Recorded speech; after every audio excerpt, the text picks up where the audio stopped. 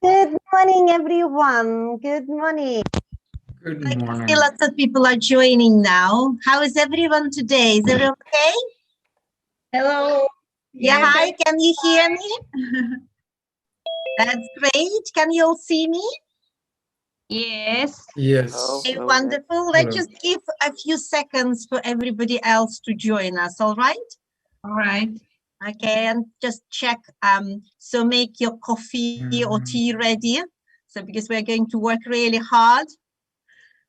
So of course we will have some coffee breaks. Sleep breaks. Definitely we will have plenty of coffee breaks.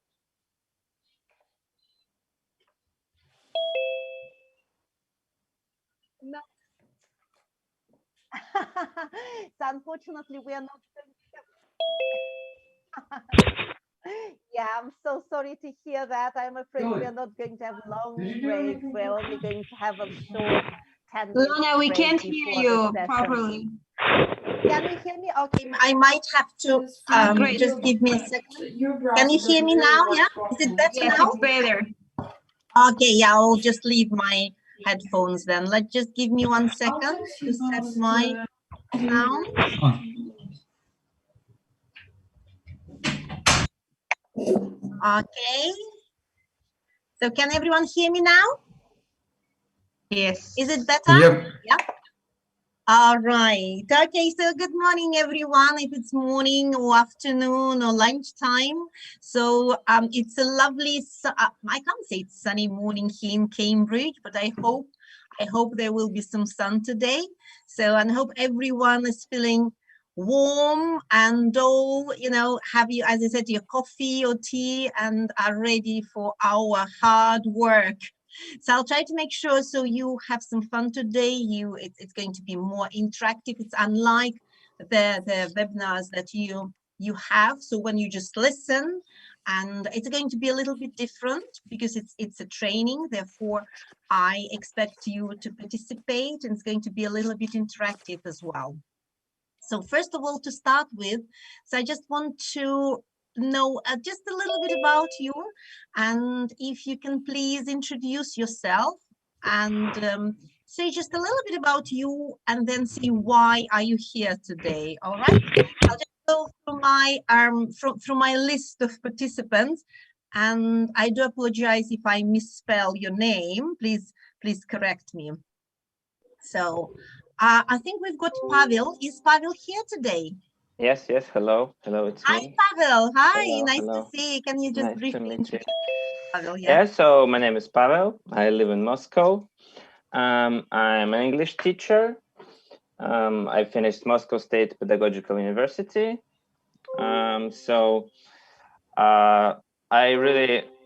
work in a kindergarten, and I would really like to know a bit more about Jolly Phonics because I had a few classes. Like I've seen your books, Jolly Phonics books, so I'm really interested in this kind of books and methods. Okay. All right. Thanks, Pavel. Thanks. And how old are your kids? How old are the children that you teach? I teach now a pre-nursery group, but I also have sometimes nursery kids and some students like tutoring, but they are like 5th grade, 6th grade, so different age. Different age. Okay. And do you teach online? Sometimes, yeah, because of this quarantine and all of this situation in the world. So yeah. Some people would definitely will be still interested in online. Yeah. Yeah. Okay. Thanks very much. Thank you, Pavel. So in next person in my list is Maria. Is that Maria Kuznetsova? Yeah, Maria. Yeah, hi, it's me. Hi, Maria. Yes, I live in Moscow now, but and I'm training to be a kindergarten manager. I've never worked with Jolly Phonics, but I want to learn more so that I can tell my teachers what to do, how to work with this program. But I've seen other teachers do it. So I'm really interested in this new experience. that's wonderful. That's wonderful. And Maria, do you teach online? Yeah, I'm listening to it right now. No, I don't teach online. Yeah. Have you ever had any experience teaching online? No, I've never tried. I'm really scared of it. But I think one day maybe I will try to do it. Yeah, if somebody would ever told me that I would be teaching online, even like 2 years ago, I'd probably say no. So, but now after being being online for a year, so that's the third lockdown that I hope one day I will do it. So brilliant. Thanks, Maria. Is it Stephen? Yeah, do we have Stephen? No? I've got Golson, Stephen, Joshua. Josh Golson. Josh. Hi, yeah. Josh. Yeah. Sorry, yeah. You've got your Josh name, of course. Yeah. Yeah. Stephen is my middle name, but all right, wonderful, Josh. Yeah, okay. I've written and published 3 books, which is fun. It led me to coming to Moscow because I studied Russian and Eurasian studies, and I got married to a Russian here. I'm teaching in kindergarten and a school, so I teach literature in school, and I teach 4-year-olds in reception. And I've been working with Jolly Phonics throughout the year. I just want to get better at it and get more specialized with it. Okay, wonderful. Where are you from, Josh? I'm from America. From America? Yeah, near Washington, D.C. How do you survive in Russian winters? Oh, I love it. I love the winter here. Okay, wonderful. Thanks, Josh. Thanks. Ksenia, yeah? Yeah, Ksenia? Me, yes. I think it's about me. Is it Zhdanova Ksenia? Yes, it's me. Okay, Ksenia. So my name is Ksenia, yes, and I'm a headmaster of our bilingual Sova press school. We're the first bilingual,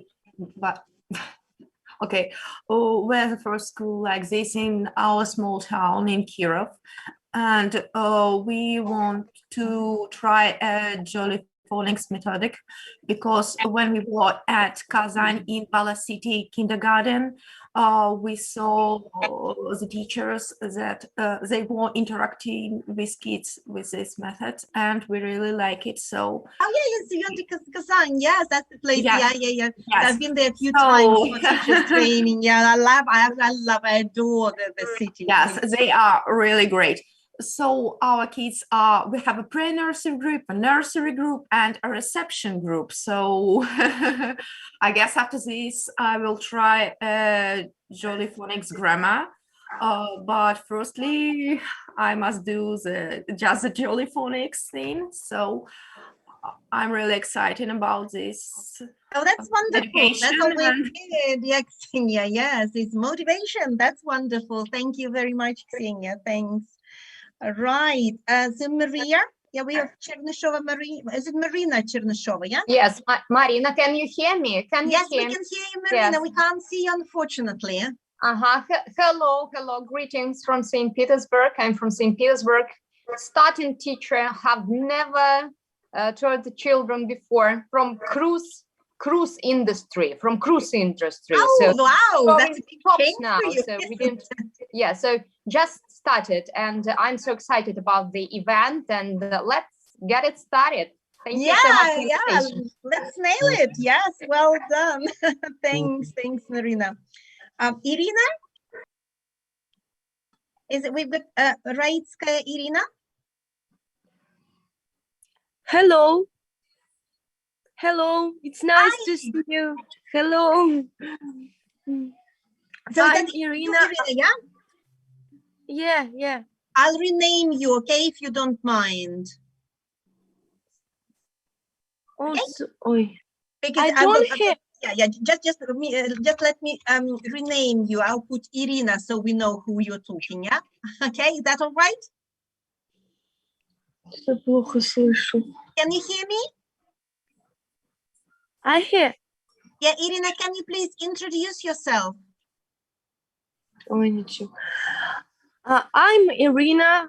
I'm from Krasnoyarsk region. I'm English teacher. I've got English studio. I've got Jolly Phonics. I use different pictures and video. Uh, that's all. Oh, that's wonderful. Thank you. Thanks, Irina. Thanks. Okay. Right. Juliana? Yeah? Is that Juliana?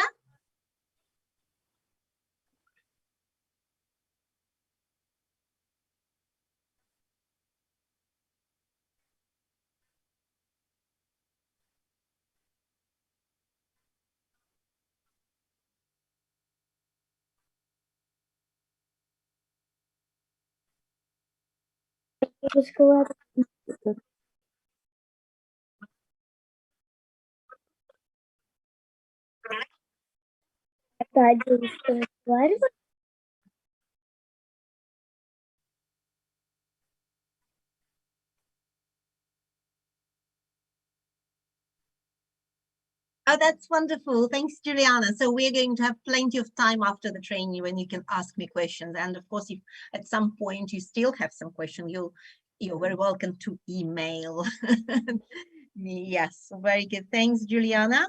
Yelena, do you have Mitashina Yelena? No, Yelena is not here.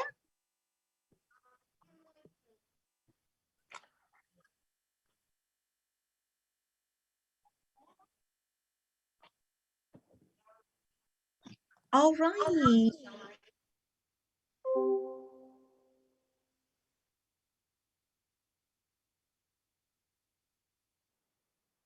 All right. Thank you very much. Thanks. No worries.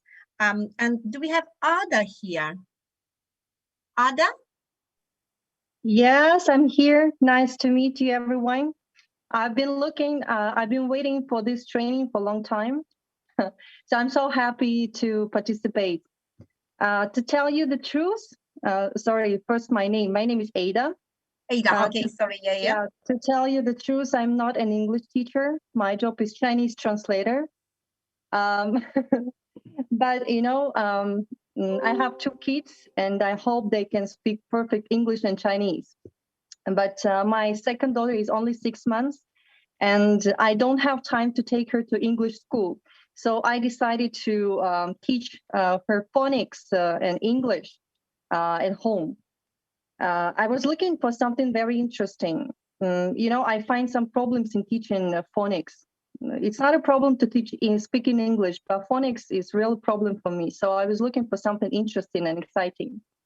And I think Jolly Phonics is a very good method. Do you know why? Because when you learn 3 or 4 or 5 letters, you can make a word. So it's a great motivation for my kid. I don't know about other kids, but for my kids, it's great motivation. Oh, that's wonderful. Yes, great to hear, Ada. That after 5 letters, you can read. That's great, I think. Yeah, that's true. That's true. And I'm very happy because I think lots of parents, they start with their own children. And I've heard so many stories like this. When you start, I'll start with my children and it will grow into a big school one day. This happened to me as well because ages ago, so I experienced on my children, so to make sure that it is productive. And then of course, yeah, so thanks. I know that you are in London, right? In Cambridge. In Cambridge, because I hope when this virus is finished, so I hope that my daughter will go to London to Oh, learn that's English. brilliant. So hope we all have a cup of tea somewhere, To live some time in family. I think this is the best way to learn language. Yes, definitely. So because I miss you all guys, so I can't travel anywhere at the moment. So I'm glad at least I can see you online. All right. So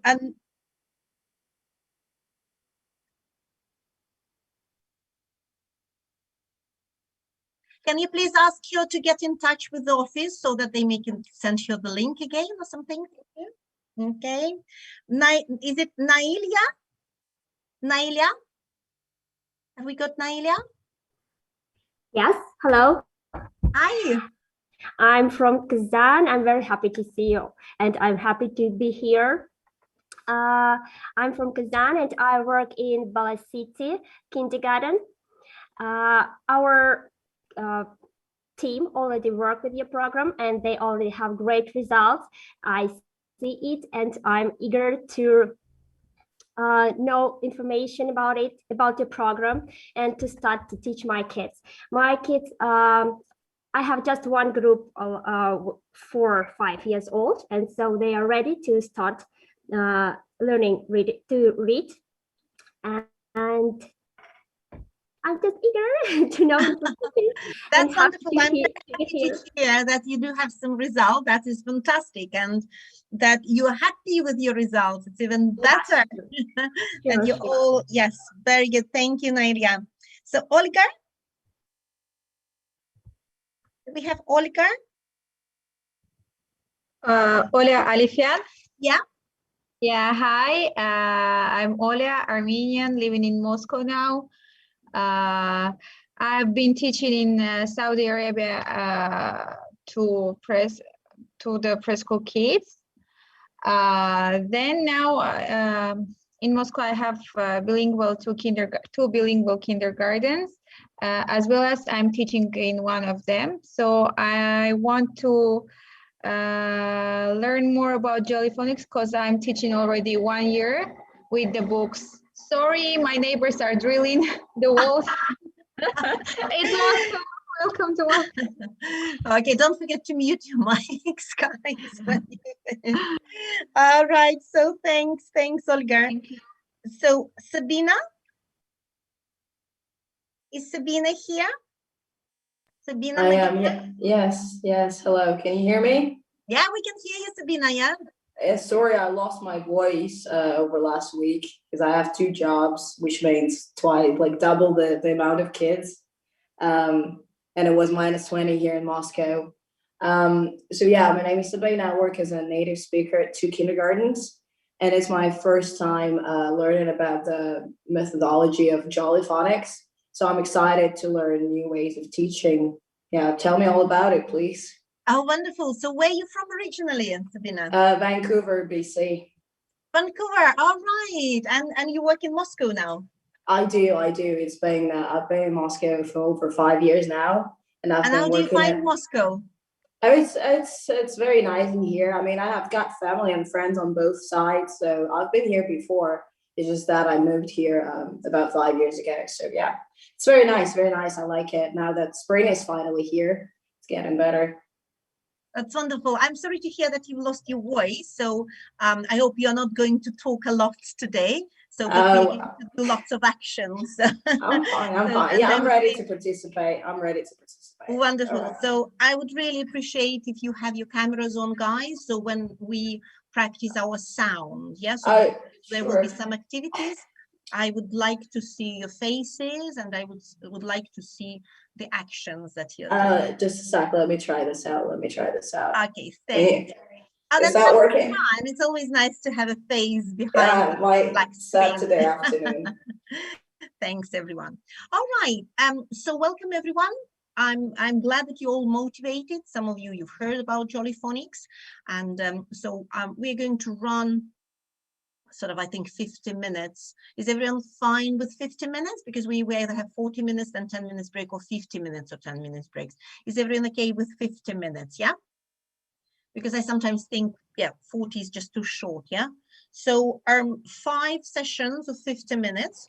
So I'm going to start with a little bit of classroom management, that will move on to the sounds, and the last session, so you can ask me as many questions as you like.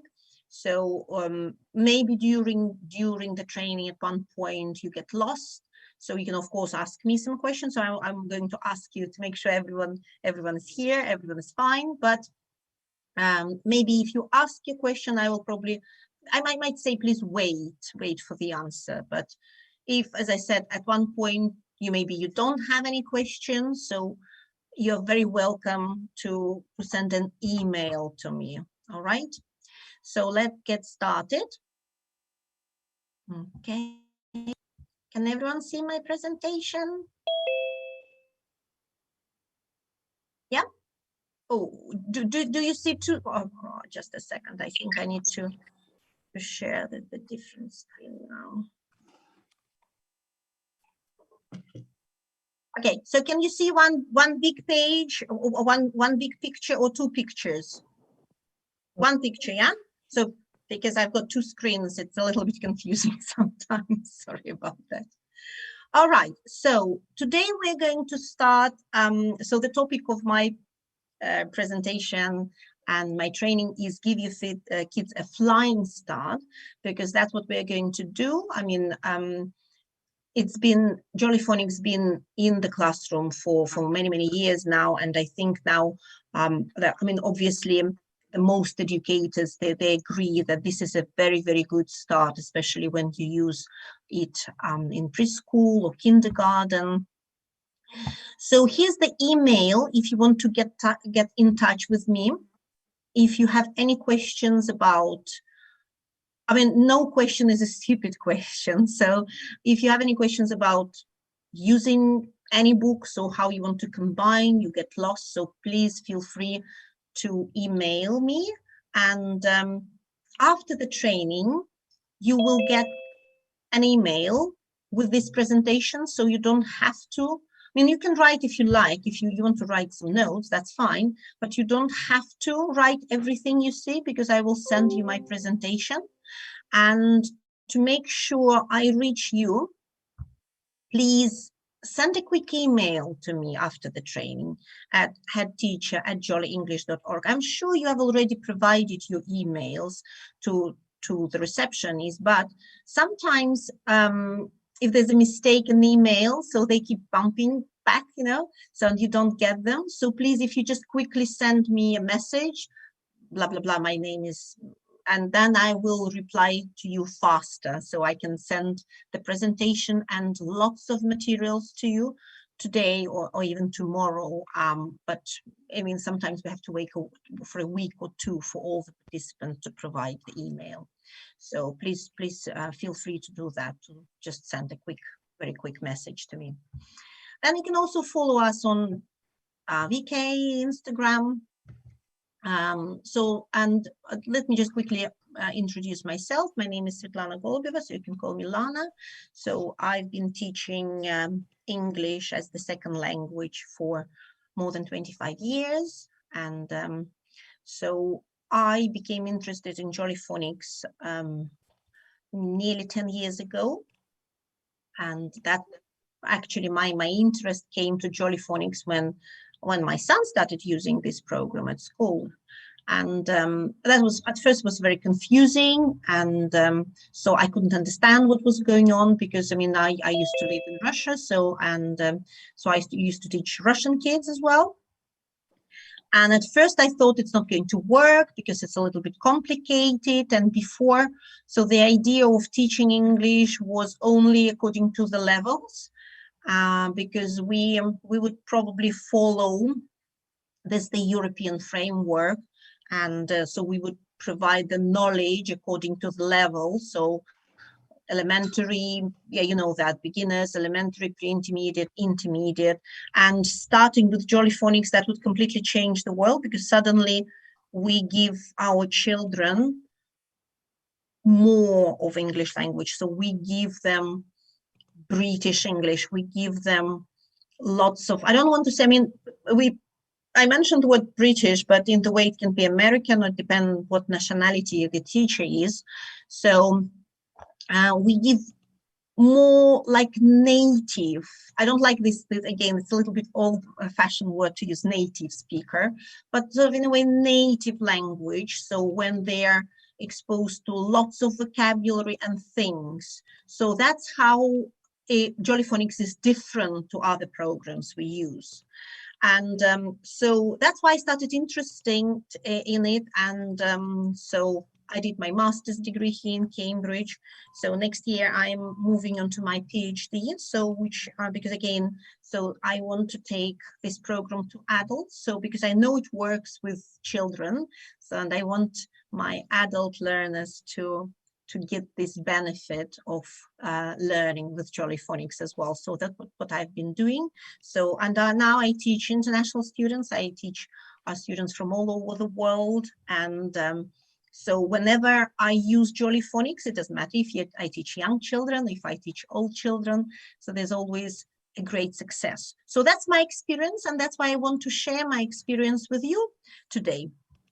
So to start with, I'm just going to briefly mention classroom management, because obviously you know that you can be very experienced teacher, and then you'll have your degrees, you've got your knowledge, but sometimes it's really difficult to manage the class, because especially young children, because you know that, so whatever comes to group work and teamwork, it's always, so we don't like it a lot in our classroom, but we know that, you know, we have to respect students' autonomy, that they have to work with each other, so to sort of boost their creativity. That's what they all tell us to do in the class. So therefore, it's really important to understand that even it doesn't matter what you do in your class, it's really important, in my opinion, to use English language all the time.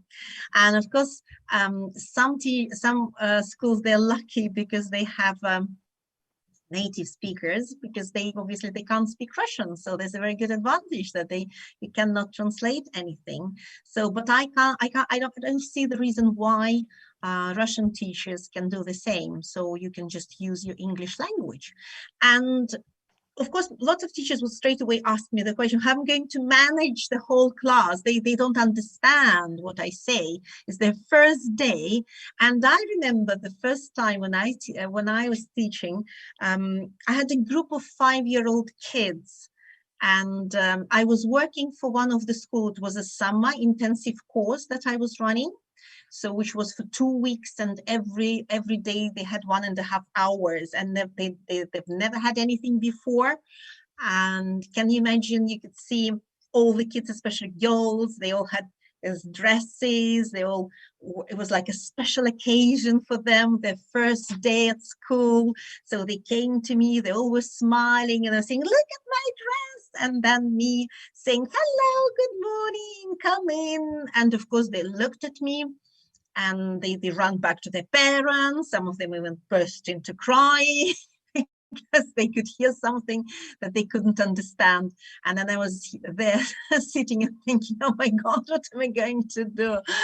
And of course, it was the first step is always the most difficult one, when you have to use body language to help you and everything, and you're sometimes like a clown, yeah, you're just showing everything but not expecting them to understand everything you say.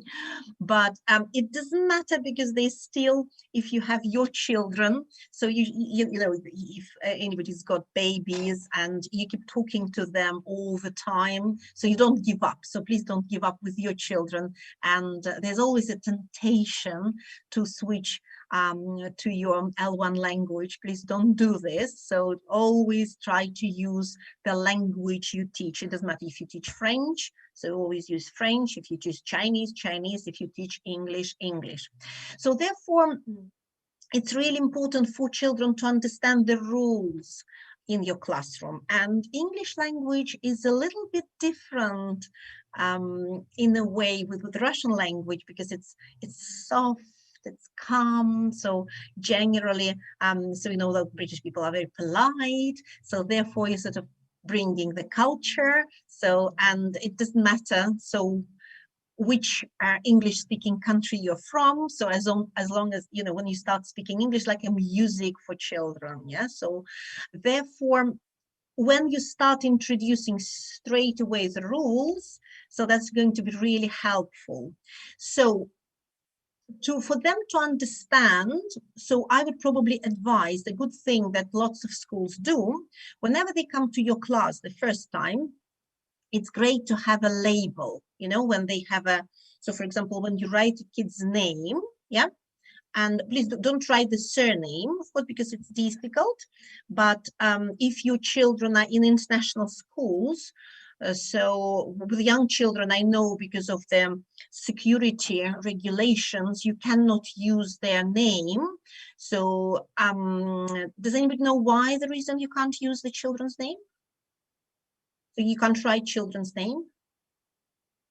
It just in case if because young children they know their name very good, but they don't know their surname. So for example, if the name is Sasha, you will write Sasha, and if somebody you know, if somebody wants to kidnap them, if they just call their name, you know, they just follow because they can see the name and they know the name. So therefore, if you use their name, avoid the situation of children going outside with this name, because this is for the security reason, yeah? So that's why in for example, in the schools here in the UK, they put the surname, yeah? So, but that's the different thing, because in your classroom, you want them to know their name. So therefore you write their name in English. And then, so if you have 3 smiley faces, so one is green, one is yellow, and one is red. And if you've got the place somewhere by the board and you put all the names under the green smiley face, so this is the start of your lesson. All children's names are under the green smiley face. And then if there's a problem, if they start, you know, any issues that comes with behavior or anything else, so you can take their name and move under the yellow face, because then yellow face is just, there's no smile, it's a warning. And then children start you know, they will start to understand, oh, there's going to happen something, they're going to move my name. And of course, in a very unlikely situation, you will move the child's name under the red face. And you know, I hope that's not going to happen, because that can discourage children. So but when you finish the lesson, make sure again, all the children, all the names, never leave anything somewhere under red or under yellow. Make sure every child's name is under the green face, yeah? So this is this kind of thing that can help you in classroom management to understand. And as I mentioned before, we're going to use plenty of body language, so which is the international body language is, so you're going to start I talk, so you're pointing to yourself, hello. And then when I'm pointing to you, now it's your time to say, okay, hello. Let's do it again. Hello, hello. Hello, that's better. Okay, so, and then you turn to your partner, okay? So hello, hello, hello, and then you turn to your partner. Hello, hello. This is something that you start with, just a simple explanation. Then when they work in pairs, or they do whatever activity, sometimes we shout, we start shouting, but the best thing is just to use this sign stop. But of course, can you imagine if you teach 30 kids? So if you show this, I don't think they will even pay attention for that. And then you start shouting, quiet, be quiet, stop. And to avoid that, so when you show this sign, and we practice in our live training, if you show this sign, and look, now what you need to do, you need to choose only one person, and look at one person and show this sign. Now it's their responsibility, because you are passing the ball. And now they can look at left, right, behind, and they can tap each other and pass the ball and show this sign, okay? So they just tap each other, and then they show to each other, okay? This is the sign of stop. So you can practice this. It is fun. It's great. So they're just a few activities. Then remember, it's not always you talk, and children, they can only listen to a very short period of time, and we know that. So therefore, when they work together, sometimes we don't like having this noise in the class. It's nice and comfortable when they all sit behind their desks and it's all great. So, but unfortunately, that's not with young children. With young children, it's going to be lots of shouting, lots of screaming, lots of noise coming. I know that some teachers, they even during the break, they let children outside and say, now we're going to shout, and they're like, ah, they're just shouting. So, but when they talk to each other, it's fine if they use their own language to help them. That's okay, because if you were in my training now, so in live training, I always give an example. So we'd always sit to somebody close, you know. So, and so I'm sure, so Juliana would be sitting with your friend now. It's like, what did he say? What did she say? So, and of course you share your ideas with each other. So you feel very comfortable when you have somebody next to you. So, I mean, girls, we even go to the toilet together. So it's the same with kids. It's nice to have somebody close to you and you can talk. And if it's comforting if you use your own language. Well, what did she say? Do you know what are we doing? So because I find it doesn't matter if I teach adults, I teach group of international students, and I have got lots of Arabic speakers. And whenever I put them in breakout room, they speak in of course in Arabic. What did she say? What do you have to? It's okay. So they can use their language, but you cannot. Okay. So therefore, there are lots of tricks that teachers use to quieten the class. So for example, sometimes some even use this quiet spray as a magic helper to stop the activity. Some use bells, but be careful. With young children, those bells, they can be very noisy. Okay.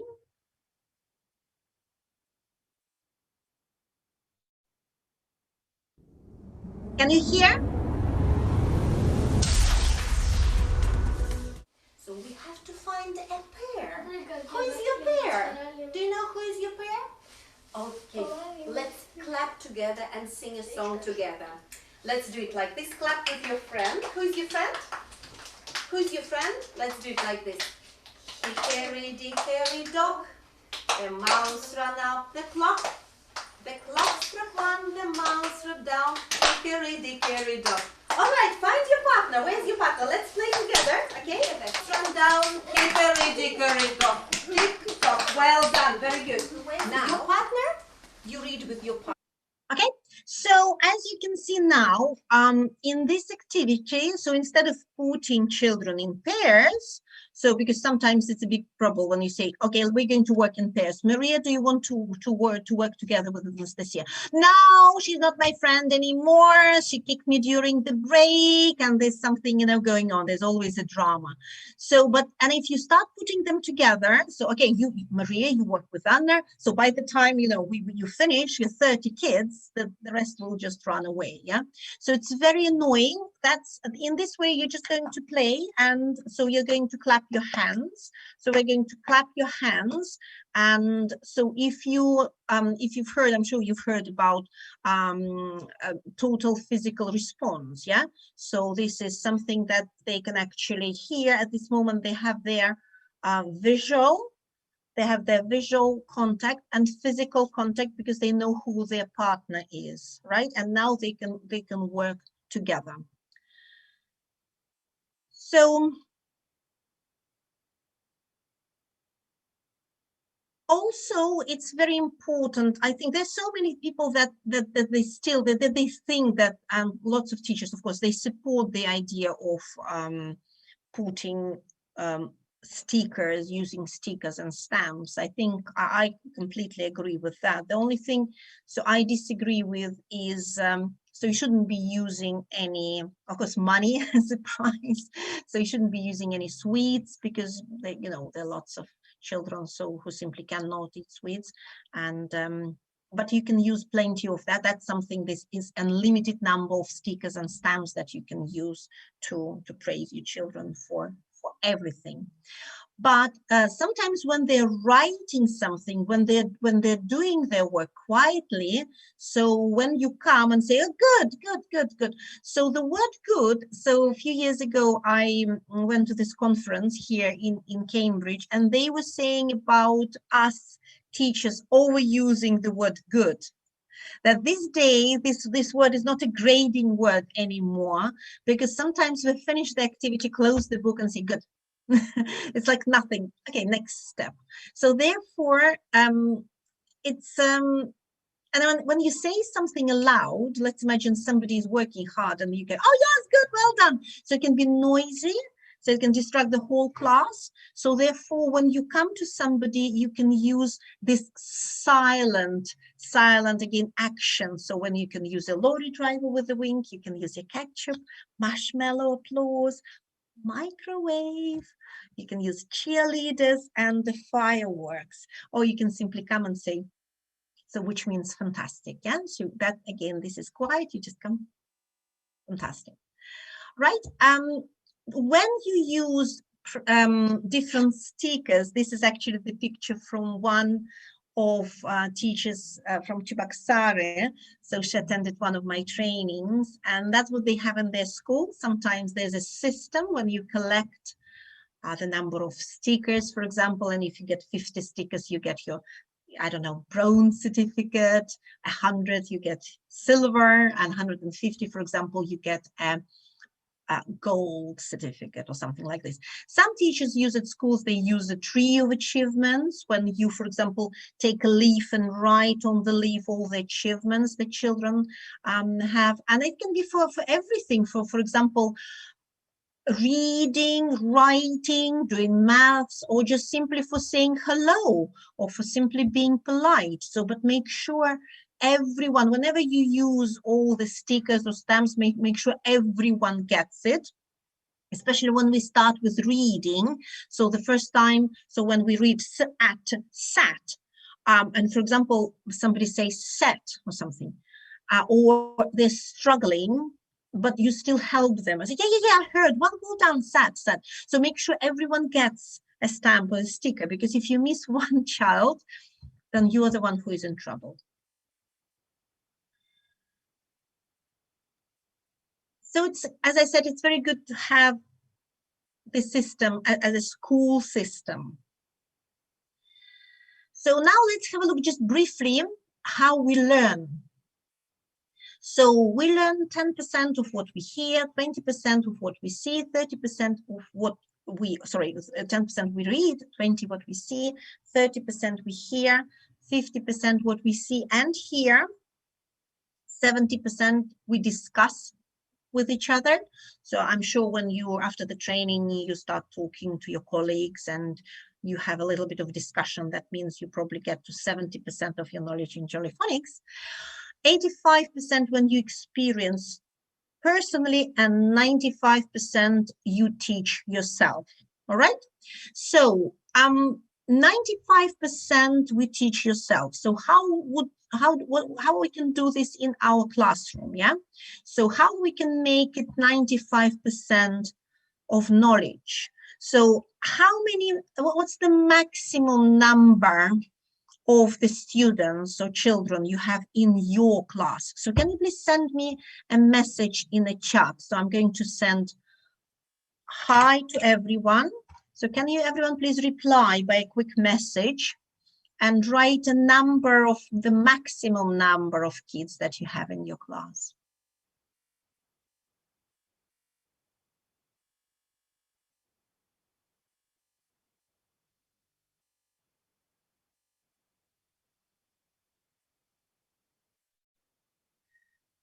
Marina's got 531.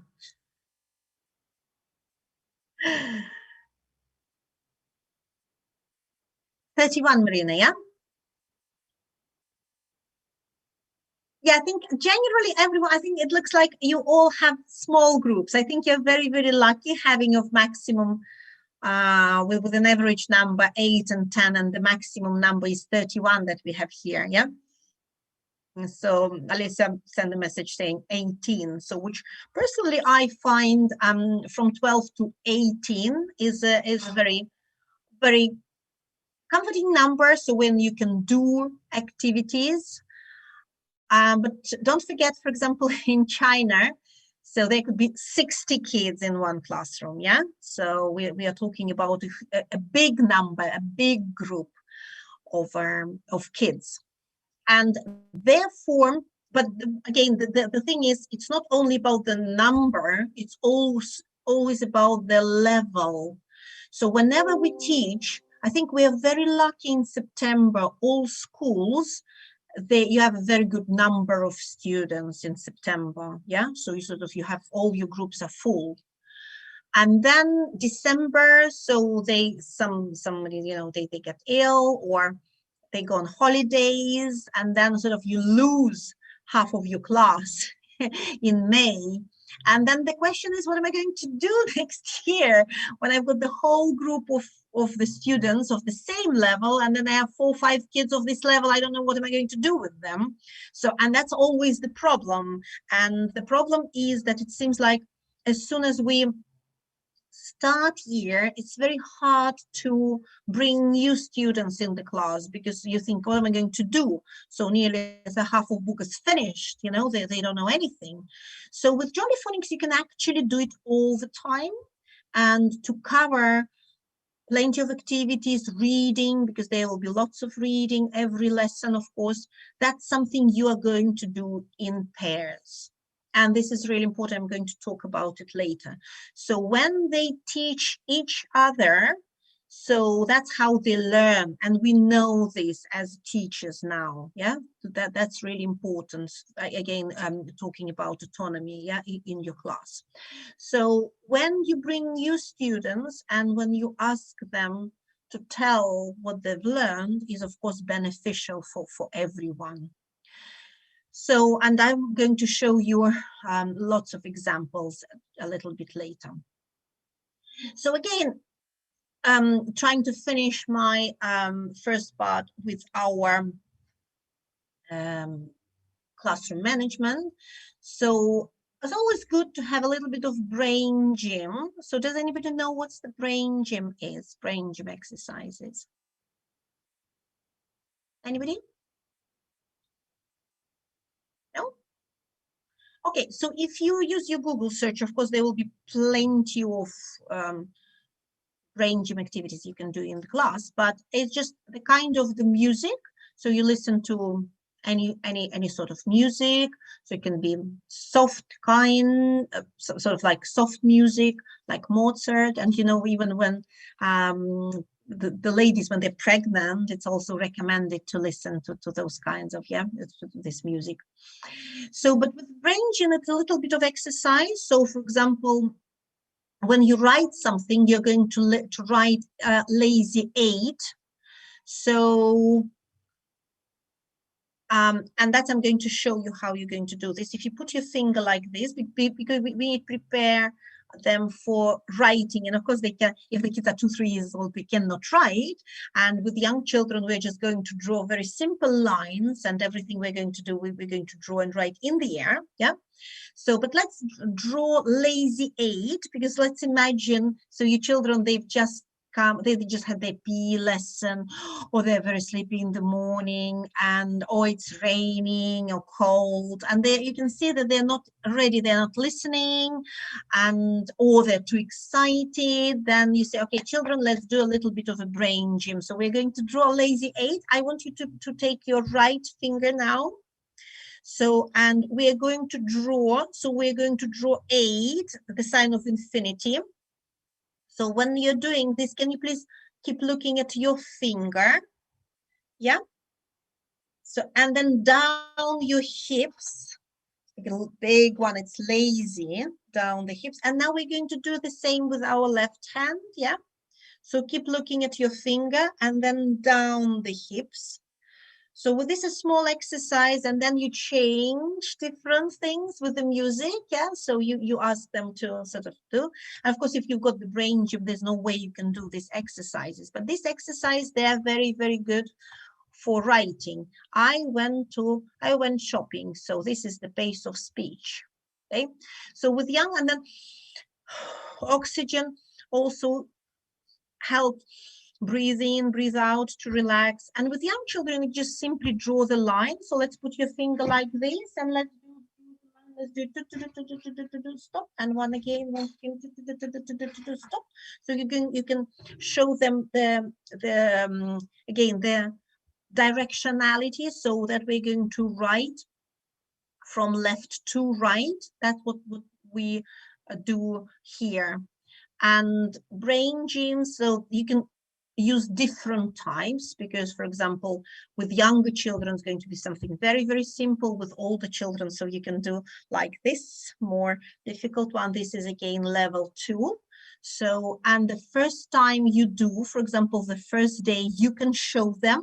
So in September, so they just follow you the whole month.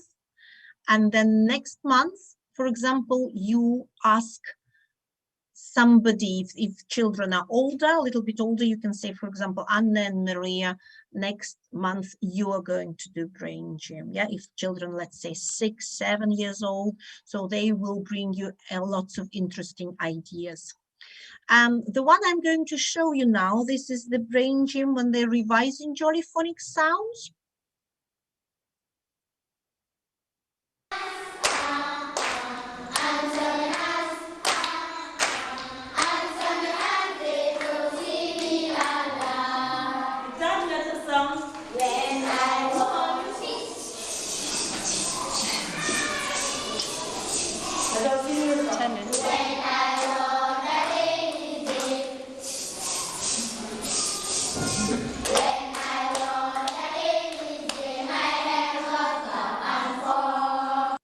Okay, I can just revise Jolly Phonics sounds, yeah?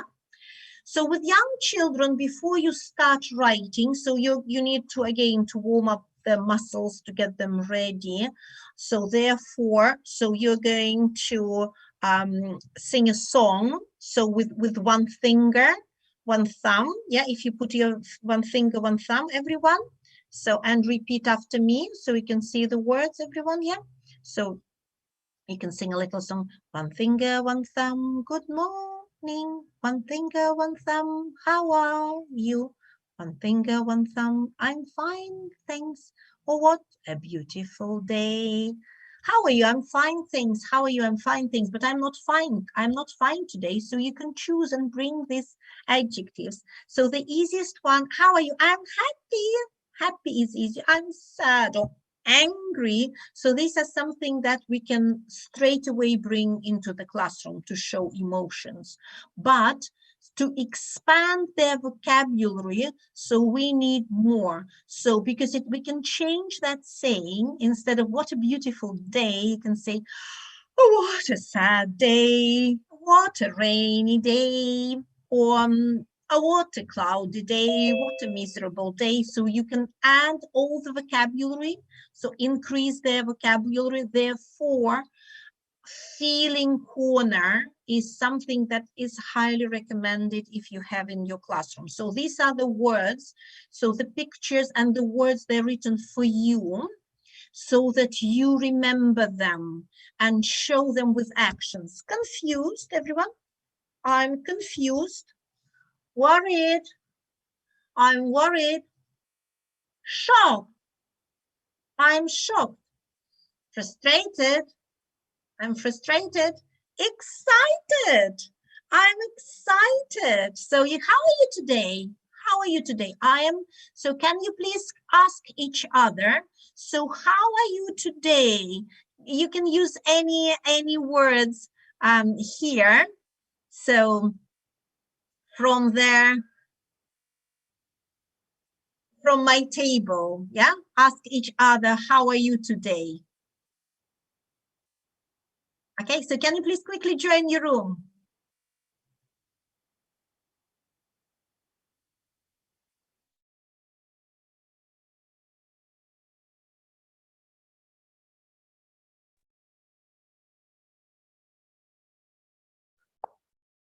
Hello.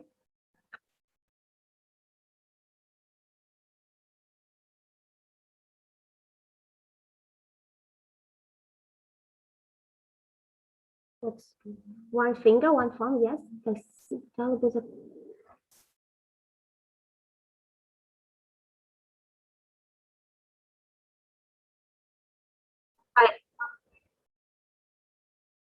I didn't think that we need to use our fingers. I just was. Yes, that's right. Maybe like this. One finger, one thumb. Good morning. Good morning.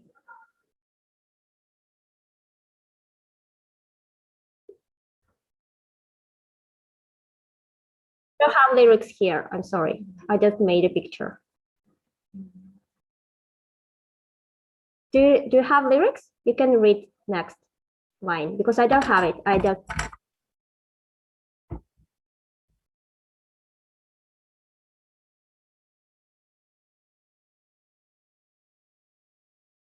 Fine. How is Pavel today? Amazing.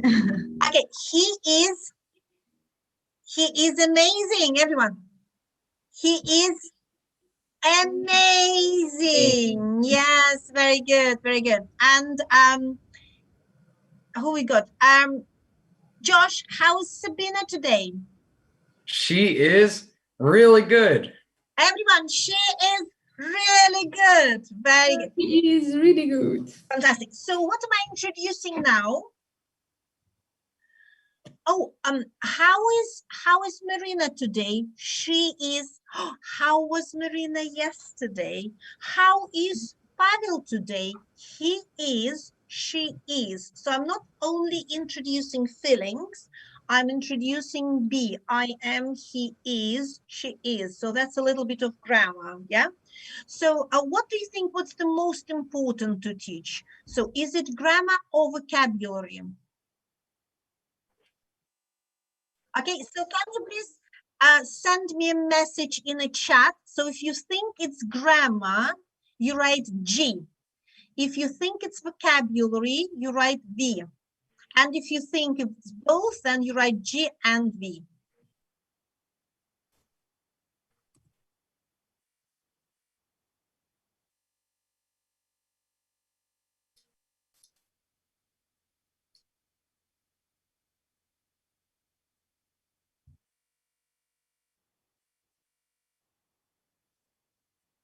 It's interesting the way you put your answers. Yeah. So vocabulary, of course, is the most important because grammar is not something we teach. Grammar is something we use straight away. We talk using grammar. Yeah. So, but we pre-teach vocabulary because our children, they don't know the words. It's very difficult to guess the words, but it's easier to understand the grammar in this sense. Okay. Thanks everyone for our first part. So with our little bit of introduction, a little bit of talking, I delayed it a little bit. So therefore, so enjoy your 10 minutes break, everyone. Don't forget to grab your tea or coffee. I'll see everyone in 10 minutes. No, you can stay. You can just mute your mics and mute your cameras.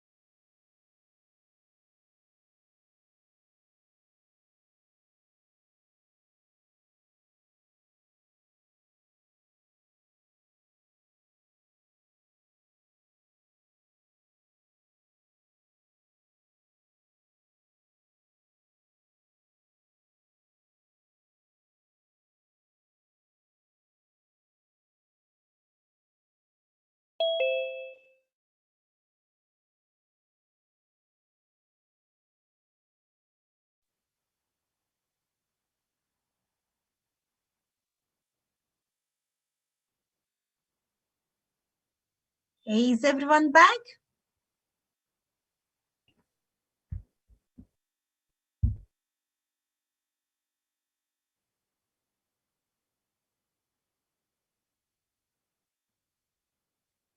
Juliana, is your colleague here?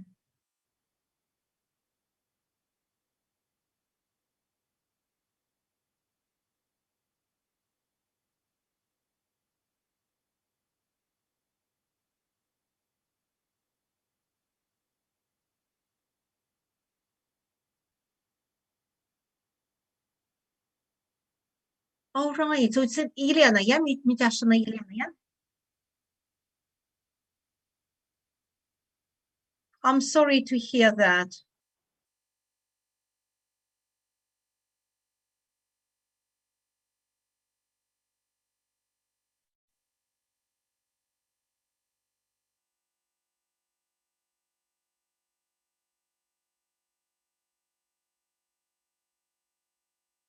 I just did a little bit of an exercise, a little bit of practice, yes, with 2 fingers, yeah. So because they cannot, yeah, they just, yes, just 1 finger so that they sort of get their muscles ready for writing, young children.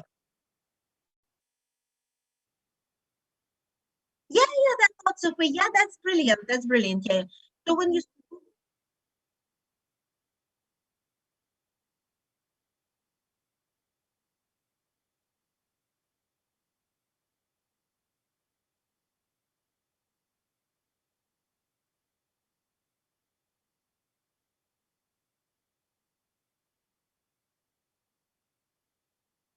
yeah, that's wonderful, yeah. It's just introducing vocabulary, introducing how are you, yeah, instead of saying I'm fine, thanks. So we are bringing lots of vocabulary, yeah. So because we start with what a rainy day, depending on the weather.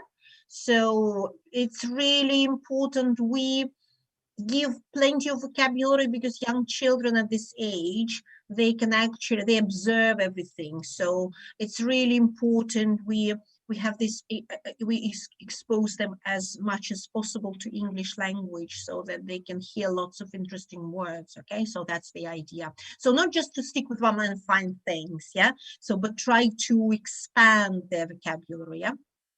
That was the idea. Okay, is everyone is back? We'll just carry on. So, and now I'm going to give you the example of, oops, so what's going on?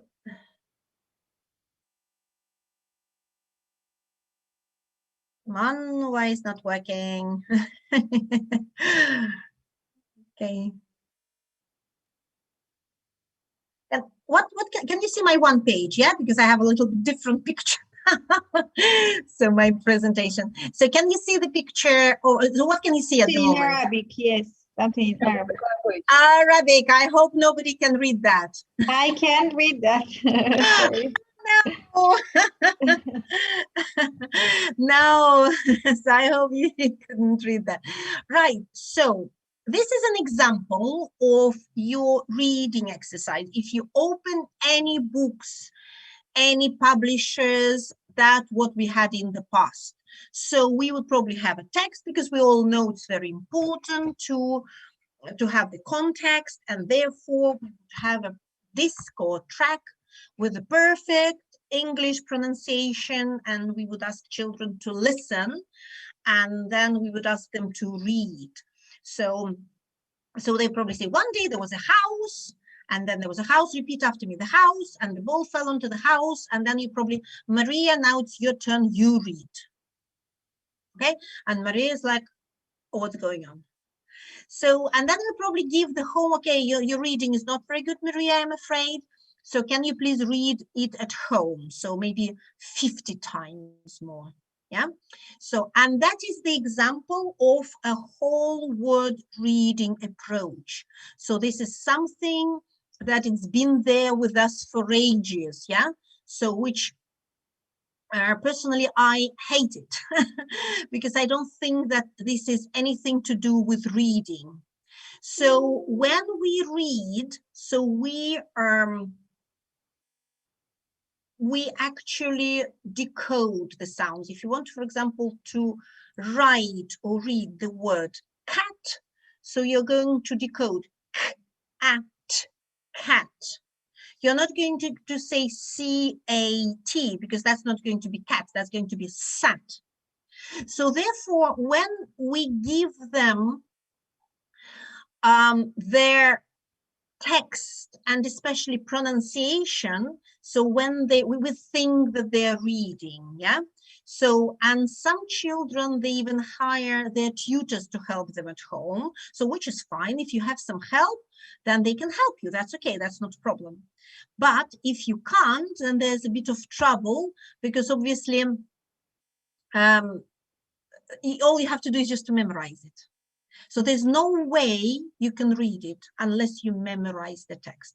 So therefore, so I could see that some of my children, they used to write just on top of the words. So they would write the Russian words to help them reading.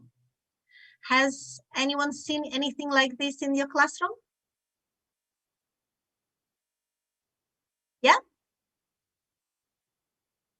I'm sure we all have the same thing. So I'm sure you all think that they were reading. So in the past, so we used to give them words to memorize, yeah? So we would probably give them, let's imagine today we study body.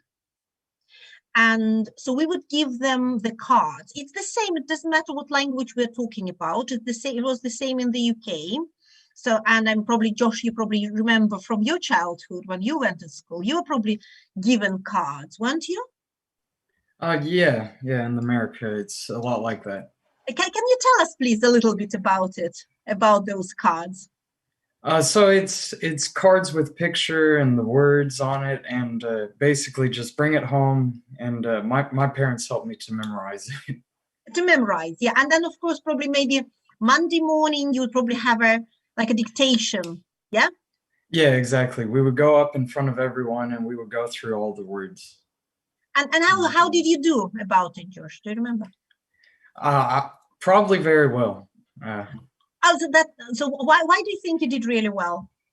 Just because in my adult life I know so many words, and in growing up I knew so many words from that. And how are you doing now if I ask you to dictate some of the words? From all the way back then, probably can't. Okay, so wonderful. So we do have some people, some kids.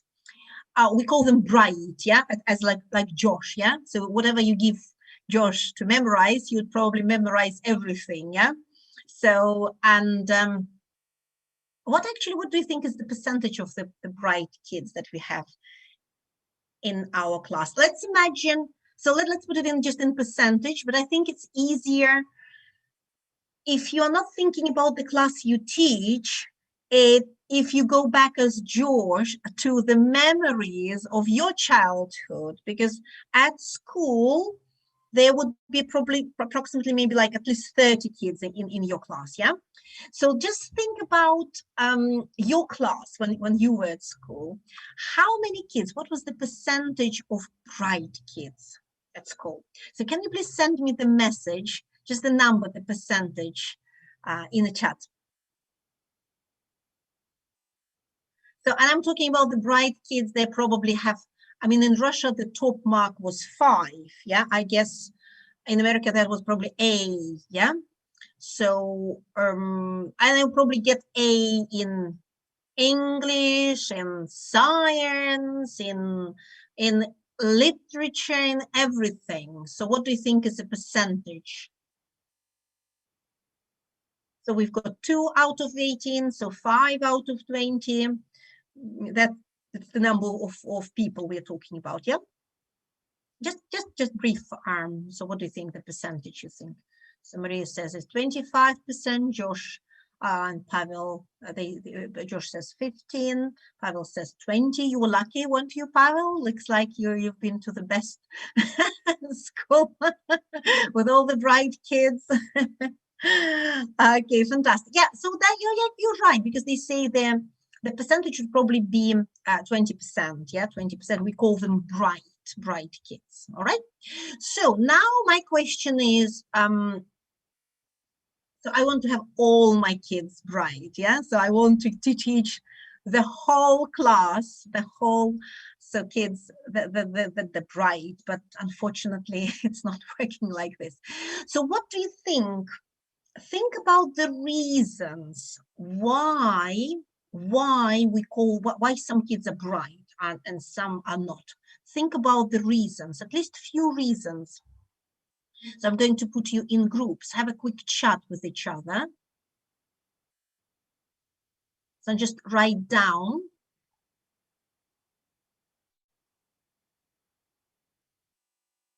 Okay, just few reasons. I'm going to give you no more than like 2-3 minutes, okay?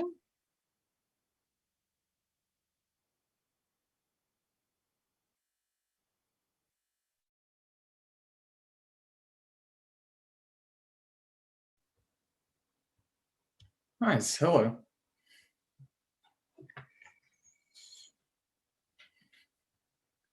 I think it's either probably dictated by parents, how much the parents care about the kids.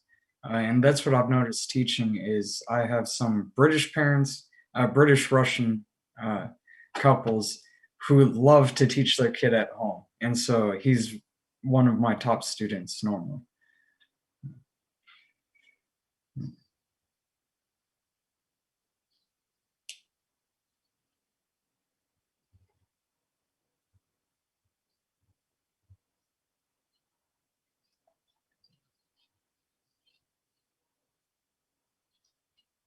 Mm.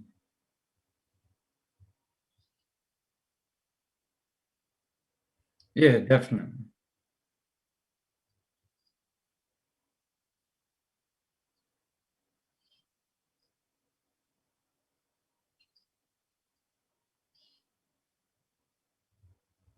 Mm.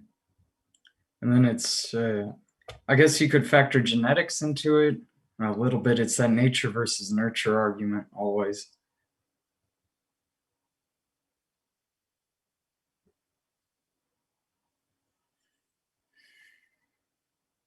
Mhm.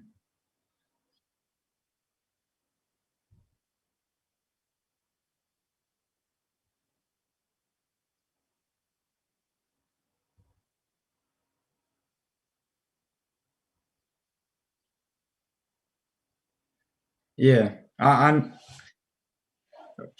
It's really interesting, especially teaching here in Russia, because like a lot of the mental health problems or developmental problems aren't really recognized in schools, and so.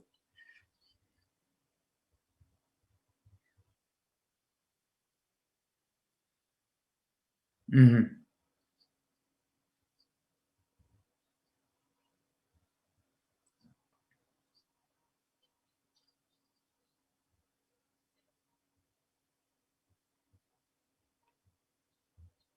Yes. Mhm. Yeah. Like.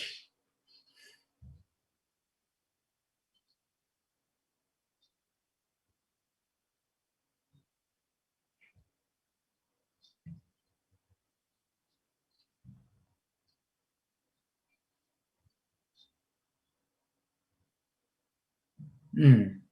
Yeah, that's a good point.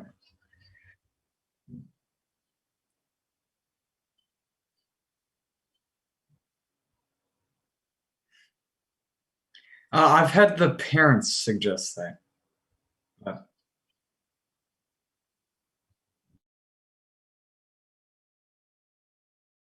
Please.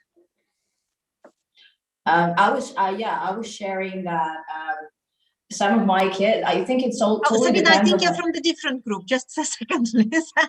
Did So I? Yes. Natalia and Olia. I'm sorry. How do I switch? No, that's okay. That you It just was say. automatically, I guess. Okay. Sorry. No worries. No idea what's Sabina, going on. Natalia, and Olia. So what were you discussing? We discussed that most of them are bright because of their genetics, first of all. Genetics, yes. Yes. Yes, That's a very they're good like that reason. anyway. You teach them anything, any poem you teach them, they learn by heart, like for a second, or Yes. anything you tell them. Yes, but also we discussed with Nelia. Yes, that we also have our part of helping them to get brighter.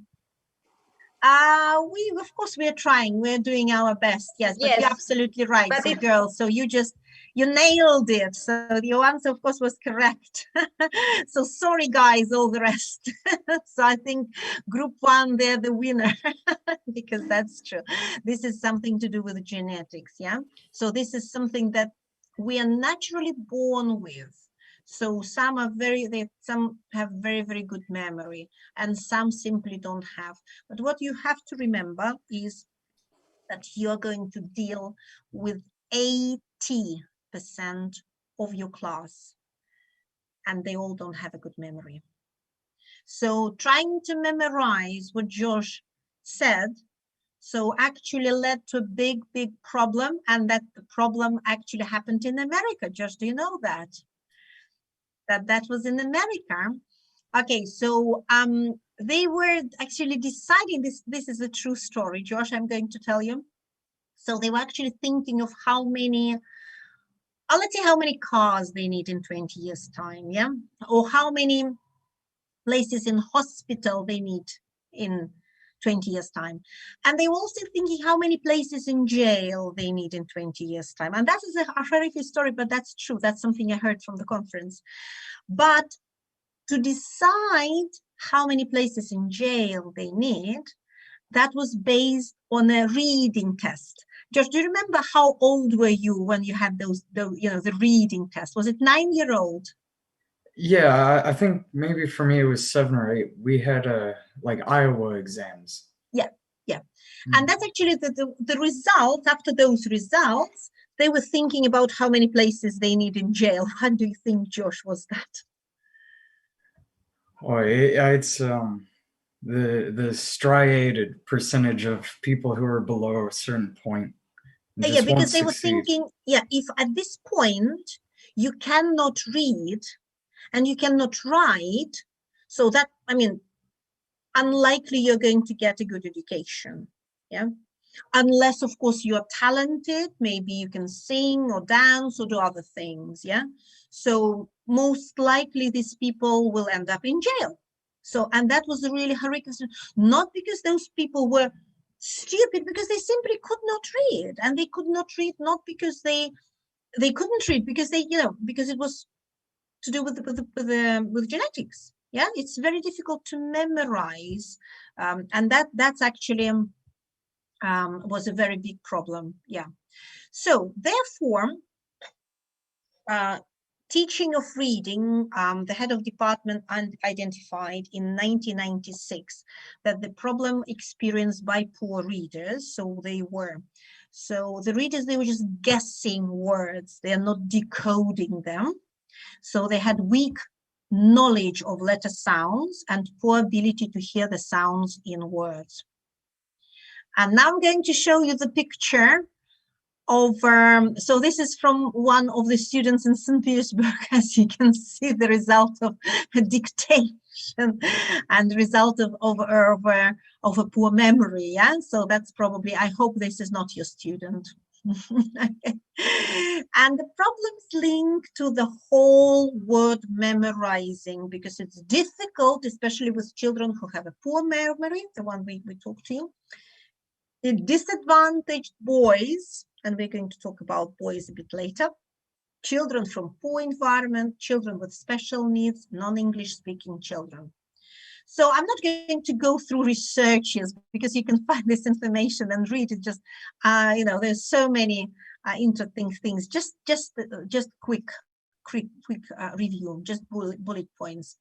1960, look and say method were widespread in the English-speaking countries. Remember, you show the picture, so they say, look, yeah, so you say cat, cat, cat, cat, yeah, showing the picture of the cat. So it seems to enable children to make good initial progress. but the method of teaching changed. So two important things, they happened in 1980s when the whole word memorizing changed to learning letter sounds and blending them, and actively teaching children to hear and identifying the sounds in the words. So in other words, so traditionally in the past, we used to teach alphabet A, B, C, D, E, F, G, A, apple. Why is it apple, not apple? A, apple. B, ball, that's fine. C, cat. Why is it cat, not sat?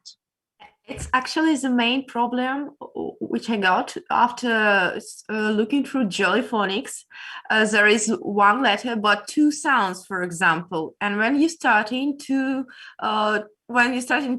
kids to we try to teach kids, you think how do they understand where is K, where is C? It was yes, that's true, and especially yes, it's very confusing. Thanks, Ksenia. That's a very, very good point. And for example, A, apple, A. Yes, that's true. There's ants in my arms, but there's apple. And if you go with A. Okay, so yeah, we'll look into it. Yeah. So those word repetitions, we were revising words, memorizing the words, but in synthetic phonics, we're going to start with sounds. S, at, ep. Letter sound, learning the code so that they can work out the new words. So, and synthetic phonics, so the way of teaching reading and writing, and Jolly Phonics is the first and leading program, and it is very popular because it's very simple, and so high results they can be achieved, easily. So I'm just briefly going to talk about these 5 basic skills, because I'm going to send you a brochure, so it's going to be in English and in Russian. So in English is going to be for you as a teacher, and in Russian is going to be for your parents. So this is the plan. So your plan. So first of all, you're going to start with learning the letter sound, letter formation. Then there's going to be blending during the sound together, identifying sounds in words or segmenting, and tricky words. And that's exactly what I'm going to talk about. Okay. So, but first of all, English teachers. So before we start, so I want to know a little bit about you, especially how good your reading and writing knowledge is. Okay, so I'm going to show you 2 words which I want you to read. Are you ready? So here we go. So can somebody read these words, please? Josh, would you like to have a go? As a native speaker, yeah? Streuterby and Britterly.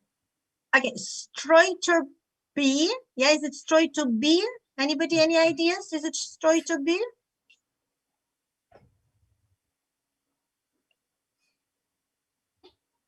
Do you agree? Okay, it's B, or is it by? B, I think. Streuterby. Okay, Josh, may I ask you why? That's a good question. When I look at the Y at the end of a word, like a long word, I think of it as B, as an E. Yes, well done, well done. Because generally, so native speakers, they'll probably say sounds better. But yes, you're absolutely right. Okay, let's do it together. Let's clap together. Okay, repeat after me. Bye. Bye. My. Fly. Fly. The short ones with the clap. So that's I. Well done, Josh. And the long ones, strawberry, Coventry, that's E. Okay. So what about the next one? Who wants to try the next one?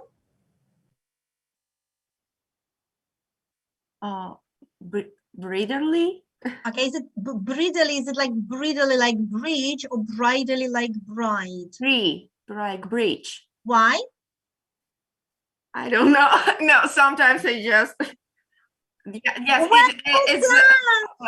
Juliana. Okay, so let's put your left hand out. Left hand. 2 fingers. Double trouble. All together. Double trouble. Trouble.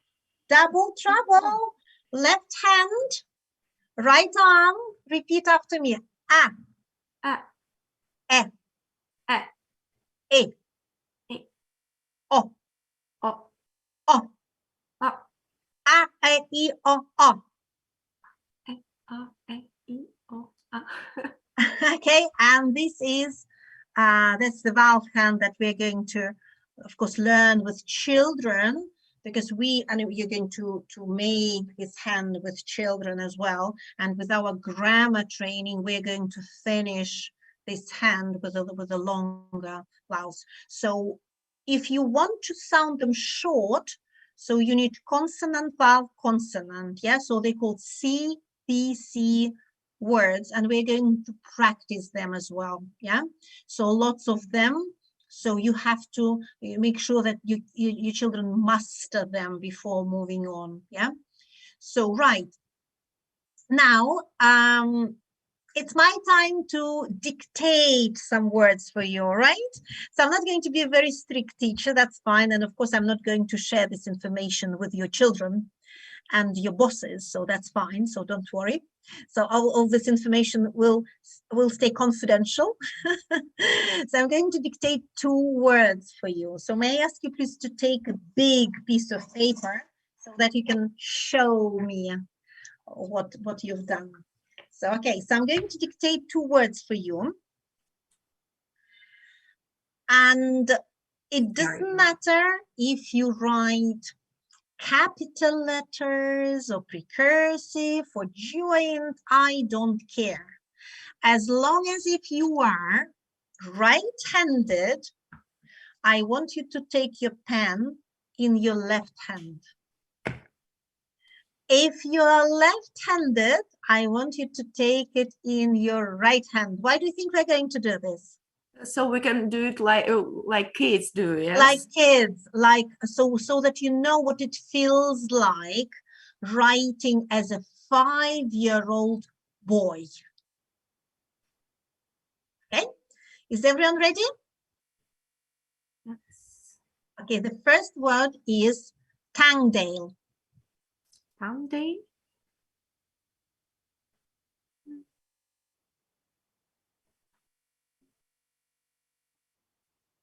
Can you repeat one more time? Oh, Ksenia, that's very unusual because I've been talking for nearly 2 hours and it's the first time you ever asked me to repeat. So why would, I mean, I could see that you were writing something. Why was that, Ksenia? Because I just wanted to check if I got it right. No, because Ksenia, if I was saying my name is Svetlana and I live in Cambridge, that wouldn't be a problem for you, would it? But I'd say something that you don't know. Maybe yes. Actually, yes, yes. Okay. You got me there. Look at my mouth, yeah? Okay. So look at my mouth, everyone, yeah? Because it's really important, yeah? Tangdale. Tangdale.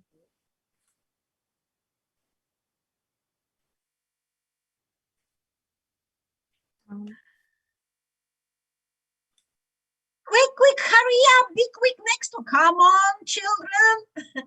Is that what you have in your class? Well, children are drawing the letters, yeah?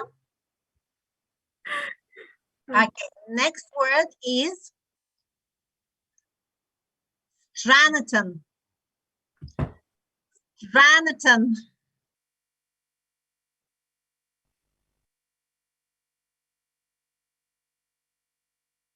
Stranaton.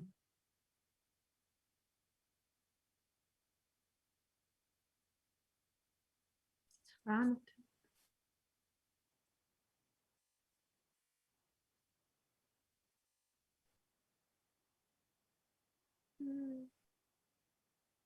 So can everyone show me your wonderful drawings, please? Can everyone please switch on their cameras and show what you've got? Like, let me take a picture of that. No, Juliana?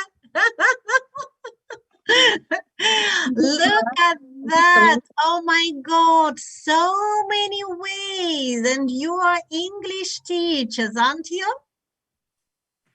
I'm not. So wonderful. Thanks, everyone. That's good. So how do you feel about it? Was it difficult? Writing, I wasn't writing at was not exam. difficult. So writing was not difficult. So I think even Actually, I writing can was use my both hands to write, so it's not a problem for me. Okay, yes, it is confusing in the way because suddenly you hear something that you don't know, and of course, I mean, I can understand that it's very difficult to write unless you hear the sounds. Okay, so let's check this time. If the sound is correct, put a tick. If it's not correct, then of course correct it as a teacher. Okay, so here we go. So these are two words: Dale and Stranaton. Has anyone got double N? No. Come on, double trouble. Stranaton, yeah?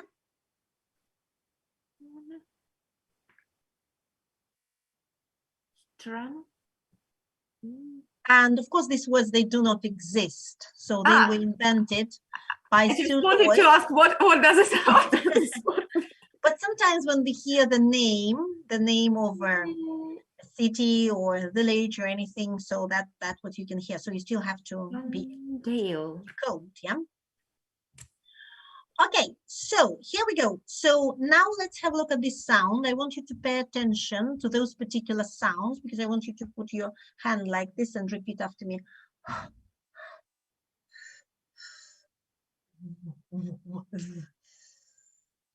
So these sounds, we don't have them in Russian language. We produce them with the air.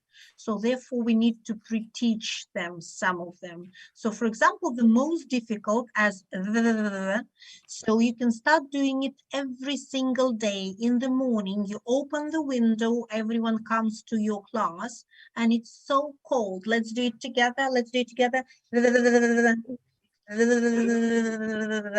Let's close the window altogether. Put your hand like this. Let's close the window altogether. Put your and you close the window. Okay, it's cold. Let's do it again. Close the window together. So because the sound, what Russian kids will probably say, but, which is not as if you're saying ooh. And then with again, it's a little bit difficult. So we need to pre-teach them in advance.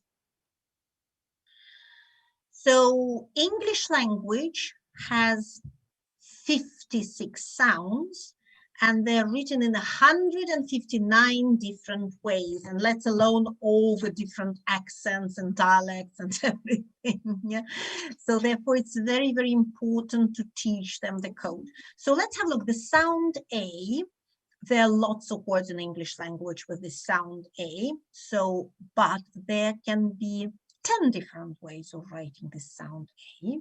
So for example, A, like in rain, A like in play, A like in a date, name lemonade, there's a schwa sound because we don't say lemonade, we say lemonade, lemonade, so with a jump.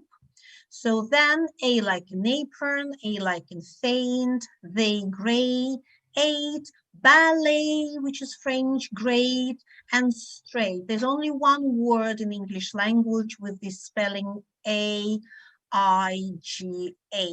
So therefore we put it as number 10.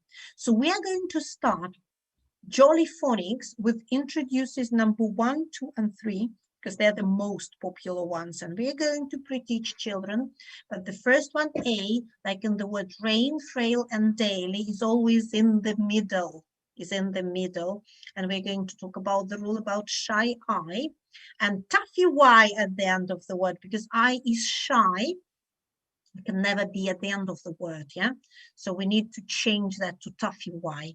And AY, like lay, play, and crayon, is always going to be at the end of the word.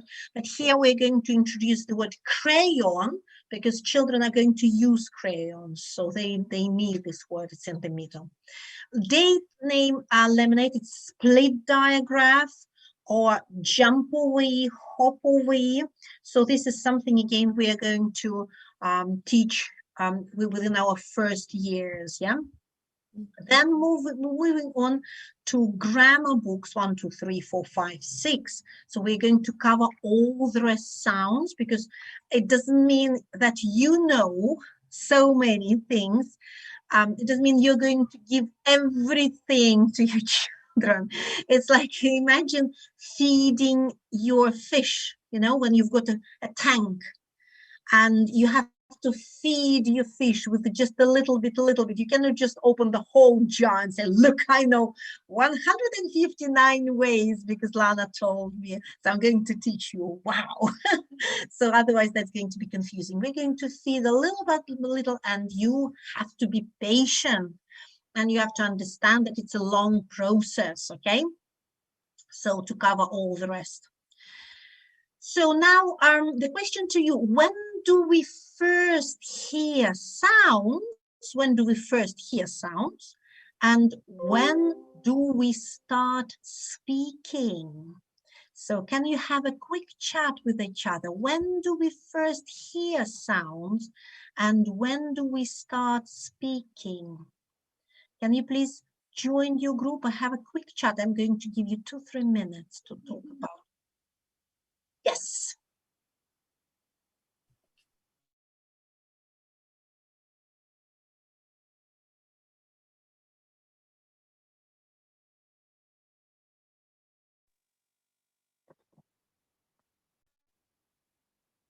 Hello.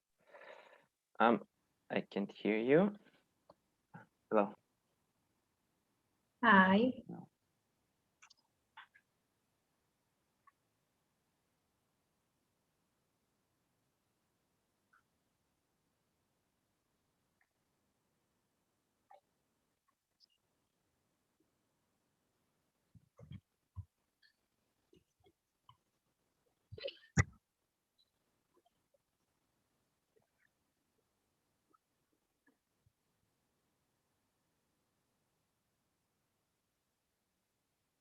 Mm-hmm.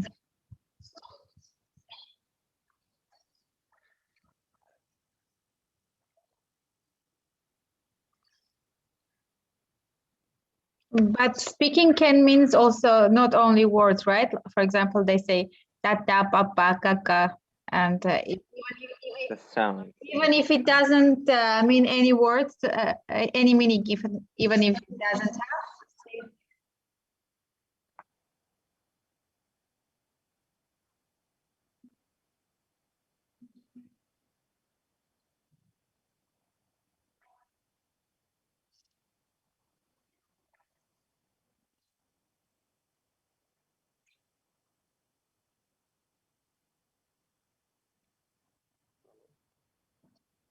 It depends, I think. Kind of, yeah, it depends. Always depends.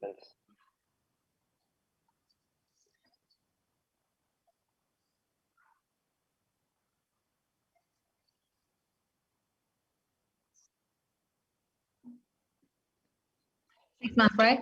I think they start communicate like at 8, 9 months already. They get understand what you want them to tell, but they start talking. I lost you. Do you see me? Yeah, we can I hear. you. Yes, yeah, you're right. I think from 6 months they start already to say words, but I don't think they understand. Because my daughter told her name at 6 months, but I don't think she understand what that was meaning.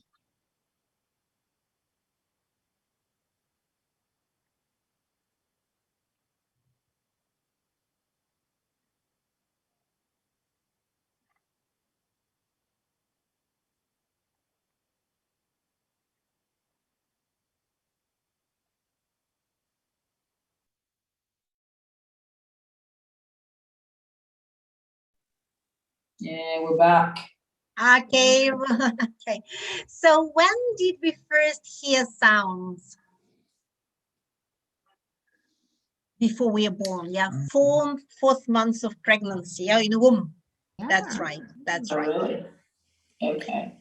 And when do we start speaking? We didn't understand. Speaking means when we communicate to each other or just telling words. Because How old? how I was old? 2. How many? No, some of the kids do it earlier than others. But firstly, if their mother talk with them, they starting to talk earlier. Because, for example, my aunt, her daughter starts talking in 1 and 6, even 1 year and 6 months. She start talking, really. And my aunt talk with her every day. When she do something, she talks about it. She always try to communicate with Exactly, her. Ksenia. That's right. So when of course we talk to them, we say, look, this is broccoli. Look, this is so this is mango. Yeah, we're going for a walk. Let's go for a walk. Put your hat. This is your hat. Let's go for a walk. Let's go. Let's talk about everything we're doing. Yeah, we keep talking, and so it doesn't matter. So you don't say to your friends, for example, or just ignore my son or my daughter. He doesn't speak. He's only 1. So, oh, he's just a baby. No, just ignore. No. So we keep talking. Hello, how are you? We wait, and of course, if children don't speak when they're older than 3 years old, then maybe so we will go to the specialist to find out what's the problem. So we're patient with our children, yeah. So until what age we should wait, for example, kids to talk? It's the same. So you have to be very patient with your children, and you don't expect them. So if they want to go to the toilet, you don't expect them saying, "Can I go to the toilet, please?" Yeah. So because otherwise it's going to be too late. So when they finish the whole phrase, so therefore we wait a little bit to say to toilet or toilet. Did he say toilet? So they can repeat. I think it's just wee or poo. Yeah, as long as it's even better. So and then of course when we waited at least 3 years when they say, "Can I go to the toilet, please?" Yeah. So you have to be very, very patient, because we are patient with our children. So and this silent period can be different depending on children. Okay. So right, everyone. So let's move on.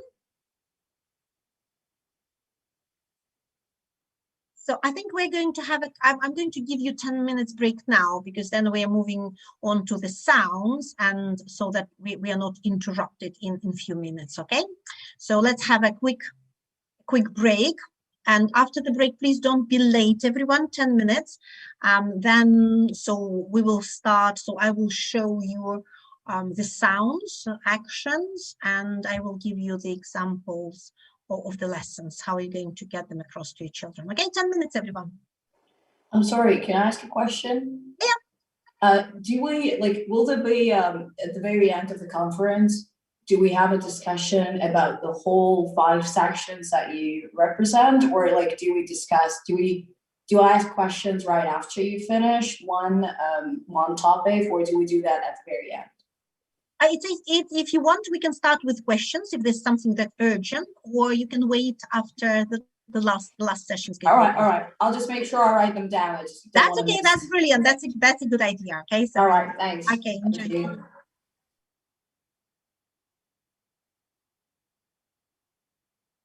Oh, that's brilliant. That's good news. That's good news. Thank you very much. Juliana.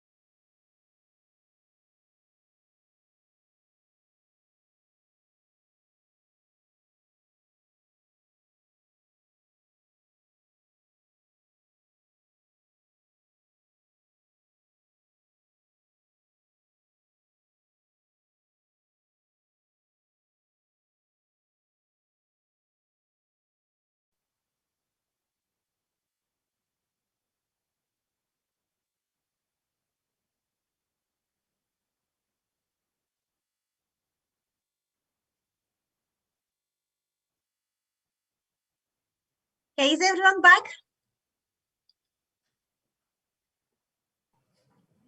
Has anyone got any questions so far?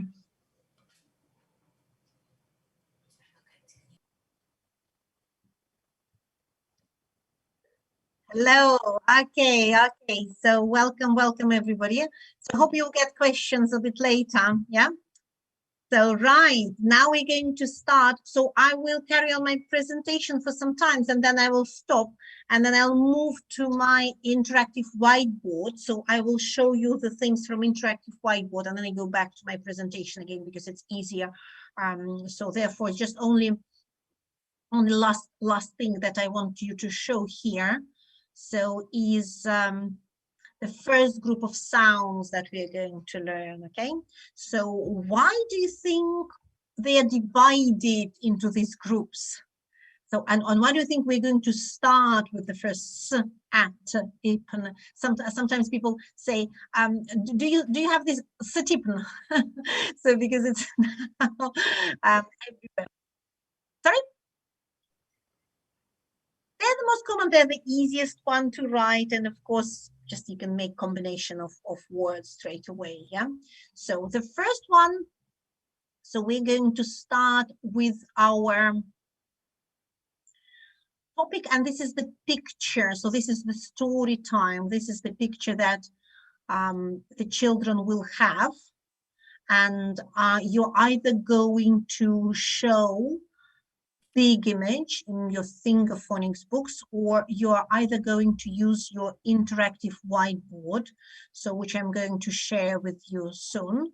So, and so that, but to start telling the story, you need to bring your children close to you. So, because remember when we were saying, so when we started topic about, so children, so when the babies, when you listen to the sounds, when you are a baby, so your mommy is holding you, and of course mommy, for example, is on the phone, yeah? So this is the distance when actually baby can hear the sounds and when on the phone in their language, yeah? So this is the distance that, and this is exactly the distance that as you can see, yeah, that children can actually hear the sounds and they can see your mouth. So, but in the classroom, it's impossible to take everyone and say, come on, I'm going to teach you the sounds. So therefore, you're going to bring them close to you. No way you children are sitting behind the desk, far away from you. So you are going to sit in the corner, and this is my corner, and my children, they're going to sit all here. So this is called magic V. Repeat after me. Magic V. I can see you. I can see you. You can see me. Okay, repeat after me. Magic V. I can see you. You can see me. So this is the exact distance, very close distance. So when they are close to you and you tell them the story, that's why, I mean, if you Google and you find, so schools in the UK, everyone's sitting on the floor. Sometimes teachers ask me, why don't they have desks? Are they poor children? Because the idea is for them to be sort of relaxed. So they say, of course, this is story time. This is something really Actually, we are sitting on the floor during the lessons. So yes. That's brilliant. That's brilliant. Okay. So yeah, and of course you know you have to bring them together to you, and something exciting is going to happen. You're going to tell them the story. Okay. So, and of course, I mean, if you teach young children, you don't have much time because all they can concentrate is only just for a few minutes. Yeah. So therefore you have to be very, very creative. You have to be very quick, and it should be something very exciting and something they can remember. So you have to do it very, of course, unpredictable, because if you read more about this, the researchers, they say, what makes your lesson boring? You know, we can read actually number one that makes everyone bored. It doesn't matter who you teach. If you teach adults, if you teach kids, number one, they say is actually predictability. So they know what's going to happen in the class and they get bored. So that's very unfair, isn't it, for us? Because, I mean, we spend so much time getting ready for the lesson planning everything, and they say, it's boring, yeah? So there's always, with Jolly Phonics, there's always something, you know, going on like a drama, you know, class sometimes, because they are so young. All right, so therefore, I want you all to stand up now, because I've just a little bit of exercise. Let's all stand up now, because we're going to go for a walk. Let's all go for a walk. Let's all stand up and let's go for a walk, yeah? Let's go to the park. Yes, everyone joining? Let's go. Oh, look, there's some flowers. Let's get some flowers. Yeah, let's go, let's go, let's go. Stand up, let's go. Look, there's some berries. Look, yummy. Let's go from. Oh, look, there's some mushrooms. Can you see there's some mushrooms? There's some mushrooms. Okay, let's put some mushrooms in. Let's go. Oh, here. What's that? Oh my God, what is it? Do you know what's this? Do you know what's it? Oh, there's a snake. Let's do it together. Let's put your hand like this. Pretend you're making a snake. Let's do it together.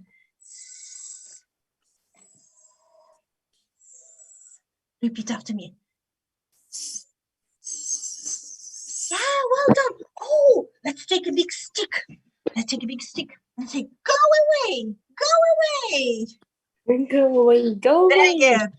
Fantastic. Okay, so that's all we need, because obviously your children will not understand much. You can tell them the story, of course. You say, once upon a time, there was a sunny day, and Sam and Samson, they went for a walk. So, but I'm afraid if your kids are young and if their knowledge of English is very limited, so you have to keep it very, very short. Otherwise, all they can understand is like blim, blim, blim, blim, woof, woof, dogs, and that's it, nothing else. So can everyone see my interactive whiteboard I'm sharing with you? Okay, so as you can see, there's a step 1, step 2, and step 3. Step 1 is Jolly Phonics pupil book number 1. Step 2, Jolly Phonics pupil book number 2. And step 3, Jolly Phonics pupil book number 3. So it covers all Jolly Phonics with this interactive whiteboard if you're using it, okay? So, and you will love it because you don't need to have anything. So everything is here. So let me open the first one. As you can see, the first group of sound, and I'm going to choose this sound. So story page, here we go. This is my story page. And there are lots of pictures. And now we can even find some words. The story here, you can choose either the one that Sam and Samson goes for a walk with the dog, woof, woof, suddenly they see snakes. So of course you're going to show everything and all the children will understand. It's ding, ding, ding, ding, Sam, ding, ding, ding, ding, snake, ding, woof, woof, that's it. If your children are older, so there are actually 2 ways you can do this. So if you use your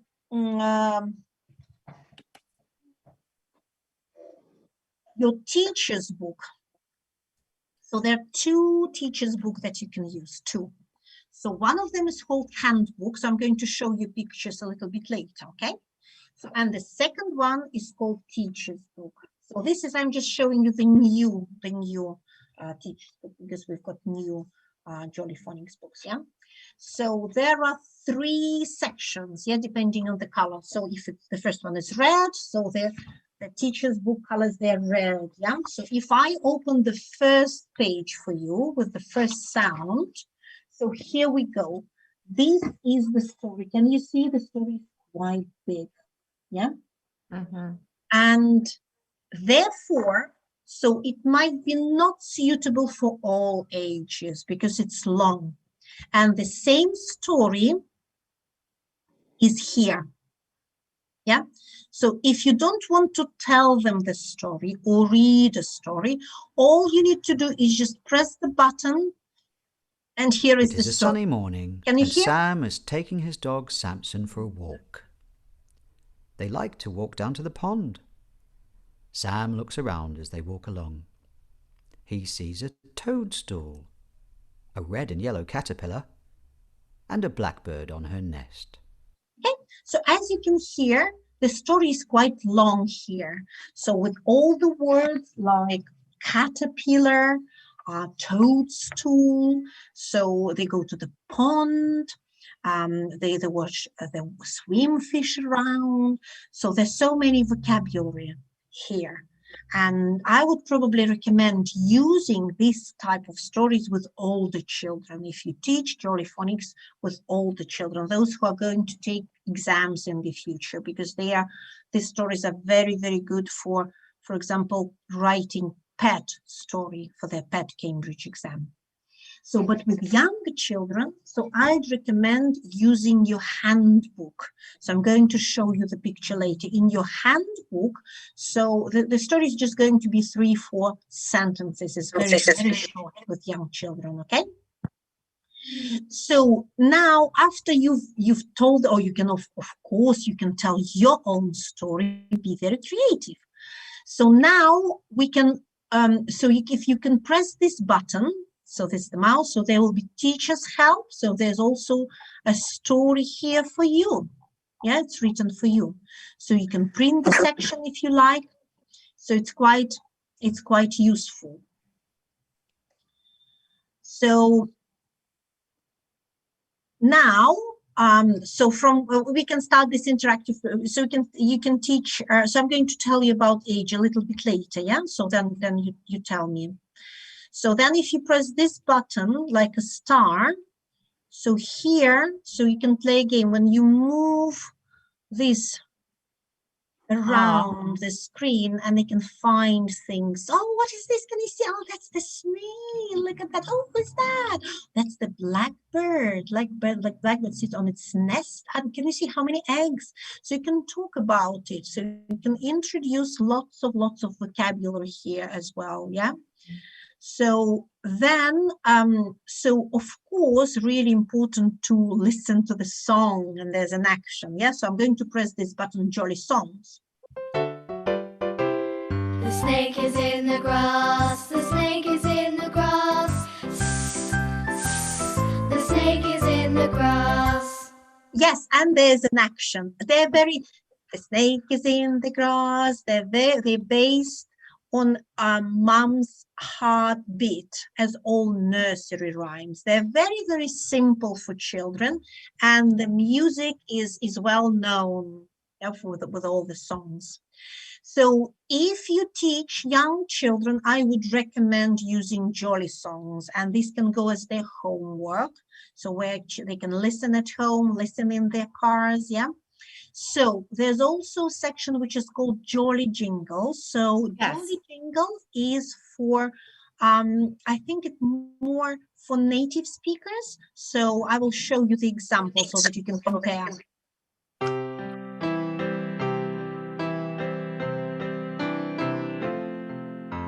Snake is slowly slithering over the soft, soft ground. Is this soft little lisping sound? And of course, if you're using Jolly Jingles, then there's a big book which is called Jolly Jingles Songs. So it's like you can display it to children with words that they can sing. So as you can see, it's a little bit, the vocabulary is a little bit difficult here. Yeah. So depending if you work in international schools, so these Jolly Jingles, they're fine.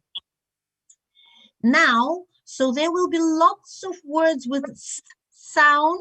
So in the middle, so we can even practice saying, so for example, they can put their left or right hand. So if the words start with, for example, the word snake, where's the sound beginning, yeah, or end, or in the middle. So you ask them to show, for example. And then we move on to writing practice, yeah? So the writing practice is going to be in your pupil book. I'm going to show you pupil books a little bit later, if that's okay, because I want to keep this open, yeah, so whiteboard open. So I'll show you pupil book after you introduce the sound. Next one is writing, of course, yeah, next step. So if I press this next button, so here I'm going to have this writing practice, so you can choose letter formation for left-handed or right-handed, so which obviously you can give give remote to your children if you teach online, so or you can do it in class, yeah, so you can ask them to write. Let's try and see if I give a remote to you, Pavel. Would you like to have a go, Pavel? Yeah, can you please try to choose and write? Brilliant. Look at this beautiful handwriting. Well done, Pavel. Thank you very much. So yes, so you can do this. So you can practice. Thank you, Pavel. I think you should let it go. Thanks.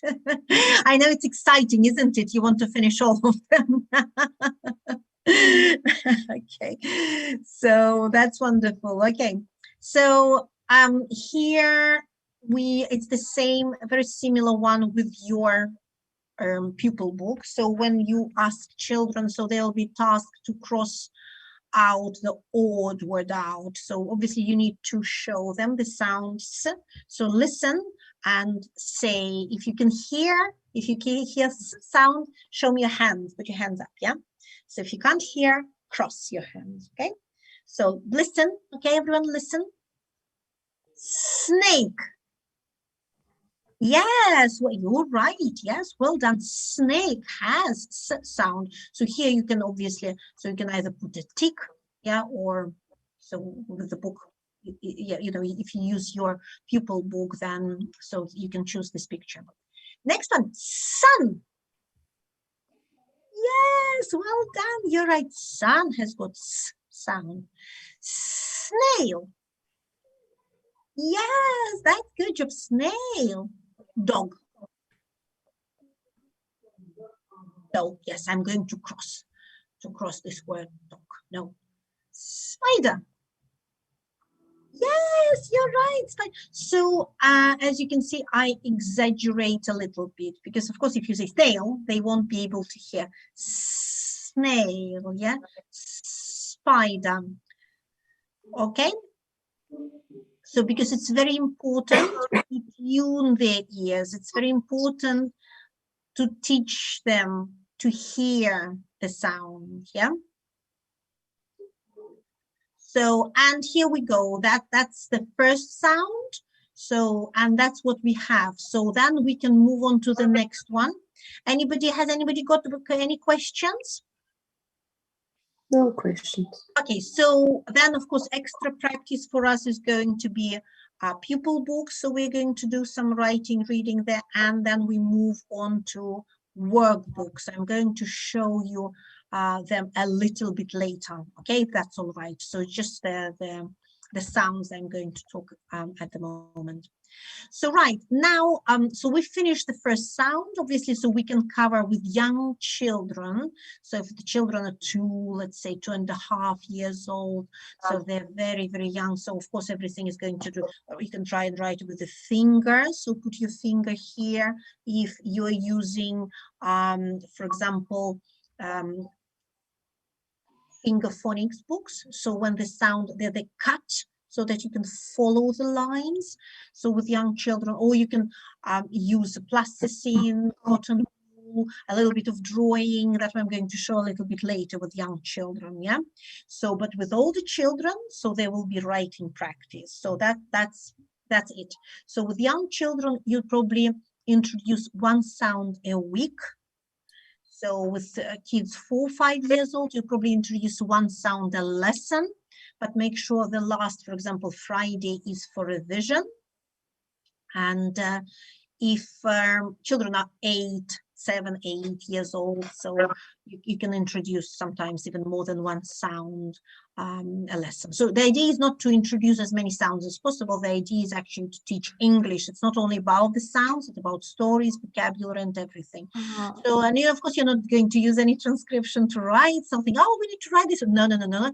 It's just introducing all the vocabulary. So you show plenty of pictures. And I'm going to show you Jolly English course as well. So you can use as introduction to Jolly Phonics, which is new. Okay, so here we go. Now let's move on to the next one. So next sound is this story page. So look at the children, look at this picture. So look, repeat after me. Mommy. Mommy. Mommy. Daddy. Daddy. Daddy. And they have 3 children. They count them together. 1, 2. Oh, where's Sam? Naughty boy. He's with Samson. He went for a walk in the park. Naughty boy. And then Anna is saying, oh, I'm hungry. And Mommy is saying, have an apple. Let's all have an apple. So let's put your hand like this and pretend we eat an apple. Let's do it together. Ah, ah, ah, ah, ah. Very good. Then Mommy is saying, oh, I'm still hungry. Let's make a sandwich. Do you like sandwiches? Yeah, I like sandwiches. Let's make a sandwich together. Okay, let's do it together. So what do we need to make our sandwich? So what do we put? Some bread. What else? Cheese. Cheese. Ham. Cheese. Ham. Butter. Butter. Cucumbers. Yes. What else? Nutella. Ice cream. Ketchup.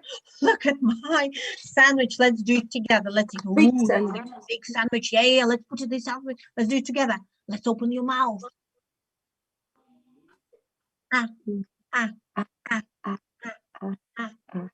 Okay, make sure you open your mouth. You have a very, very big sandwich. Let's do it together.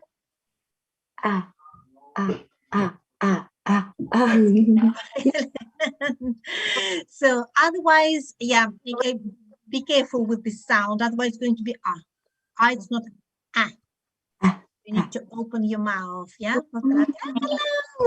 Hello. Hello. Hello. What's your name? My name is Sophia. Sophia. What's Nice your to meet name? you, Sophia. My name is Lana. Oh, I like your cat. Look at your cat. You've got a cat here and the banana. Do you like bananas? I like cats. I like cats. Ah, that's brilliant. Look. Goodbye. Bye-bye, Sophia. Bye-bye. Actually, so once one teacher brought your daughter, well, you know, for the training, and she was 5 years old because there was no way she could leave her daughter at home.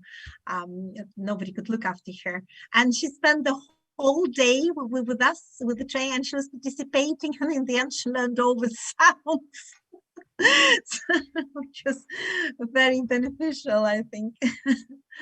Okay, so now you can talk about the things here, but the most important is to introduce this sound now, yeah? So an action. So we introduced with this and now because the action is here, so we pretend that Anna is saying, look, there are ants on my arm. Let's do it together. But if you just show them, that's going to be so which is not, yeah? And then of course we've got this wonderful song. Ants on my arm. Ants on my arm. Ants on my arm. They're causing me alarm. And again, there will be story. So you can talk about the things, what they have, jam, so muffins, the ants, there are lots of things, ladybirds, so you can talk about everything you can see. Then again, the same is going to be letter formation, and there are going to be some games, yeah, here. So this is the second sound. So now we are going to move on to our next sound. I have a question. Yeah. This sound, it can be a. So when we started to learn more sounds and we try to read something, this sound can be different. Yeah, of course, because we know there are 159 different. So how? Yes. So how to? Should kids know it from the start, or I just tell them that it's the only sound for this letter? Say it again, please.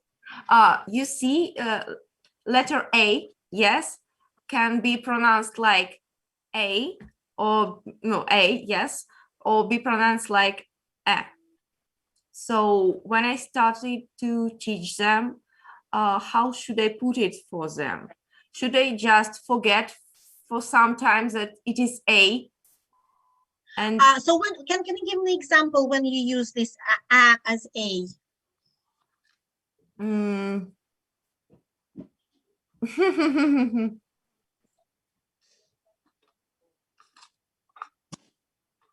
Because we're talking about short sounds and there's no way you can use A as A because A is a long sound. Okay. So we start with the short sounds and then we move to the long sounds. So therefore everything is at the moment they're going to be with everything with short sounds, yeah? Okay. And then later when we have this A, when it comes to AI, yeah, that's going to be A because that's going to be a long sound, yeah? Okay. So there shouldn't be any confusion at the moment because you just give, whatever you say, it doesn't matter the way you pronounce, they're going to copy you. If you say, for example, cake, yeah, which is A with a jump, yeah? So A-E, a split diagraph, then of course they will repeat, they will know that's cake. They're not going to say that's kak, yeah? But now it's very important to teach them decode. We need to start with just one sound, so which is something very simple, yeah, which is short. So that they can read, yeah? So next one sound is T. And there's a story that children, so they go to the park and then they watch other children play tennis. So therefore they move their head, so watching the ball and say, repeat after me.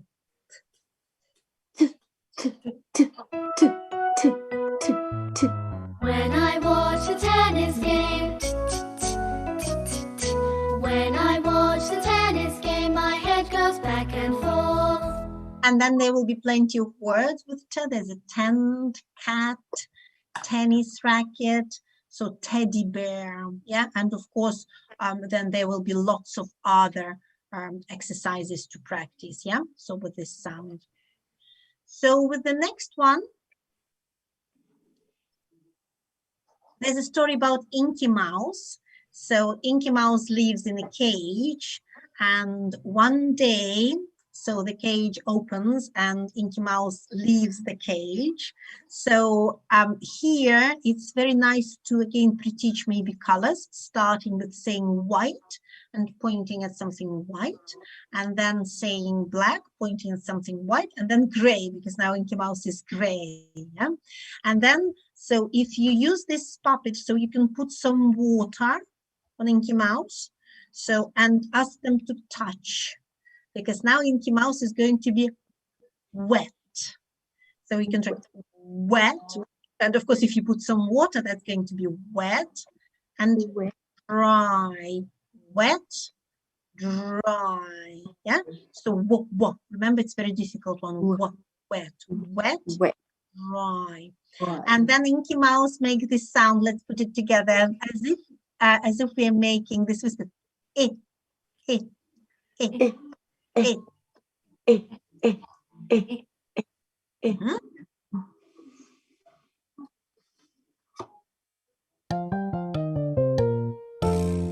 the mouse is my pet. She spilled the ink and got wet. The ink is spread all over the desk. Inky's wet. So So fantastic. And then again, so there will be letter formation. So there'll be some games to you. And now we start reading. So the first reading. So when we try to join them together, at, it, sit. And now you can dictate something and ask children, for example, to write s, it, sit. So you can ask to write anything so they can make different words from that. So again, there's a game to play. So there now at least we've got more activities, more things to do. Okay. So next sound. Okay. So there's a story, there's somebody's birthday. Yeah, we're going to celebrate somebody's birthday. Whose birthday is this month? Have we got anybody whose birthday is this month? No. Now, anybody who had their birthdays last month? Now, the month before? Who had their birthday? No? Nobody. Who's going to have their birthday in April? In February. Sorry, Maria? Hello. Yeah, February. February. Oh, you had Hello. it in February. Hello. And who's that cute little girl? What's your name? My name is Katya. My name is Katya. Katya. Hey, Katya, hello, Katya. How old are you, Katya? Hello. I'm 6. 6. Okay, let's celebrate Katya's birthday then. Okay, Katya, do you like birthdays? I do. Yes. Okay, let's celebrate Katya's birthday. You know, Katya, in England, people wear hats for their birthdays, you know? Look at these funny hats, yeah? And they have candles. They blow the candles, yeah? So do you want to put your finger like this, touching your lip and say, p, p. Not your nose, your lip, and say, p, p, p. Everyone? Let's sing song to Katya, everyone. Oh, thank you. Can you please unmute your mic, everyone? Let's sing a song to Katya. Let's sing the Happy birthday to you. Happy birthday to you. Happy birthday, dear Katya. Happy birthday to you. Oh, yes, and we're going to blow a candle. Let's all do it together, Katya. Let's blow the candle. Let's do, put your finger like this and do it. Wow, well done. Happy birthday. That's great. Thank you. Thank you. It's really great. Thank you. Okay. So, and of course, you can celebrate birthdays every time with all this fun, yeah, candles, the most important thing. Katya, can you show me how to blow the candle?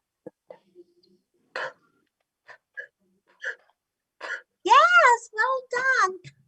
That's the one. Very good. That's exactly what we want. And look at the picture.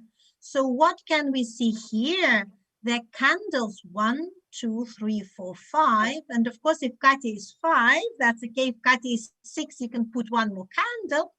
And if Katya is 36, you can add 3 here. So if you're teaching somebody who are the adults, and you can talk about the things. There's a popcorn, there are cupcakes, presents, lots of sounds, yeah? So, and of course, you can sing the song, and then, so there will be writing, okay, letter formation, and then there will be lots of exercises to join those sounds, to find these sounds, yeah? And there's a reading practice again with you, yeah? So plenty of reading practice. Okay, so has anyone got any questions so far? So because we're moving to the next one. Yes, Juliana?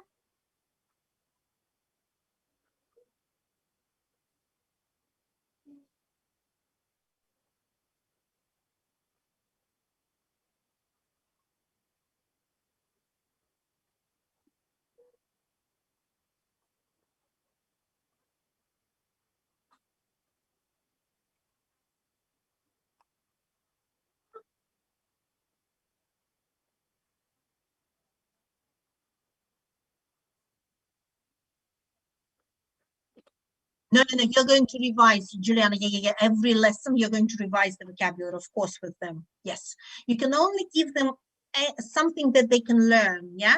So that you can give them too much of the vocabulary. If you think that's too much, so it depends on children, because I was teaching Chinese kids 5 and 7 years old.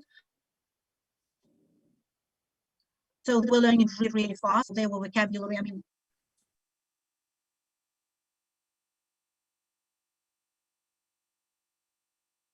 no, because Juliana, we are not doing it in word lists anymore. So just imagine when you were learning Russian, so there was no word list or anything like this, yeah? So the more vocabulary they learn now when they're young, the better for you, yeah? Because then they will know lots of things. Because it's not important to read or write to speak language, yeah? Because there are lots of illiterate people in the world who can speak, and that's not a problem, yeah? So therefore, so if you're speaking, introducing vocabulary, it's fine. But with this program, we're also teaching reading, and spelling. Therefore, for us, it's the most important for us is for them to know the sound. So because then they will, so you can, with all the children, they can tell you the stories, because some of them maybe 7, 8, they're big kids, 7.5.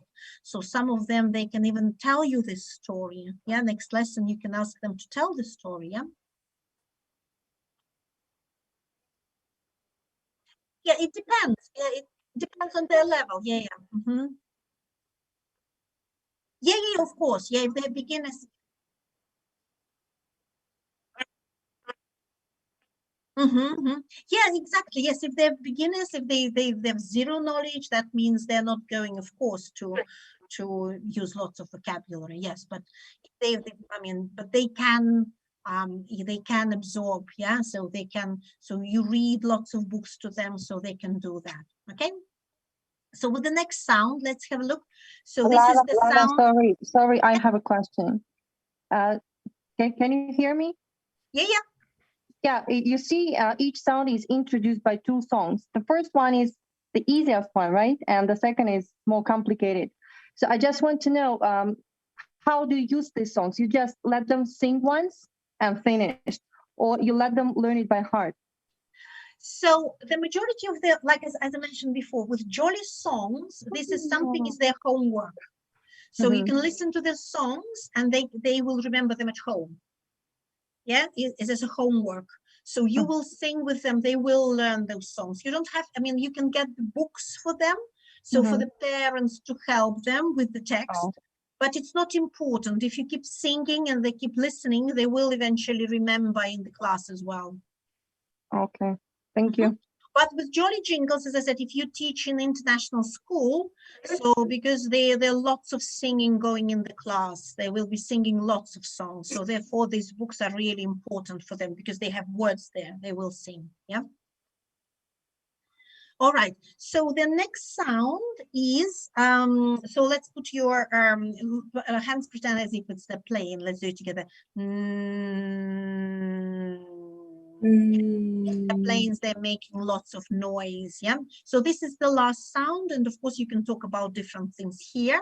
So now I have to rush a little bit, unfortunately. So I will go back to my presentation whiteboard, but now I have to go back to my slides. Just give me 1 second.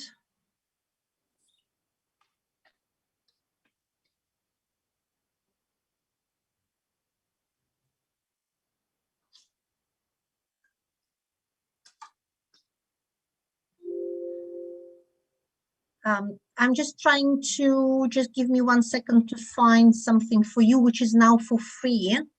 So which is called Google Play.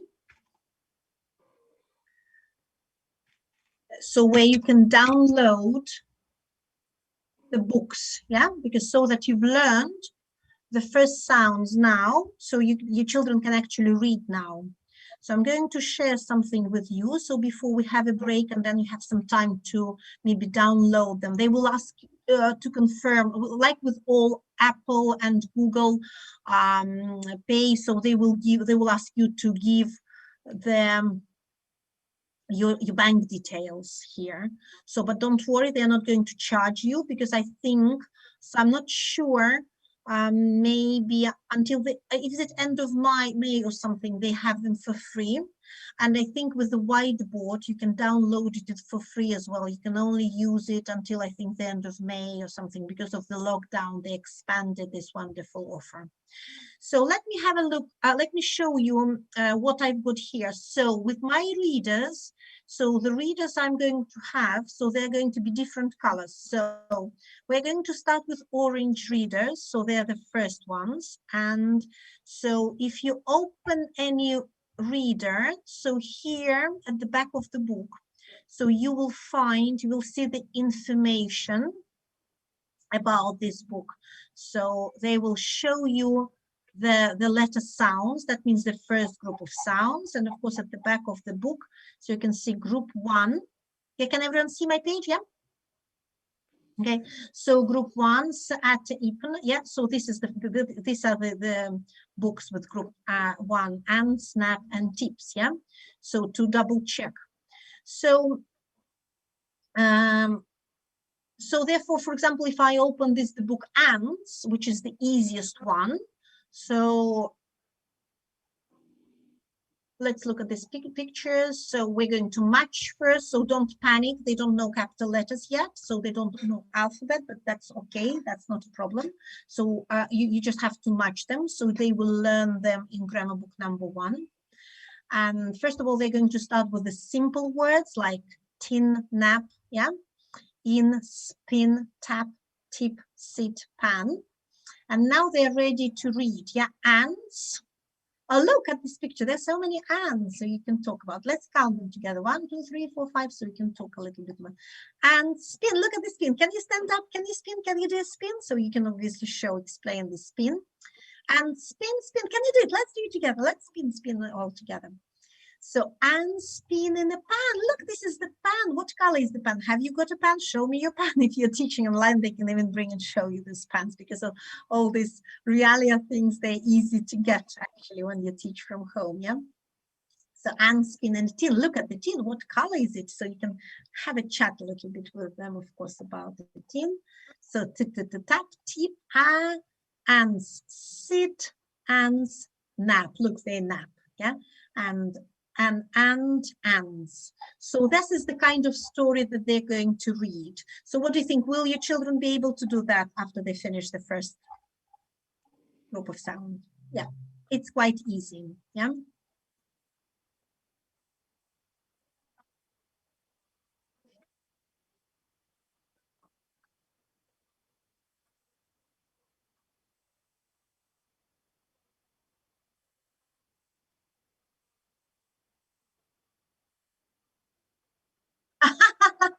That's wonderful. Yeah, it's very difficult to find actually to make story with this limited number of sounds. So, and of course, I mean, all the authors there, they come with very creative ideas about these things. Yeah. So these are the first ones, the first orange readers, but I want to introduce something else to you. Lana, sorry, I have a question. How can we download these wonderful books? I'm not 100% sure how can you do it with your account in Russia. But so if you go downloaded it from Jolly Phonics website.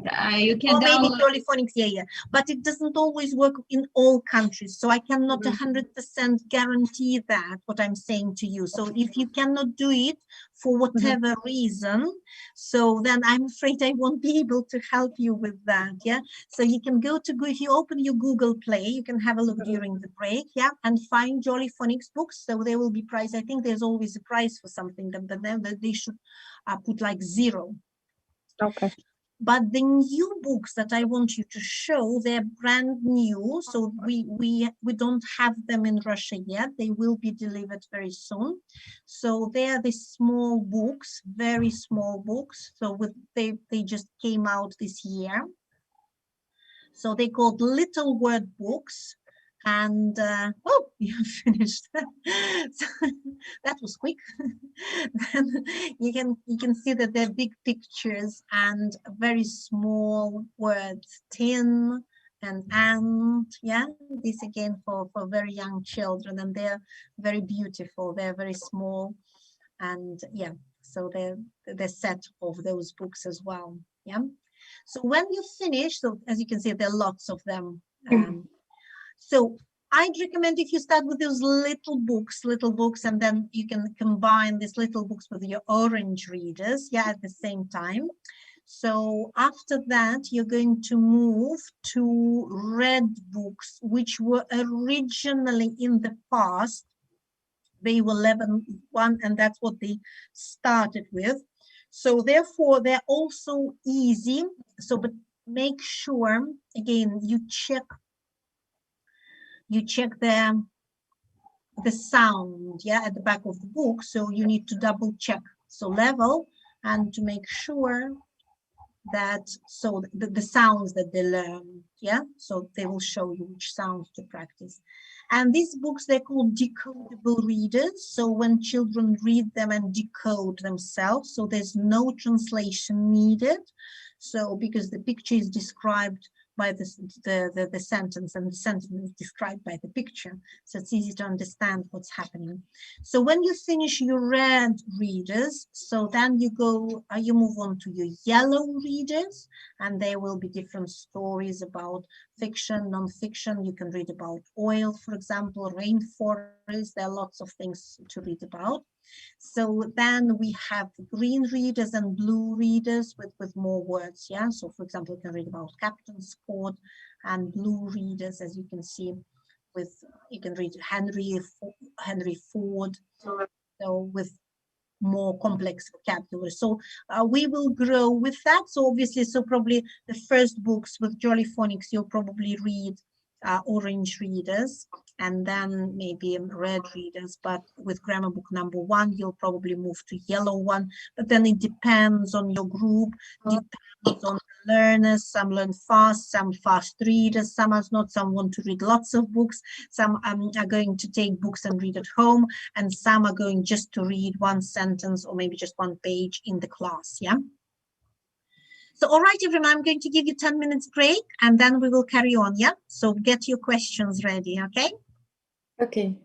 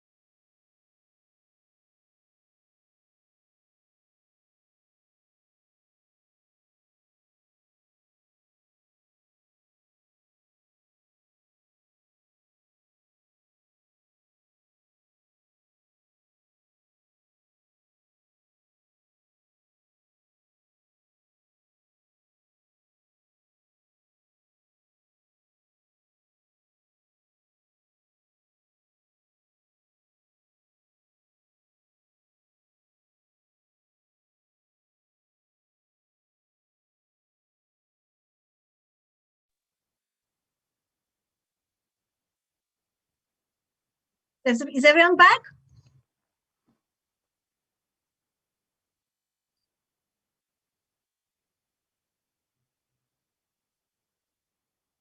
Hi, Alian. So how was your break?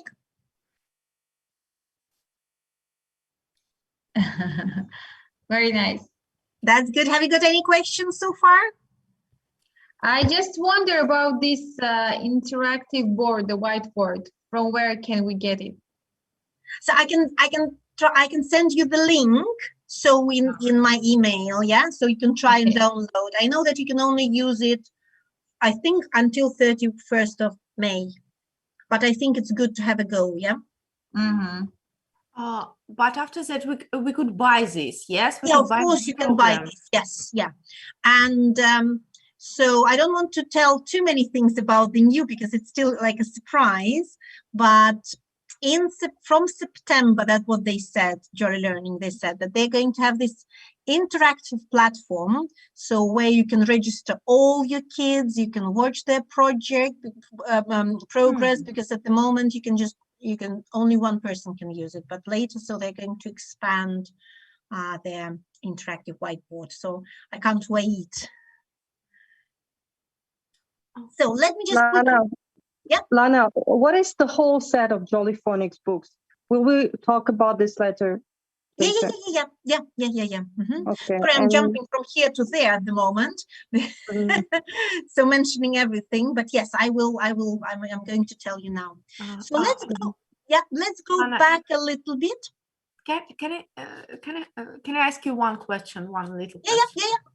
About letter formation, there is a big letter and a small letter. So, for example, adult can remember it fastly, but young kids, what is better? We don't teach them. We don't teach them the capital letter yet. So remember, I said, so we're going to teach them in grammar book number 1. Yeah, they only in grammar. Yeah, everything they write is going to be with their small letters. Yeah. Thank you very much. Okay, no worries. So can you see my the video? Yeah. So this is the lesson. The lesson we're going to. I'm just going to show you just a little bit the lesson in the UK. So because it's quite long, so that you get an idea of. So you think maybe how old the Russian kids could be to be able to listen to those kinds of stories. Yeah. So I'm going to tell you a story about 2 little boys. One little boy is called Sam and one little boy is called Adam. And they went with their mummy for a picnic in the park. But when they got to the park, mummy said, "Oh, the playground is far too far away. We can't go all the way down there. Let's stay at this bit of the park and let's have our picnic soon." But then the boy said, "I'm not hungry. I don't want my picnic yet." So Mum said, "Well, I'm going to read my magazine under this tree and you could go and play in the long grass over there." Can you see the long grass right over there? The children, you listening? The children said, "Yeah, we'll go and play in the long grass." So Sam and Adam went over to the long grass and they started to jump in it. It was about this high and they were jumping in it and they were running through it and they were tickling each other with little strands of grass. And then suddenly, Sam had an accident. He fell over and he went bump into the grass. And for a moment he thought, "Oh, have I hurt myself?" But no, the grass was nice and soft. But when he looked up, he realised that Adam couldn't see him. Adam was looking this way and he was looking that way. And he started to look a bit frightened. So Sam thought, "I know, I'm going to play a trick on him. I am going to make a sound, and this sound might make him think there's a snake in the grass." This is the sound he made. He went "Sss." Can you make that sound? Make your hand go like the snake. Sss. Shall I show you the sound that you're making? It's this sound. When Adam heard this sound and couldn't see Sam, he thought there was a snake in the grass and he started to get really, really frightened. He looked and he listened and he heard. Sss. Sam thought it was really funny, so he tried it again. He went, "Sss." But then Sam saw that Adam was looking really, really frightened. He thought, oh, I'd better show him. So he jumped up and he said, no, Adam, it wasn't a snake, it was me. And it was me going, "Sss." Adam said, I like that. I want to do that. So he lay down in the grass next to Sam and they both went. But then their mummy looked up from her magazine and she thought, where are those boys? I can't see them. I told them to play in the long grass over there and they've gone. She threw her magazine down and she ran across to the long grass and she looked and she looked. She couldn't see them. But then she listened. What did she hear? Oh no! A snake has eaten my boys. That's dreadful.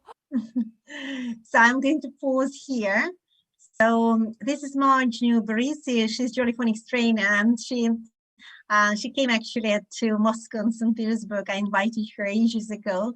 And if you get Jolly Phonics sets, so there's a picture of a teacher. That's Marge Newbury. So right. So can you please tell me? So what do you think about this? Can anybody share your thoughts about this type of stories? It's too difficult for not native speakers. Definitely, it's definitely. not simple. It's rather interesting, but it's not simple. Exactly. Yes, you're absolutely right, Ksenia. Yeah. So if you're teaching native speakers, you want to, of course, to tell them stories, to entertain, and that's why you use, again, lots of vocabulary, expand their vocabulary.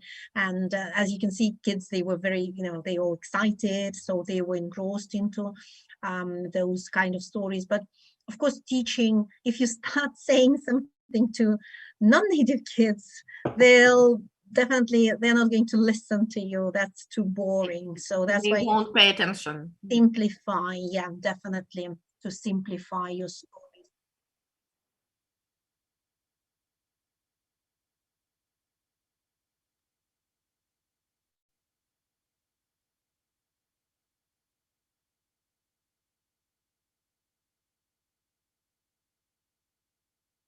Yes, yes, yes, Juliana, you're absolutely right, because you hit all the bullet points that we need to hit as teacher, yeah?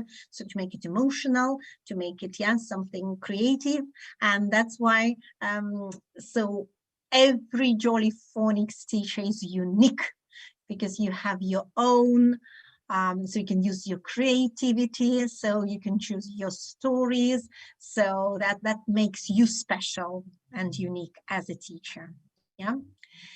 Here are the finger phonics books. They are made of card, so you can wash them, and everything is cut, so the children can feel, they can touch the letters when they are writing. So you don't have to get those books for everyone. So you can get just a few copies and use them in the class. And of course, if you teach one-to-one, so you can use these books as well. Yeah. So let's just quickly go back to what I was saying. So to revise a little bit, going back to the first sound. So I mentioned, so I talked about these books, yeah. So pupil books, but I didn't mention, I just mentioned handbooks, but I didn't show you. So this is the example what you have in Jolly Phonics handbook. So that's just the picture. As you can see, that all children can use it. So they can I either color it a little bit, put some, I don't know, plasticine, pasta, cotton wool, eggshell, as whatever you have. So, and then maybe do a little bit of writing, and that's pretty much it. In this handbook, there are plenty of photocopiable materials, and the text is also very, very short, so just only a few sentences for you. So if you teach young children, so I would highly recommend. Then, so pupil books 1, 2, and 3. So I've got a copy of the new one here. So, and again, if you compare them, so they're pretty much similar, but in the new version there. Colors, they're just, and the pictures, they're a little bit up to date. So, but the content is the same. So the first one you've got, again, they can do a little bit of coloring drawing if you like, then there will be writing. And this one is your card. So I'm going to talk about it just in a second. So they're the reading cards that you actually can photocopy from the handbook, and I'll show you, I've got a picture for that. And this is the task that we were doing with you when you need to cross out the word that doesn't have sound. And as Juliana mentioned before, so it's nice to revise them every lesson, because there will be lots of words that maybe you even don't know, and maybe you need to look them up. So I'm just talking about Russian teachers, because we don't usually see these words in real life. Yeah. So then they will be, as you can see, they can do a little bit coloring, letter formation. So for younger children, you can also use, there's a black and white copy for these Pupil Book 1 and 2. So there are two of them because it's shorter course. Ideally, it was designed, and it was very, very popular in Arab Emirates, because they were teaching starting from 2.5 years old. And then, of course, word books that I mentioned. So in word books, there's 7, because we have seven groups of sounds. So therefore, and they designed for international schools, these workbooks. So because in international schools, there are other subjects that you teach apart from English in English language. So that's why they need some of the vocabulary from there, for example, numbers. And they're designed for the kids who cannot actually hold their pen. So we start all this with teaching a writing process. And if you do want to use them, then make sure you cover all 7 books with Pupil Book number 1. Remember, Pupil Book number 1 covers 7 groups of sounds. So therefore, with workbooks, 7 books, that means 7 group of sounds. So make sure you, because sometimes teachers say, oh, I've got workbook number 1 and Pupil Book number 1. So workbook number 7, where's my Pupil Book number 7? So and if you decide to take workbooks, it's a very consuming process. Make sure you plan everything. Yeah. Then if, for example, if you're lucky and a Russian teacher is doing the same job teaching writing, then it's going to be helpful, because then you don't have to spend that much time for your letter formation, because Russian letters and English, they're similar in a way. So Jolly Songs, the one I mentioned before, is something that it goes as a homework, so they can listen to those songs at home and again sing together. And when they're doing some of the coloring, drawings, I always put those songs so that they can, do these activities and listen to them. So we talked about all these sounds. So we covered all of them. So, and here we are. This is our first homework.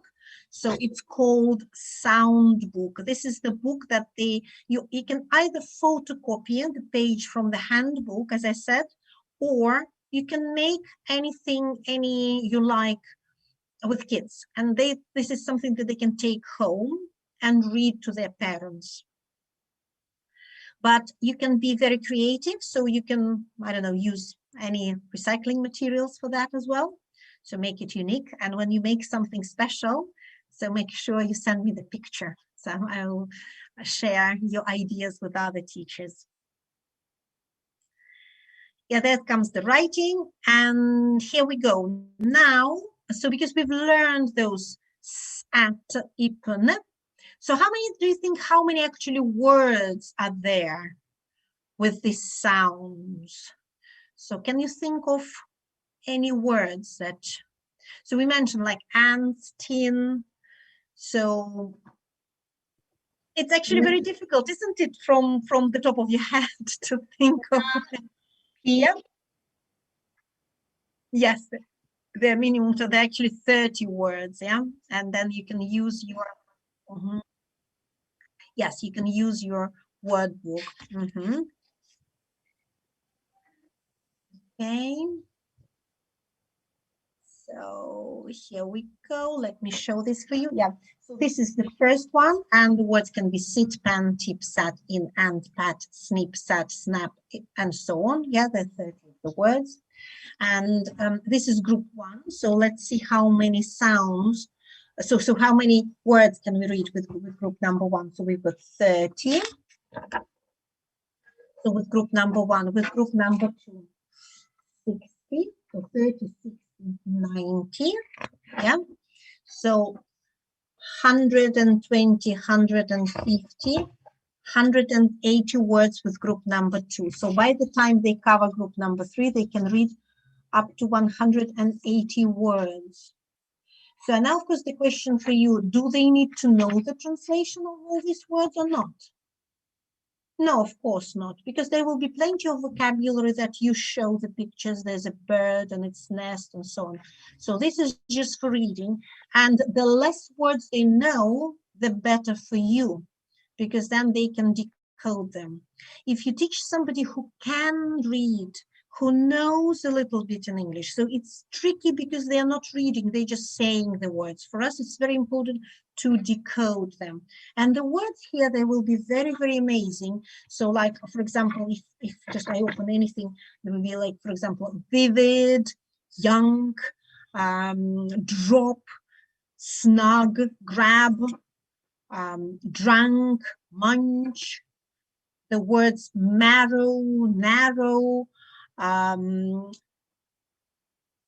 quest, quill, quick, liquid, whole, haunt, laundry, so dew, new, stew, and so on. So you can find so many amazing words that children can easily read, and most importantly, they will spell them correct, because that's what you're going to practice. So the new books that we have now, so they will be delivered, also called Word Bank. So Jolly Phonics Word Bank. So if you teach all the people, for example, all the students and adults, for example, you also need sometimes examples with this sound. So you can also use this book. So this is a very valuable resource for teachers. Yeah. So I just send the link. Teachers can download free the whole word. Thank you very much. That's very kind of you. Thanks. Thank you. Right, and there's also one for grammar glossary as well. This is one for new, where you have all their explanations, and especially for those of you who are doing your, I don't know, Delta course. So there will be all the explanation between what's the difference, like homograph, homophone, homonym, and so on, all these definitions, you know, that you might find them helpful. So, right, so this is the word book. And I did mention all these readers, so which obviously you can download now, yeah, as well. So the first ones, they will be first words, they're called read and see. So there's pack 1 and pack 2. So I'm going to show you. Can you hear, is the sound good, or do you want me to make it, to add a little bit the sound? Is it okay with the sound when you do this listening? It's okay? It's okay. It's okay. It's okay. On the road. Rose, very good. Read, please. Oh, Rose. Is that a rose, Monse? yes. Very good. Next word, please.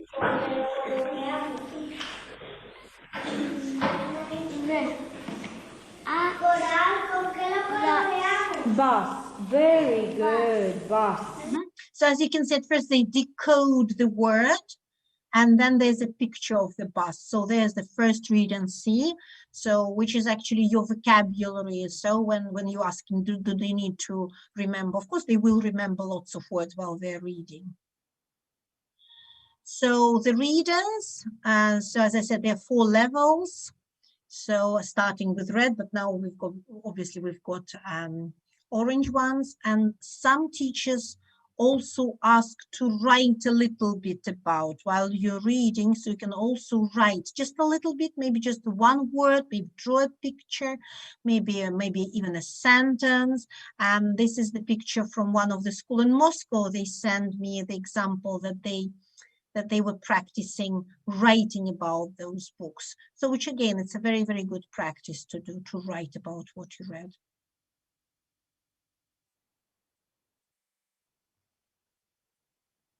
Can you read the book, please? Yes, Mount Farm. Very good. This is Mount Farm.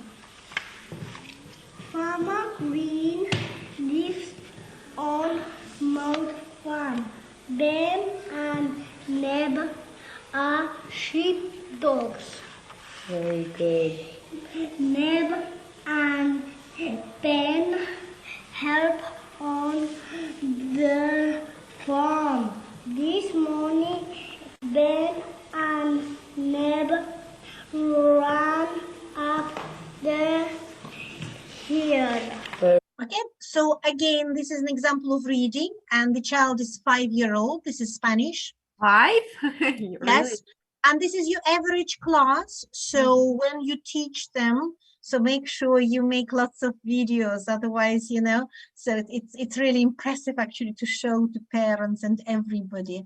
And so please share your videos, send them to me so I can share with other teachers.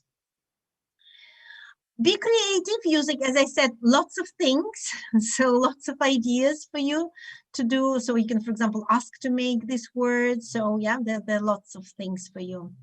Lots of ideas how to use. Now we are moving on to the next group. So the next group, so we are going to start with there's a story about children going to Spain, and they obviously they see Spanish dances. This time I'm going to show you so a little bit of dance. So I know that the children were shy because they didn't like the cameraman, so apologies for that. They did their best, bless them. We are clicking castanets.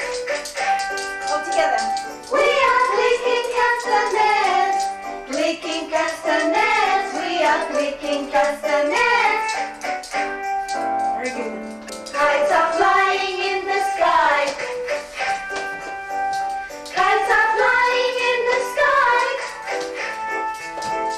Kites are flying in the sky. Flying in the sky. Kites are flying in the sky. Okay, so here we go. So this is the Castanet song. So, and I think now I will just go back to my interactive whiteboard. So we'll carry on with other sounds, yeah?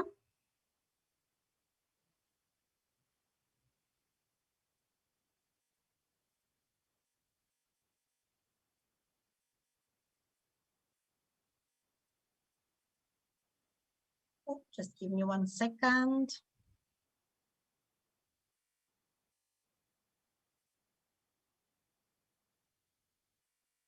So it takes a little bit of time sometimes to download. So here we go.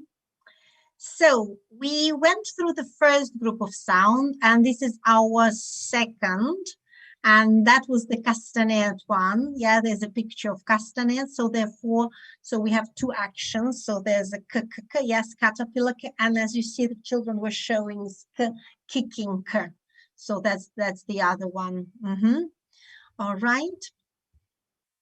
So, and again, there will be practice and reading practice and lots of games to play. There are lots of activities here. So unfortunately, with our only 5 hours training, I won't be able to cover the whole 3 years. It's just the introduction. So with the next one, here's the story. So you can tell, you can even sing your favorite. Old MacDonald had a farm, E-O, E-O. So you can talk about these things. So the children help on a farm, and then mom cooks breakfast, and so we pretend as if we crack eggs on the side against the side of the pan, and we do this action. Let's do it together. Eh, eh, eh, eh. Brilliant. So with the next style, so I want you all to stand up, please. Okay, let's all stand up, please. Okay, a little bit of exercise, everyone. Is everyone ready? Okay, is everyone ready? So I want you to jump 10 times on your left leg and 10 times on your right leg. Of course, with children, I would do more, but with you, just only 10, okay? Let's do it together. 1, 2, 3, 4, 5, 6, 7, 8, 9, 10. Swap your leg. 1, 2, 3, 4, 5, 6, 7, 8, 9. Put your hand like this and say, hot, hungry, heat. This is the sound we make, yeah? So with the air coming, yeah? So it's really important, because otherwise Russian sound and English sound, they are different here. So next one, with the next one, so we pretend to be a dog. So because, so we put your finger between our teeth, yeah, like this, and say this,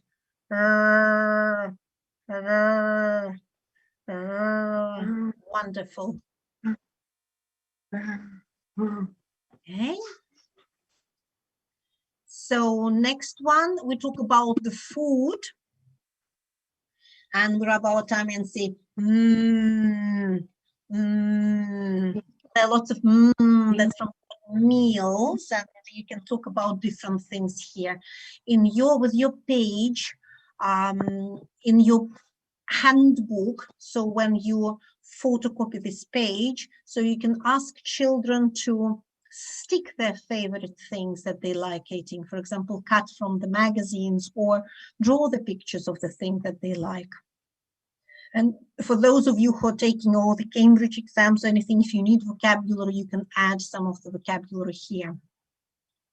And the last one here, the second group, is this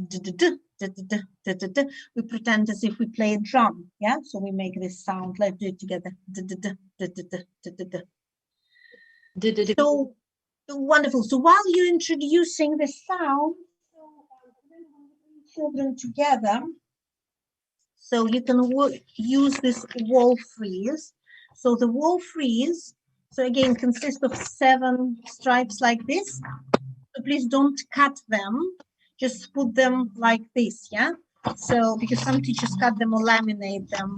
So, as a reminder, so, and what you need to do, so in your corner, so if you put 3 on one side and 4 on the other side, so the children can actually come and touch, yeah? And they can show you this sound. So, and keep it their level. So, because some teachers put it on top. Classroom decoration. So, but make sure you use, because you can play lots of games with them. It's very important that children can actually see, yeah? So as a reminder. So, and again, as you can see with this, there will be lots of interesting activities, words to read. So plenty of things to do. Okay. So now we finish the next group of sounds. So we are moving on to the next one. Is everyone okay? Yeah? Yeah, okay. Right. So with the next one, so there's a story about, so the sink is blocked. They have to ask plumber to come in and block the sink.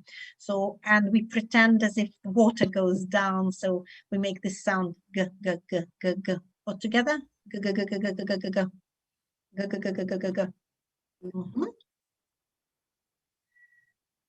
Okay. So for the next sound, so you can play in your class. So you can ask somebody to switch on the light, and then they say, no, no, no, off, on, off, off. So that's the sound of the action, off, off, off, off.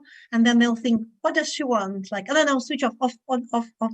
That's off, off, off. But here's the story about children. They don't want to go to bed. They play.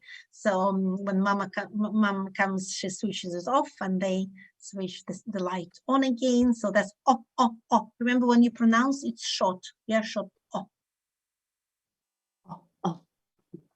Mm-hmm.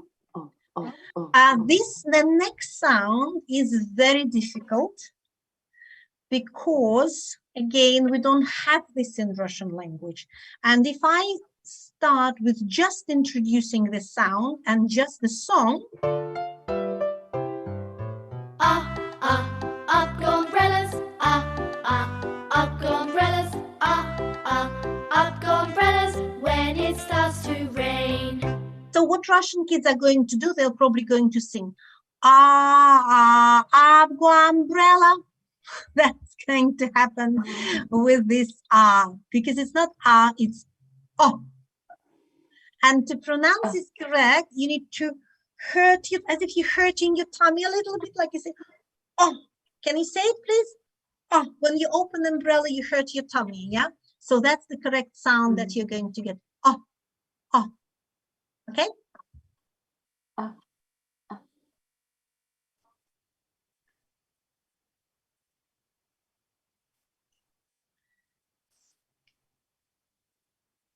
Oops, sorry. So this is, the next one is sound L. You pretend as if you're licking lollipop, yeah? And say L, L, L, L, L. Mm-hmm.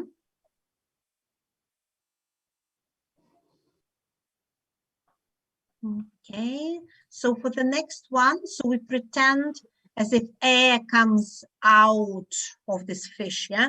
So you can bring something to your class, yeah? So there's a story about children going to the beach, having fun, and then it's time to go home. So, and when the air comes out, so it makes this sound altogether.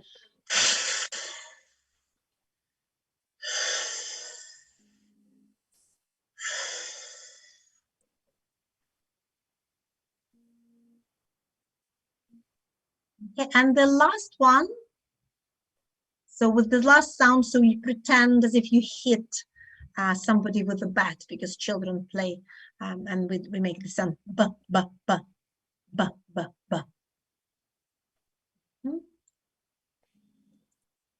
Okay, so here we go. That's the group number 3, and now we are moving because I think these ones are quite easy. But yeah, that's okay. Yeah, Juliana, go.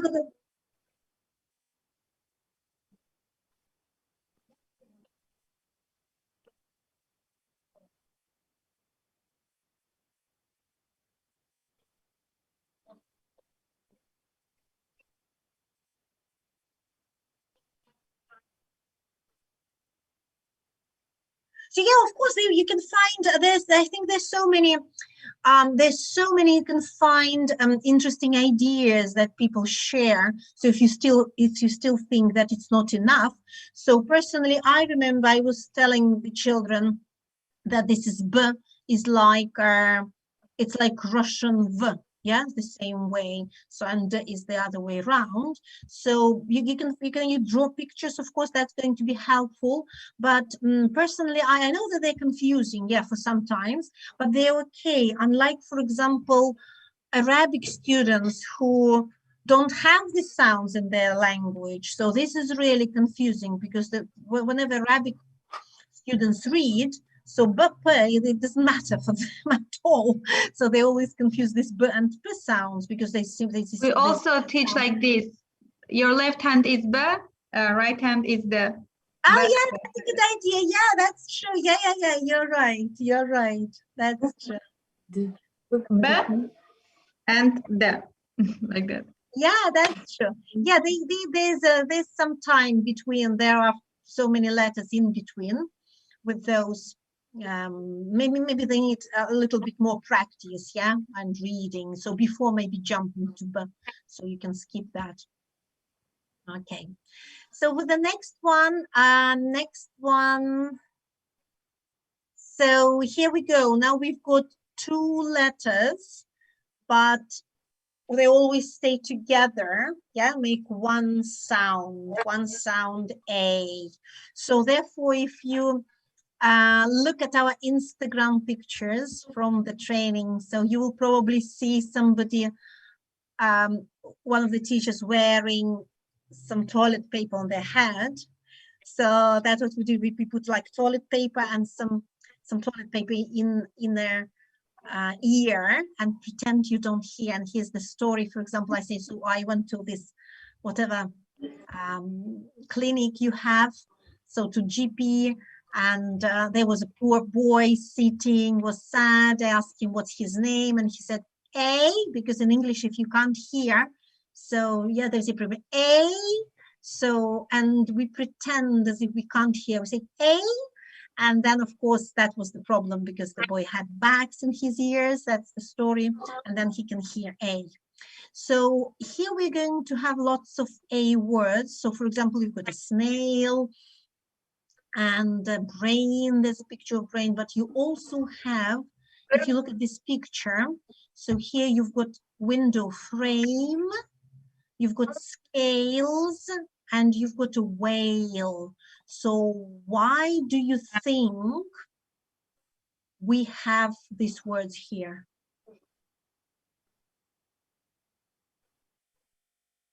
Yeah, they come. So that's why I'm asking, why do we have them here? What do you think? Team?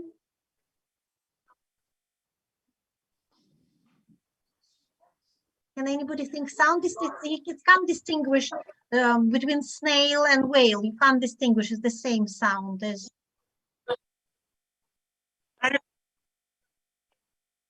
So can anybody think of a reason?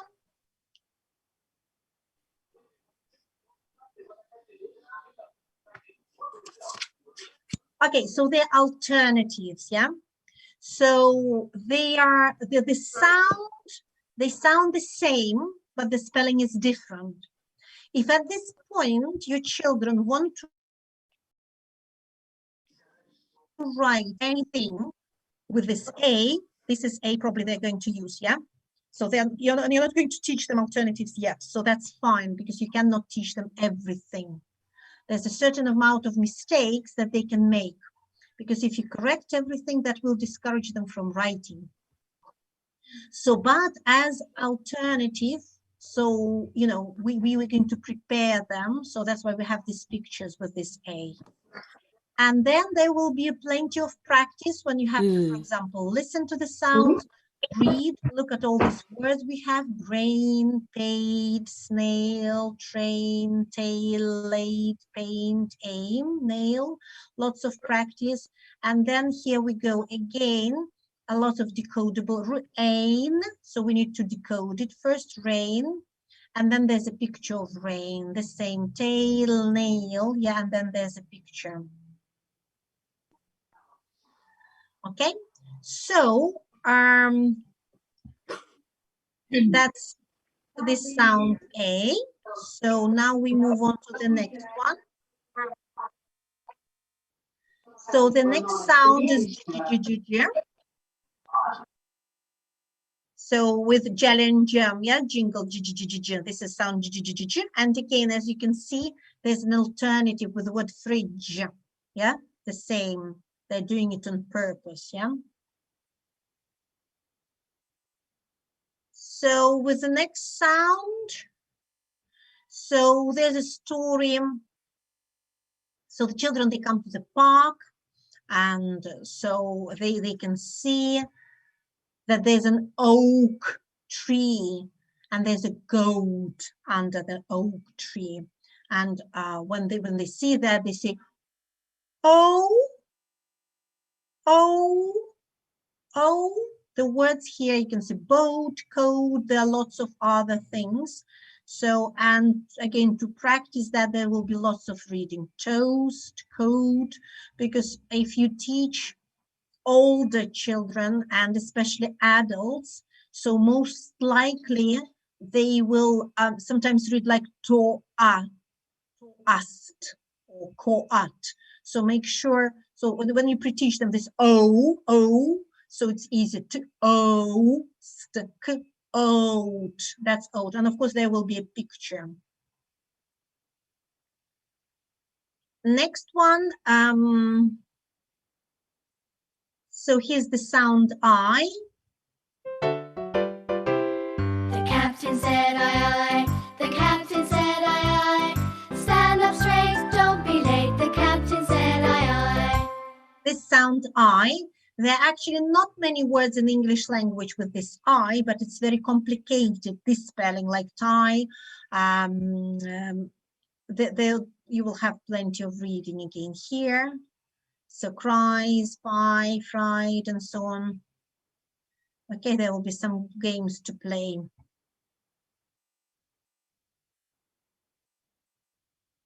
Okay, so with the next one, so we pretend to be the donkey. So, and we make this sound. E-o, E-o. And the words, of course, we're going to have eel, feed, and or, storm. Josh, so what about you? How would you say this or? For the story or just How to would teach? you pronounce this sound, Josh? Or. Yeah, or, yeah? Yeah, or. Because that's American. You can change that to American version, Josh. Yeah. Because there's the British one, you say or, but in American you say or, yeah?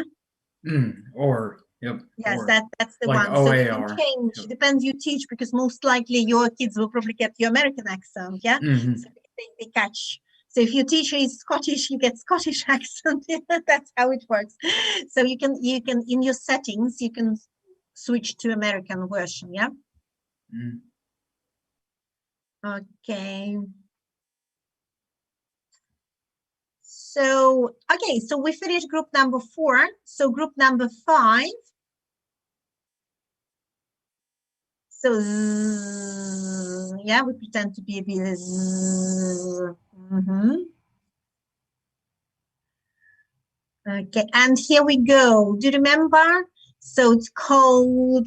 Yeah, let's close the window. Wah, wah, wah. And then the Inky Mouse was wet. And of course, you can talk about the wind. So that blown the oak tree. You can also say wah, the wind.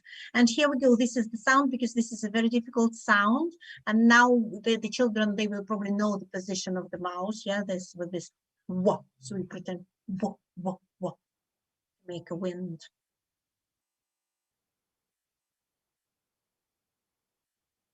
Okay, so next one, you pretend to be a strong, yeah?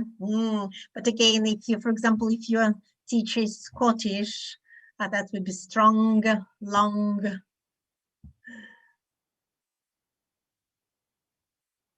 So with next one,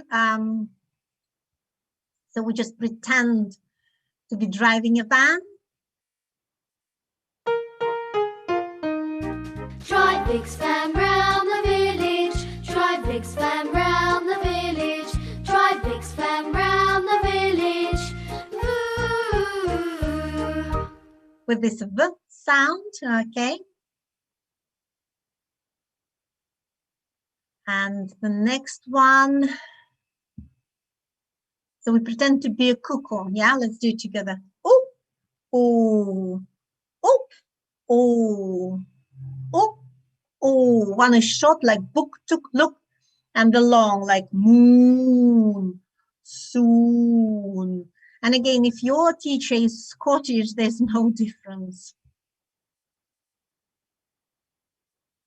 So with the next one, so you pretend this sound yeah, yeah, yeah, yeah. So you pretend as if you eat yogurt, yeah, yeah, yeah. But if you add some ketchup, if you bring some yogurt and add some ketchup, that's going to be a so you're going to start pre-teaching this sound. Okay.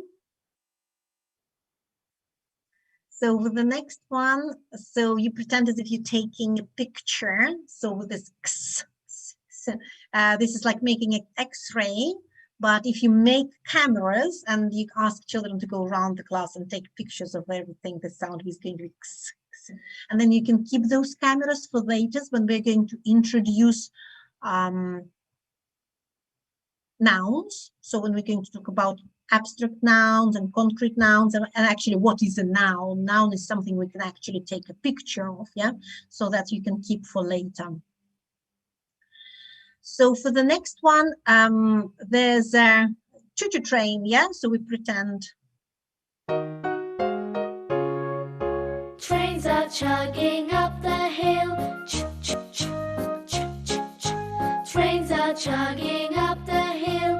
Ch-ch-ch-choo-choo. Ch-ch, and that is choo-choo, yeah, so choo.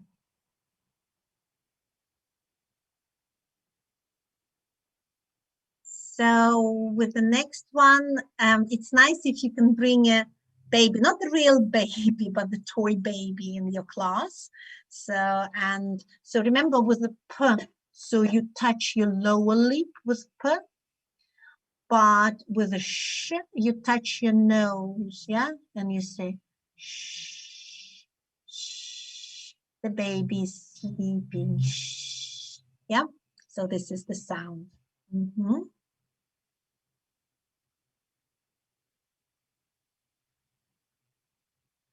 Okay. So with next one, this is the story about two rude clowns. So you can divide your class into two groups and they're going to show tongues to each other. So of course, one is going to show their tongue and say, and the other is, so, and of course, then you can play different games if you use your word book. And so the game is called Corners. If you bring all children in the middle, and then you say you can do with any sounds. So you can take the words from here, from the word book. So for example, let's say you can put like s and this, practice and th, for example, or th, the different sounds, or you can practice s and I don't know, p, and give sounds, words with s, p, and then try to make a word that has both sounds. For example, soap. So ask children to find, because some of them will go to s, some will go to p, and some of them will try to put them together. So that's also very good. You know, if you can play it, that's why you need lots of kids to play this game. So because you can have 2 corners, 3 corners, 4 corners, depending. And then you can, for example, practice saying verbs. So for example, if you say, I want you to march to the sound, or jump to the sound, yeah, or tiptoe. So again, so using different kind of vocabulary.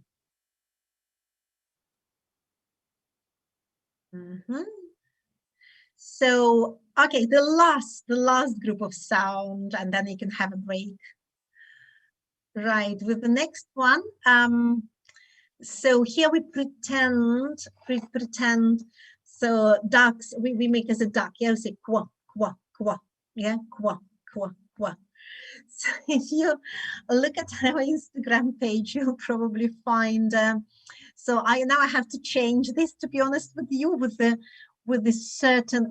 uncertainty going on in the royal family, because I used to have the pictures of Harry and Meghan, their wedding.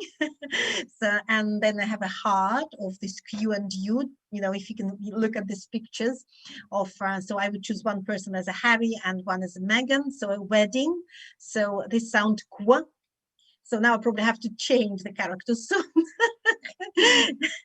So, but it's nice to have lots of teachers would probably have kind of wedding at this lesson, sort of as these two sounds, they're always together. So we never ever use as k and w. So it's like kwa.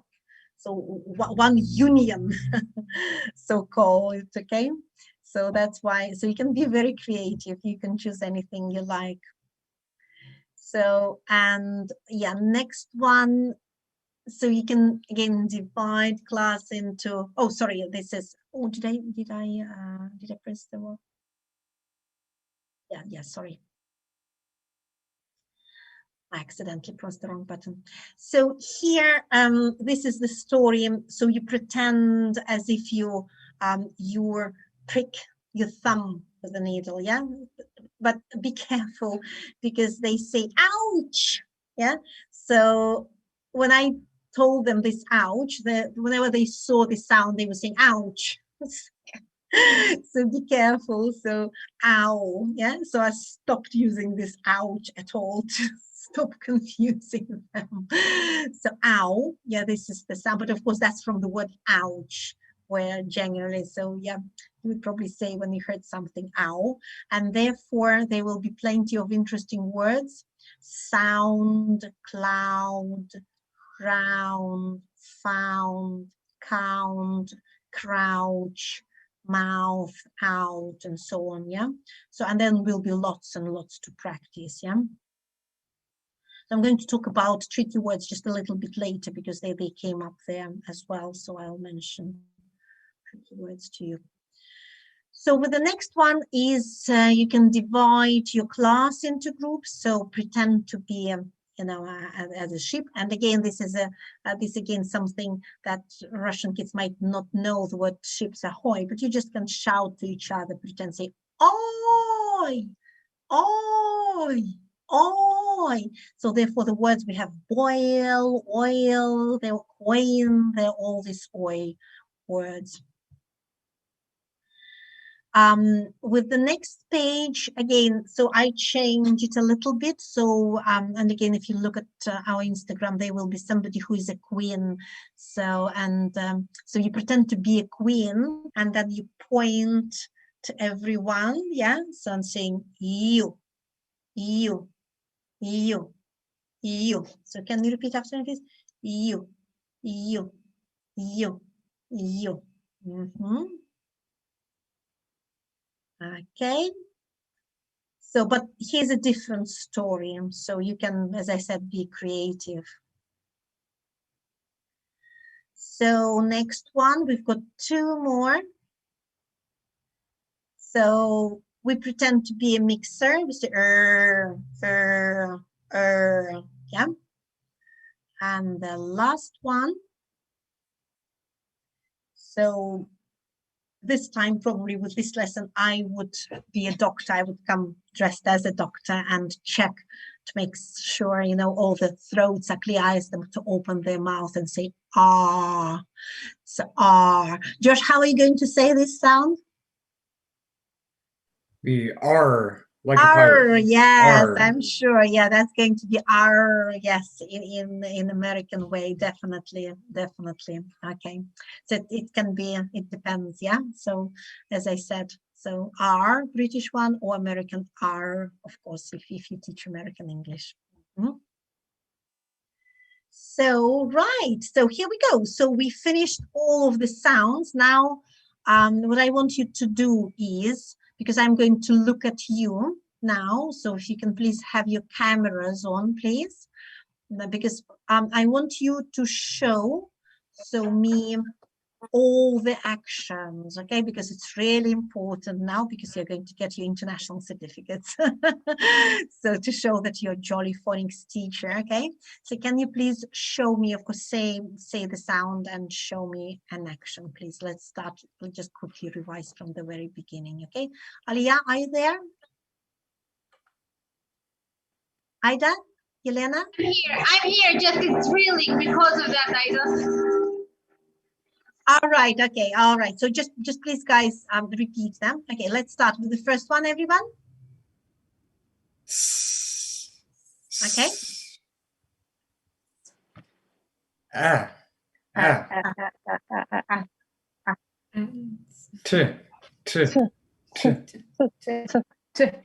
So remember when you say them, don't add t, because t, only only the sound, yeah.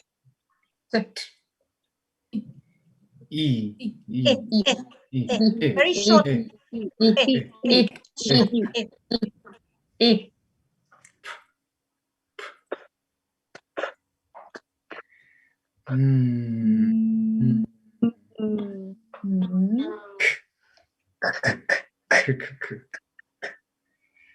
Eh.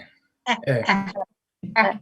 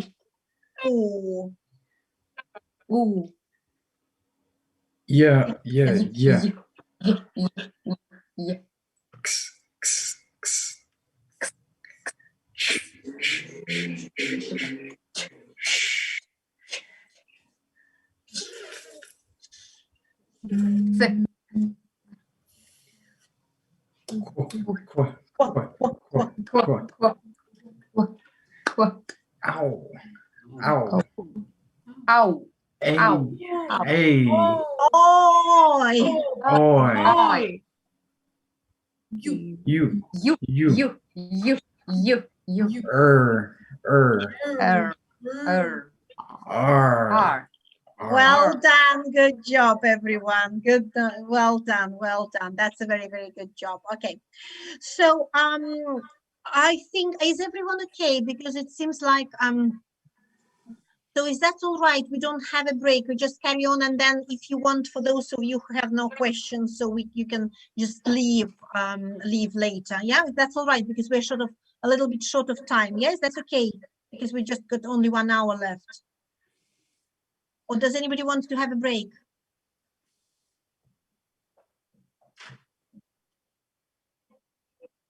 Okay, let's do 5 minutes. Okay, 5 minutes, everyone.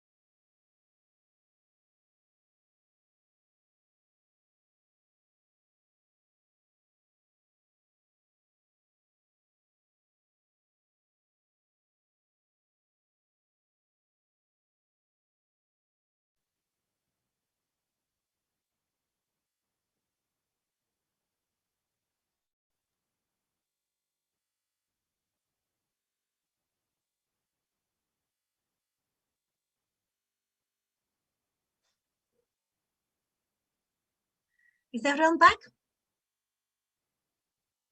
Okay, can you all hear me? Yeah. So since that was in the news that one professor was holding a lecture for 2.5 hours with his microphone muted, I always make sure that everyone is listening. Okay, so welcome back, everyone. So can you see my screen? Yeah. Yes. So there will be, of course, plenty of practice. So be creative. So there are lots of things so you can do with children. So get plenty of ideas. And so Jolly Phonics cards, something that you use in the class on a daily basis. So there will be magnetic letters that you can ask them make different words. Yeah. So, and again, lots of ideas. So sometimes I just ask them, first of all, so when I dictate the words, so I ask them to make it at first and then write it on the card. So, and then of course they can take home and they can read or dictate to their parents. Yeah, you can sort of use different ideas for that.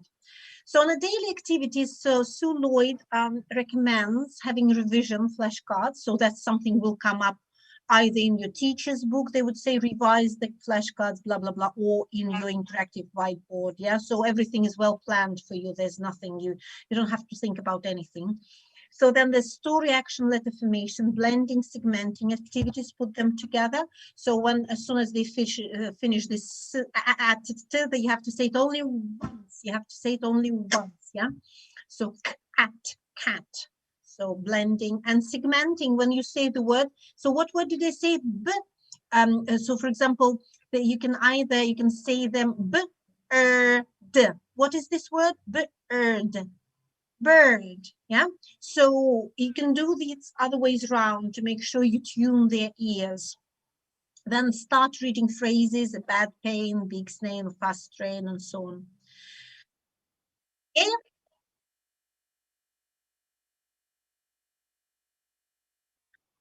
We have only 1 hour left, Juliana. Juliana, I have to finish 2 o'clock for my time.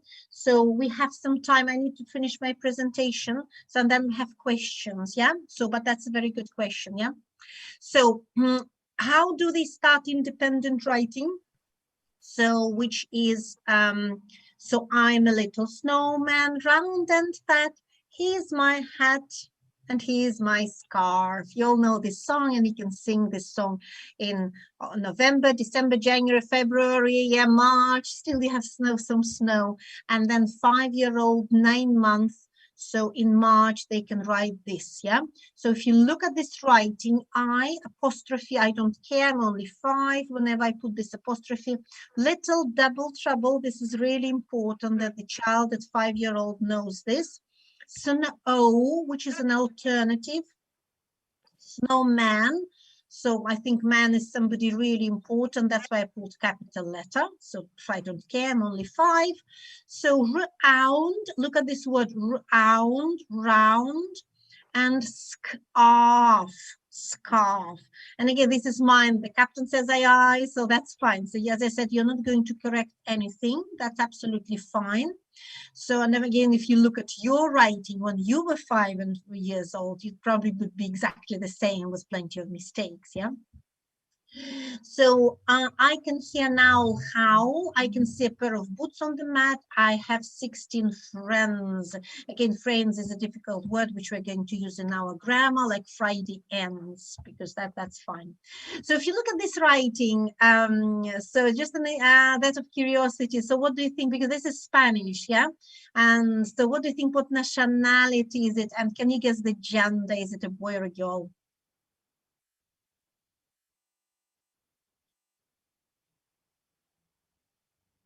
Anybody? Didn't you just say that it was Spanish? No? On the left, this is the Spanish, but on the right,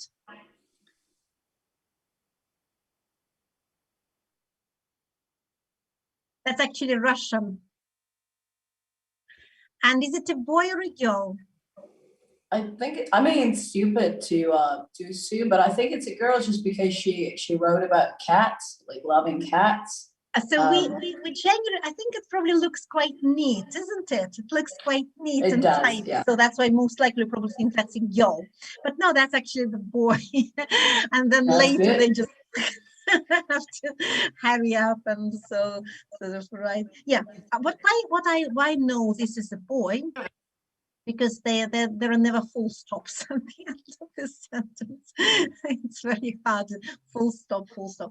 Yeah, and then as you can see, expanded sentences here. I like fluffy hats that has orange fur, and they're cute and they're cool, so I like to play with them. So I'll probably, mention here the capital letter because it's 7-year-old, yeah, and capital letter I, and then they're homophones, which we're going to learn later. So the more they're exposed to English language, the more mistakes they make as native speakers, and homophones will come. Russian.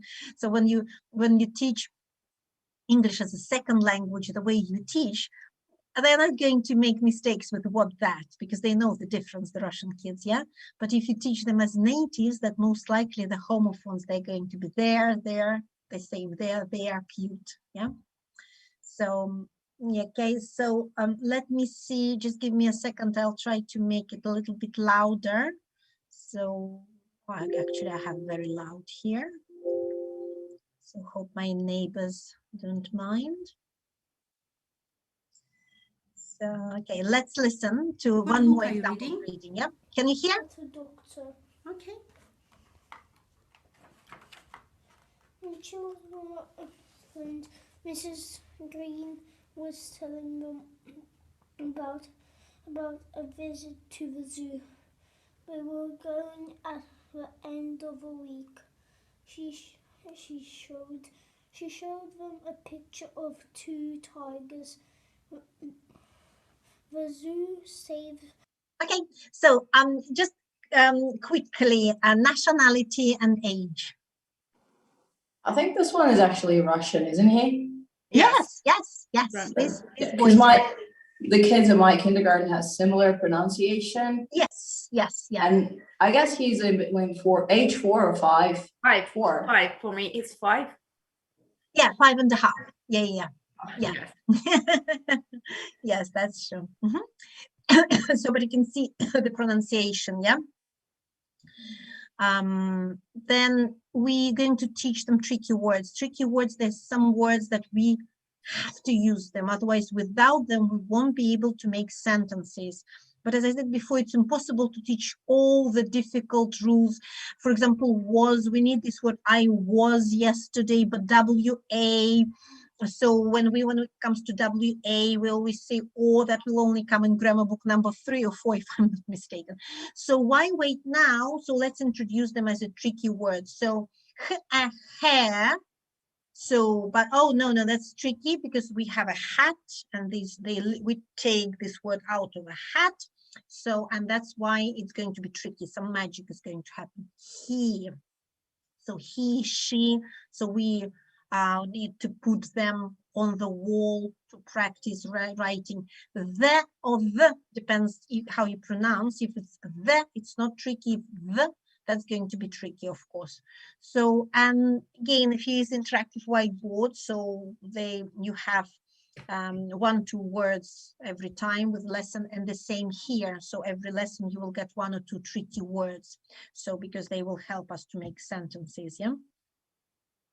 So now let's have a look. How can we use those tricky words in independent writing? Okay, children, I want you to write a sentence.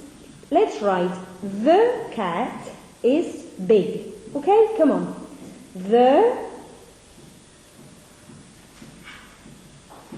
Very good. You can look at the tricky words that we've got up here. Look, can you see the is there?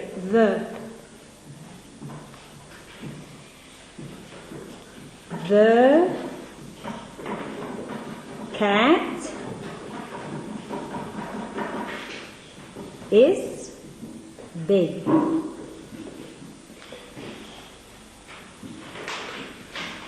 Very good, Sandra. That's lovely.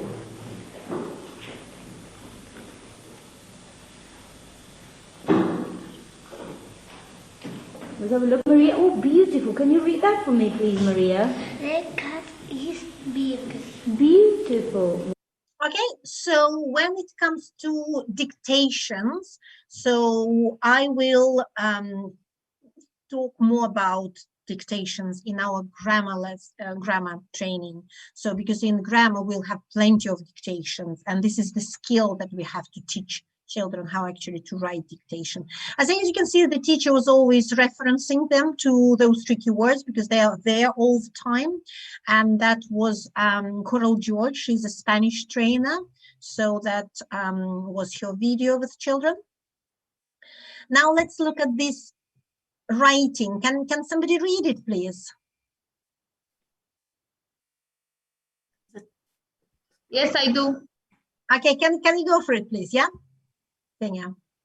27th March, I made lots of, наверное, это lots of, Yes, lots of gags. Come on. Cakes. Cakes. Oh, it's cakes. And one the child is learning, they're doing workbooks. Did they notice what one? One cake, наверное, was burnt. Burnt. Okay, thank you very much, Ksenia. Let's give Josh a try, the second one. I watch Thumbling. Come on. Thumbling. Thumbelina, yes, Josh. Thumbelina. I watched Thumbelina. Yes. And I hand some popcorn. Yeah, and I had some popcorn. Well done, Josh. That's good. Yeah, exactly. So this is, what nationality do you think is Jessica?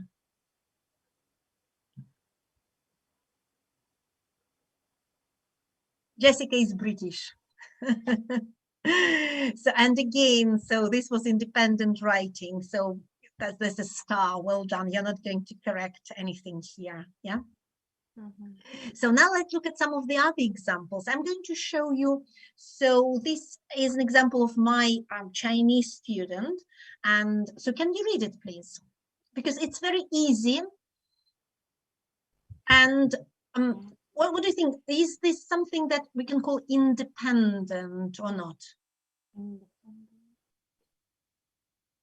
Is this independent writing? What do you think? Because Bella is 5 years old. Is this independent writing, do you think? I think no. No. 5 years old. No, because you can see that this is with the help of teacher, yeah? Yes. So is this an independent writing? This one, yes. It looks like it. So do I want to have this from my kids or this one? Which one would you like? This one, I guess. The second one, isn't it? Yeah, the second one. Okay, so let's listen to what she is going to tell you. She's going to read a story, yeah? What is the name of your book? Happy Day. And a funny day. And a funny day. Wow, look at that. One day, a family is go to a park.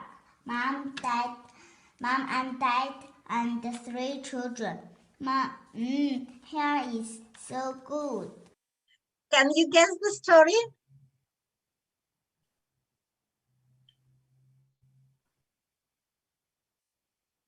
Ants? Yes, yes, that's about ants. Yes. So why do you think she's writing this? Look, she doesn't. This is not the phonics book number 1 that she's doing now. Why do you think she's writing? She can read So the we've sounds, got new right? students in the class. We've got new students in the class, and the task was to tell the new students the story. Whoa. And therefore, the That's new great. students, they were writing this,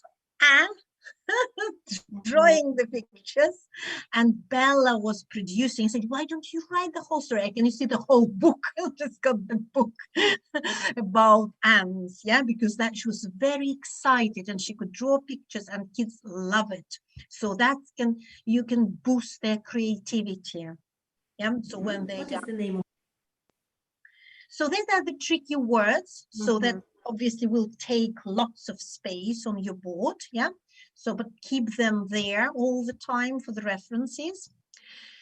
So with Jolly Phonics, it's very important to make learning fun. So it's narrative, kinesthetic, auditory, visual, tactile, which is all called multisensory. So this is, you don't have to write this. As I've said, I'm going to send the whole presentation to you. So this is a little bit of planning. For 3 years old, you've got the whole year to present sound, blending, segmenting activities.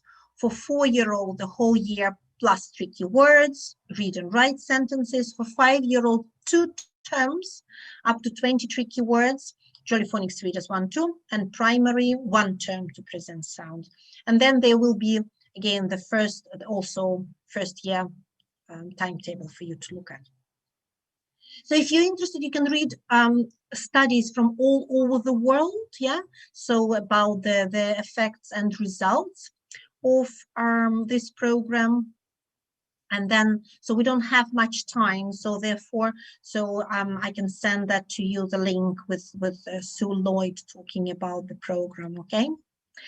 So with the important things, let me revise a little bit the key materials that you have in your class. So you're going to use your big thing of phonics books if you're not using your interactive whiteboard. Then you're going to have your wall freeze because you can play games, and then again, children can remember, yeah?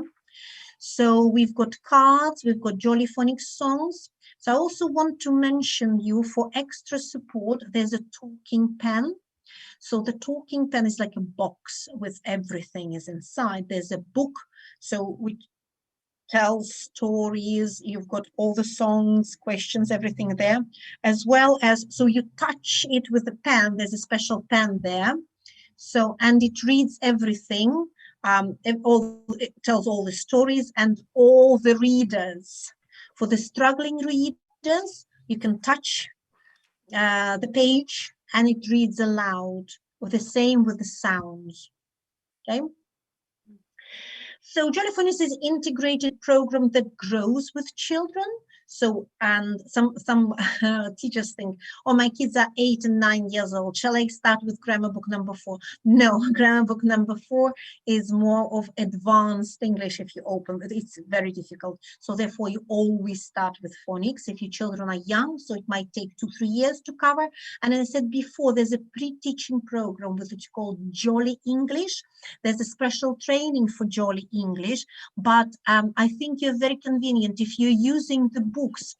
Other publishers, so they're pretty much similar, and especially if those who are doing with exam, Cambridge exam, so they are in a way, so very, very similar. So there will be teachers' notes and everything. So I don't think you need a training for that. It's quite easier. The only thing with Jolly English, there's no writing, only drawing, and then no words, only pictures. And you pre-teach them all the vocabulary. There will be everything for all Jolly Phonics words. So they're amazing. There will be stories. So if you still feel you have 2 years, so you can start with Jolly English at the age of 2, 2.5, 3, yeah, and then move to Jolly Phonics. Tell me one more time, what's the name of it? Jolly English. Yeah. I will send the picture. So there are also CD games, so you can find for Jolly Phonics there, so I can send you the link as well. So the most important, of course, is to get the right balance between materials and trainings, because in the past we only had our handbook. Now there's so many things that you can use. And for example, the last one I've just got, which is called like bumper book. So with all the stickers and everything, yeah, there are activities books. There's so many things to choose from. You don't have to buy everything. You just choose what's the best for your kids and depending on the budget of your school. Okay, so, and then of course my conclusion would be that it's very important teaching English and Russian is the method that is suitable for young children. So it should be multisensory. So we start with letter sounds, teach the code so that they can work out new words together themselves. Yes, not just memorizing, but they're working them out. And just to finish my presentation, I'm going to go back to my interactive whiteboard. So because I'm sure you all want to know what's pupil book 2 like, yeah? And pupil book 3. Let's have a quick look. So at those.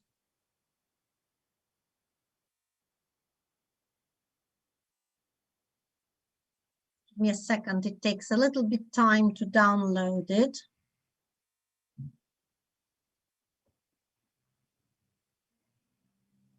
Okay. So what personally I like about those 2 and 3, so there will be all these alternatives we were talking about, yeah? So you're going to cover these alternatives as well as, please do not skip pupil book number 2. The new book, I mean, to be honest with you, I don't like it anymore because in the past I had the whole page for writing. Now I have only 3 sentences with my creative kids. So even those pages were not enough. They had to make their own books. Now just they own at least 1-2 sentence. So that's how they reduced it. But all the rest is the same. So let's have just a quick look. So step 2. As you can see, there will be more sounds, more unusual sounds. So let's just, I don't know, quick choose any, yeah? So as you can see, we're going to start with flashcards. So we're going to revise the sounds, yeah? All the sounds they hear, yeah? So we revise them. So then there will be, so when you listen and write, then as you can see, set 1, set 2, set 3, so many words to read, hal, you, yeah? So then, so there's about shy I, yeah? And toughy Y, yeah, there will be practice. So anagrams, then we start here's alphabet, capital letter, yeah? So there will be revision. So as you can see, then look, cover, and write. These are the tricky words that we are going to do, yeah? I'm practicing them again. So, and that is your pupil book number 2. So double letters, yeah, all different alternatives. I, so for example, with this I, so you will probably find, yeah, I like pie, bike, shy, okay, light, and so on. Then if I just quickly look inside book number 3, so here there will be a soft, this ker with ker, yeah, then soft j, g. So for example, then there's also here is going to be vowel hand, yeah, because when we have and the song, so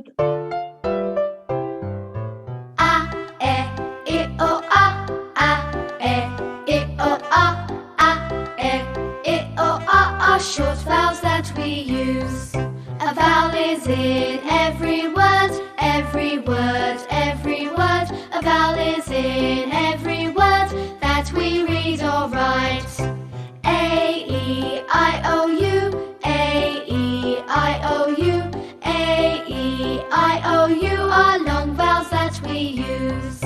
So the sound is A. What's the name of the letter? A, E, I, O, A, U.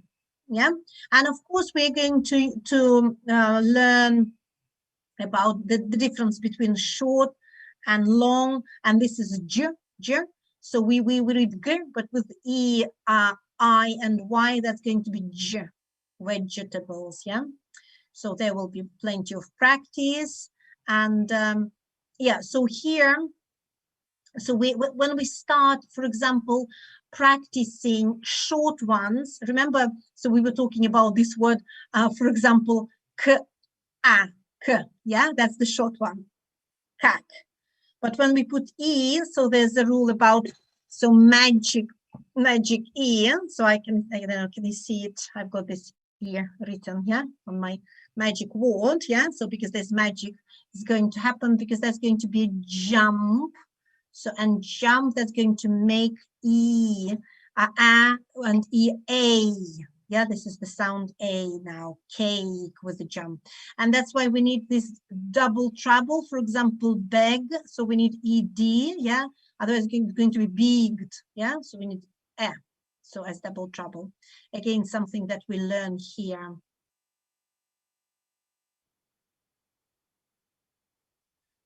Okay, so, and yeah, so what else we've got? There will be lots of alternatives that we're going to cover. As you can see, A, E, I, O, U, and so on.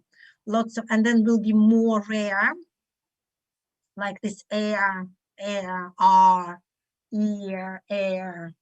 Okay, so these are again, so in book number 3. So generally, so I wouldn't panic if I were you, because you've got all the planning and everything. So because sometimes teachers think, oh my God, what am I going to do? It will come. So if you just follow one after the other, so it will all lead you nicely and smoothly to everything. And then of course, if you need any support from us, we also run different short things like a short training, like material design, or using technology in class or anything. And so please keep watching. So watch the Instagram. And of course, if you are, as a teacher, want to improve your language, so we run the language course for teachers as well. So started with first certificate. So we've got FC, advanced and proficiency groups for teachers if you're planning to take to improve your language. Okay, so I did my best to save some time for you, because otherwise I was the one who was talking all the time. So, and so I did manage to finish, so, and give you some time. So let's start with you. And some of you sent questions. So Alia, do you want me to answer your question? So from where can I get this interactive word? Somebody send you, yeah? You told me you're gonna send by email. Yeah, okay, that's wonderful. Yes, I'll send you the link. Yes, thank you very much. Okay, so shall I just quickly tell your name, and you just, say something, anything, just one question, yeah?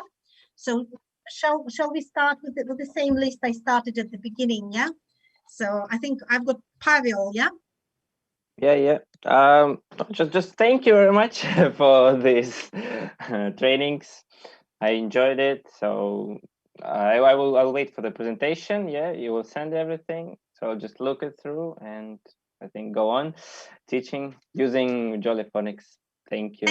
Thanks, Pavel. Thanks. I'm very happy to hear. I know it's too much information. You need time to sort of to digest everything, but I'm glad you enjoyed, and I hope so you will come up with your interesting ideas and send something to me as well one day.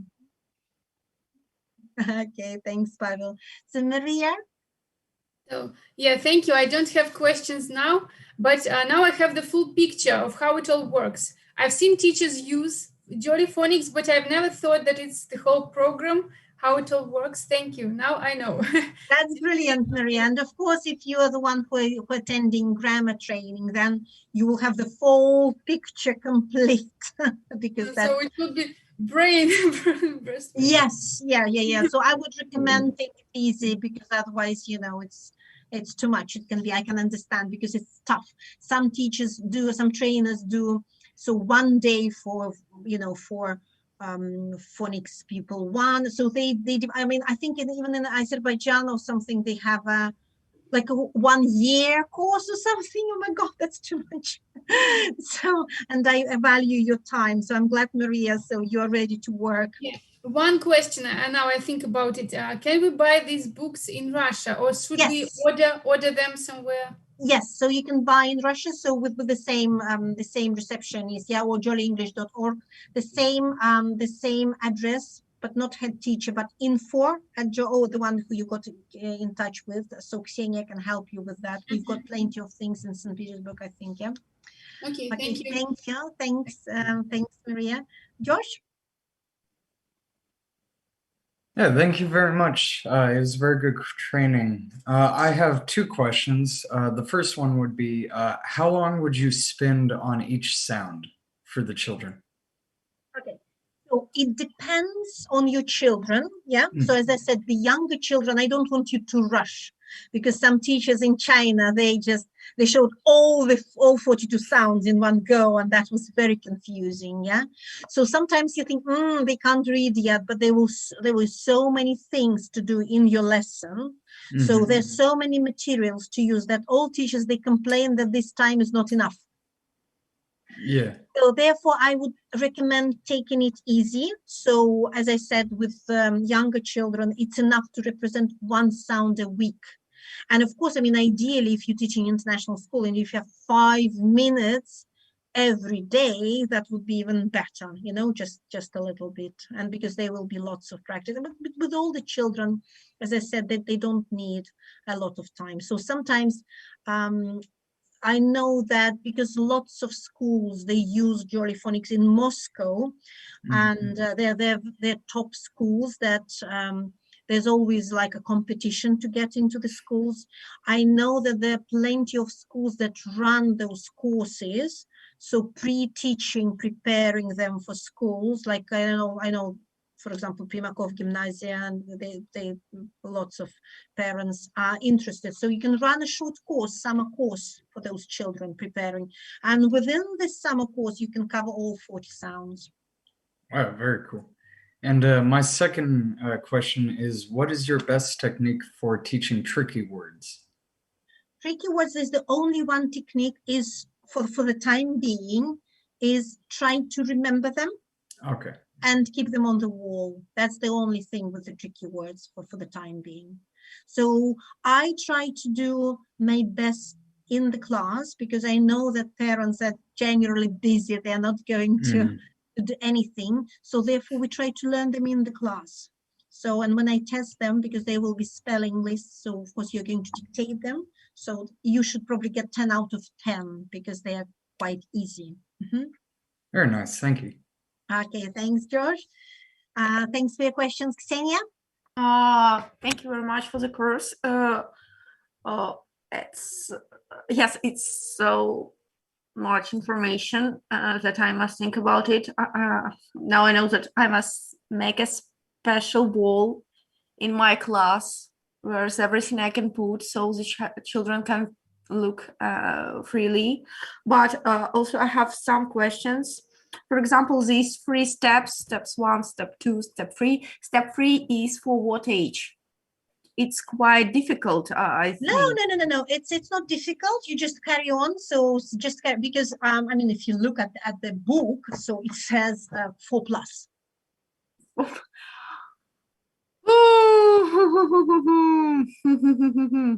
4+. It's not as difficult as you think. So it looks scary for you, but believe me, it's not for children. Maybe. Okay. So they know all the names of all the Pokemon and how to evolve them and what to do with them. I know how to pronounce them. It's okay. But how many lessons should we do in a week? It depends what you can. So I can choose as a person, because unless we have the whole power in school and the whole power with parents, like for example, you say, I'm going to teach your child every day and you pay me. Your parents probably say, no, twice a week is enough, we're too busy. So therefore I think generally, so we try to juggle between, I mean, you're lucky if you're in international school, you get more lessons. Yes. Like I teach actually, now. Right now we're working on our schedule. Okay, that's too busy, I guess. They don't really have time to play. But for example, my reception group has 3 lessons. Oh, that's wonderful. 3 lessons that's a week, and my nursery group has only 2. So it's quite enough for them, yes? Yeah, because I don't think that schools will probably reconsider more. Twice a week, this Spanish, English, blah, blah, blah. Next one. We English teachers think that this is the most important subject in the world, and they only give us 2 hours. Okay, thank you very much. Thanks. Irina, is Irina here? Irina, right? Irina? Thank you, Lana. Thank you very much. I've got many cool information. I use Jolly Phonics. That's wonderful. You haven't got It's a cool methodic. My children like this methodic. Say, I speak net. This is at net. It's a cool. Thank you very much. Thank you, Lana. I'm glad you enjoyed it. Thank you very much for your great feedback. Thank you. Okay. Thank you. I have no question. I have no question. That's brilliant, Juliana. So, do you want me to name you last so you have more questions? Or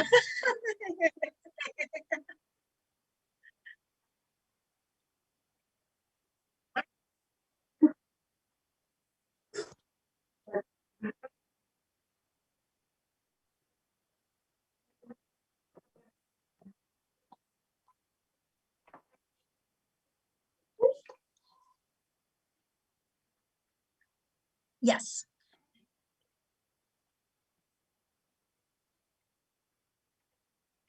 Okay, so that's a very good question. So the reason why in Russia, precursive, because I'm British and Russian is a little bit different, yeah. So it's like different story. In Russia, this precursive is very popular. So Josh, I'm sorry, I don't want to offend any Americans, but unfortunately, America is the only country that they use print letters. Because I don't know why in America they think, oh, no, that's because it's too difficult for children. Yeah. So therefore, when you switch to your version, you can choose either print or precursive. But because Russian formation is very similar to, it's precursive. They learn the same things at school. So therefore, Juliana, in Russia, it's very popular as well, precursive. And we apply this precursive version, yeah, to Russia. Everywhere in European countries, the precursive is very popular because it's the same, they're the same letter. Yeah, is sorry, Josh.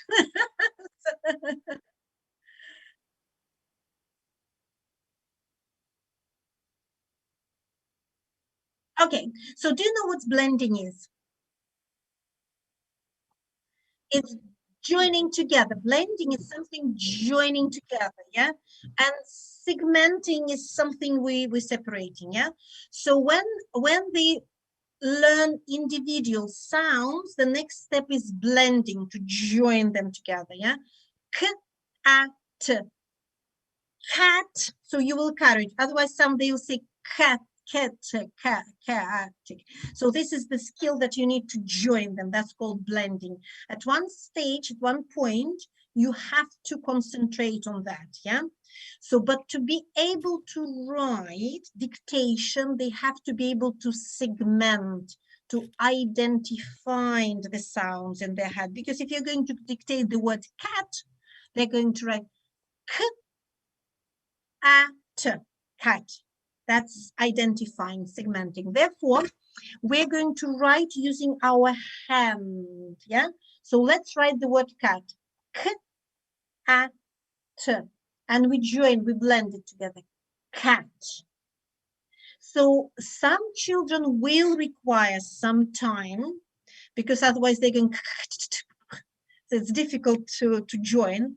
Boys are getting much better than girls. So you might have some trouble with girls at sometimes, but boys, they just read like this. That's a very good question. Yeah.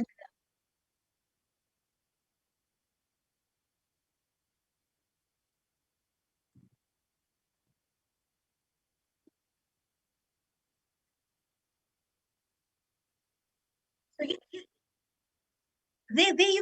you can, there's so many creative, everyone comes with so many different ideas.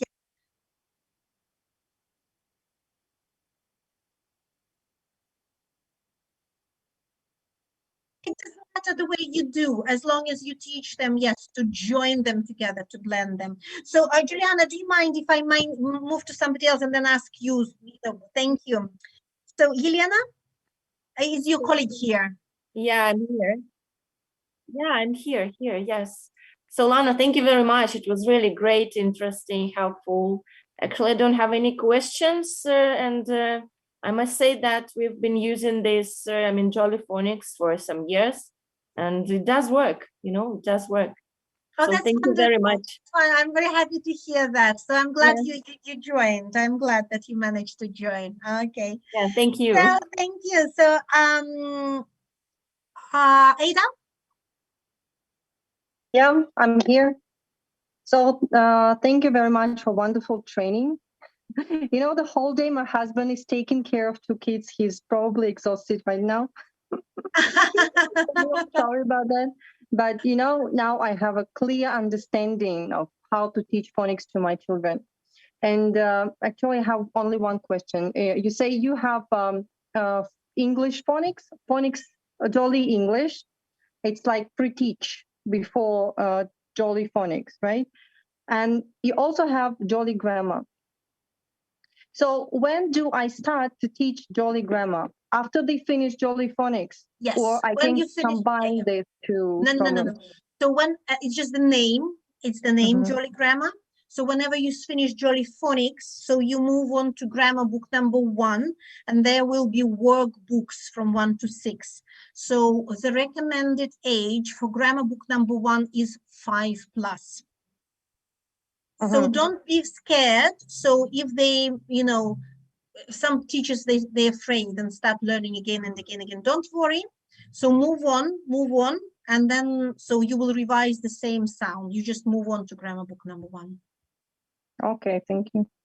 Okay, thank you. So may I ask you please to take, I think if we all, so can I pause for a second and ask everyone to take, because I think Ksenia wants to take a family picture of everyone. Yes, so can yes. everyone please maybe show your thumbs or something, at least we can. So Ksenia, are you there, Ksenia? Yes, yes.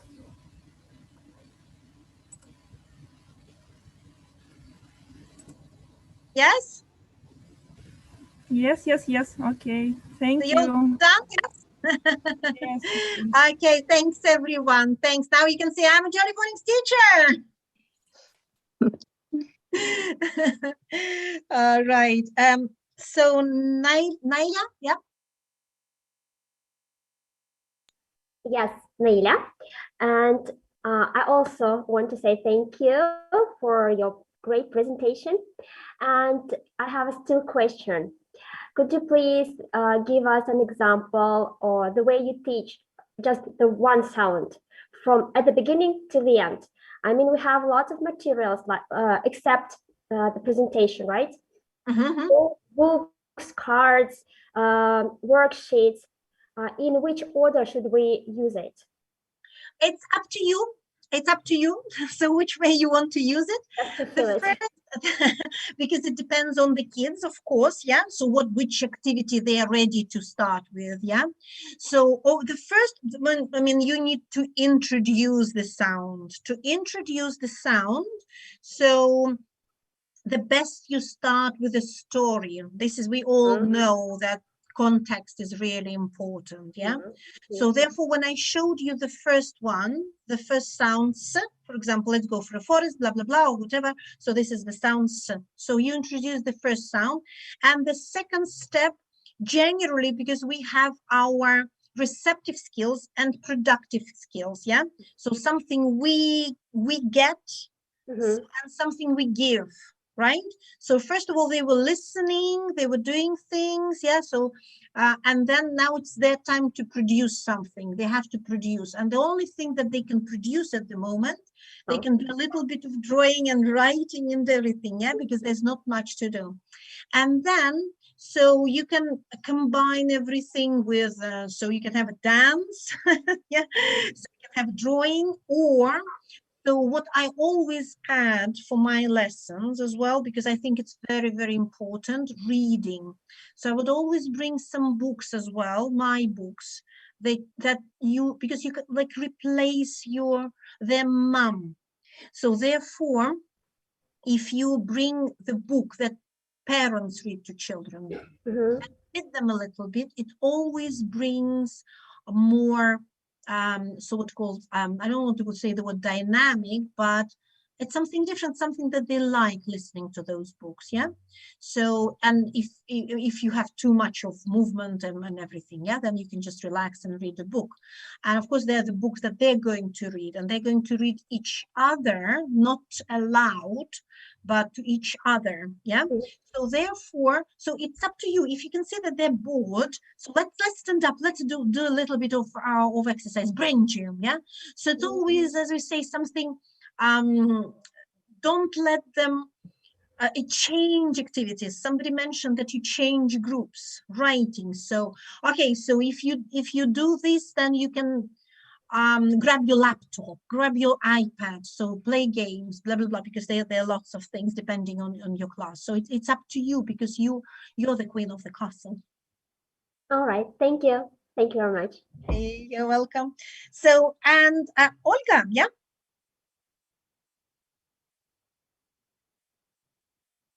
Olga, have I got Olga? Yes, it's me. I have one question to Sabina, just curiosity. Do you work at Little Star Kindergarten? Because I see you there. Yes, I do. How did you find out? Just Instagram. I see. Oh, exciting. I do. I teach toddler group. Nice. I like how you teach there. Thank you so much. Thank you. Yes. And I just wonder how to teach 2.5-year-old Jolly Phonics, Jolly English. How to start, from where to start? I just open your book. There's a teacher's book for you. Okay. Okay. All right. It's quite clear. So there's quite clear. So you've got, I mean, if they say listen to blah blah blah this song, you just put your CD and listen. So everything is again well planned for you. So have a look at those books, and they come. There's a pack.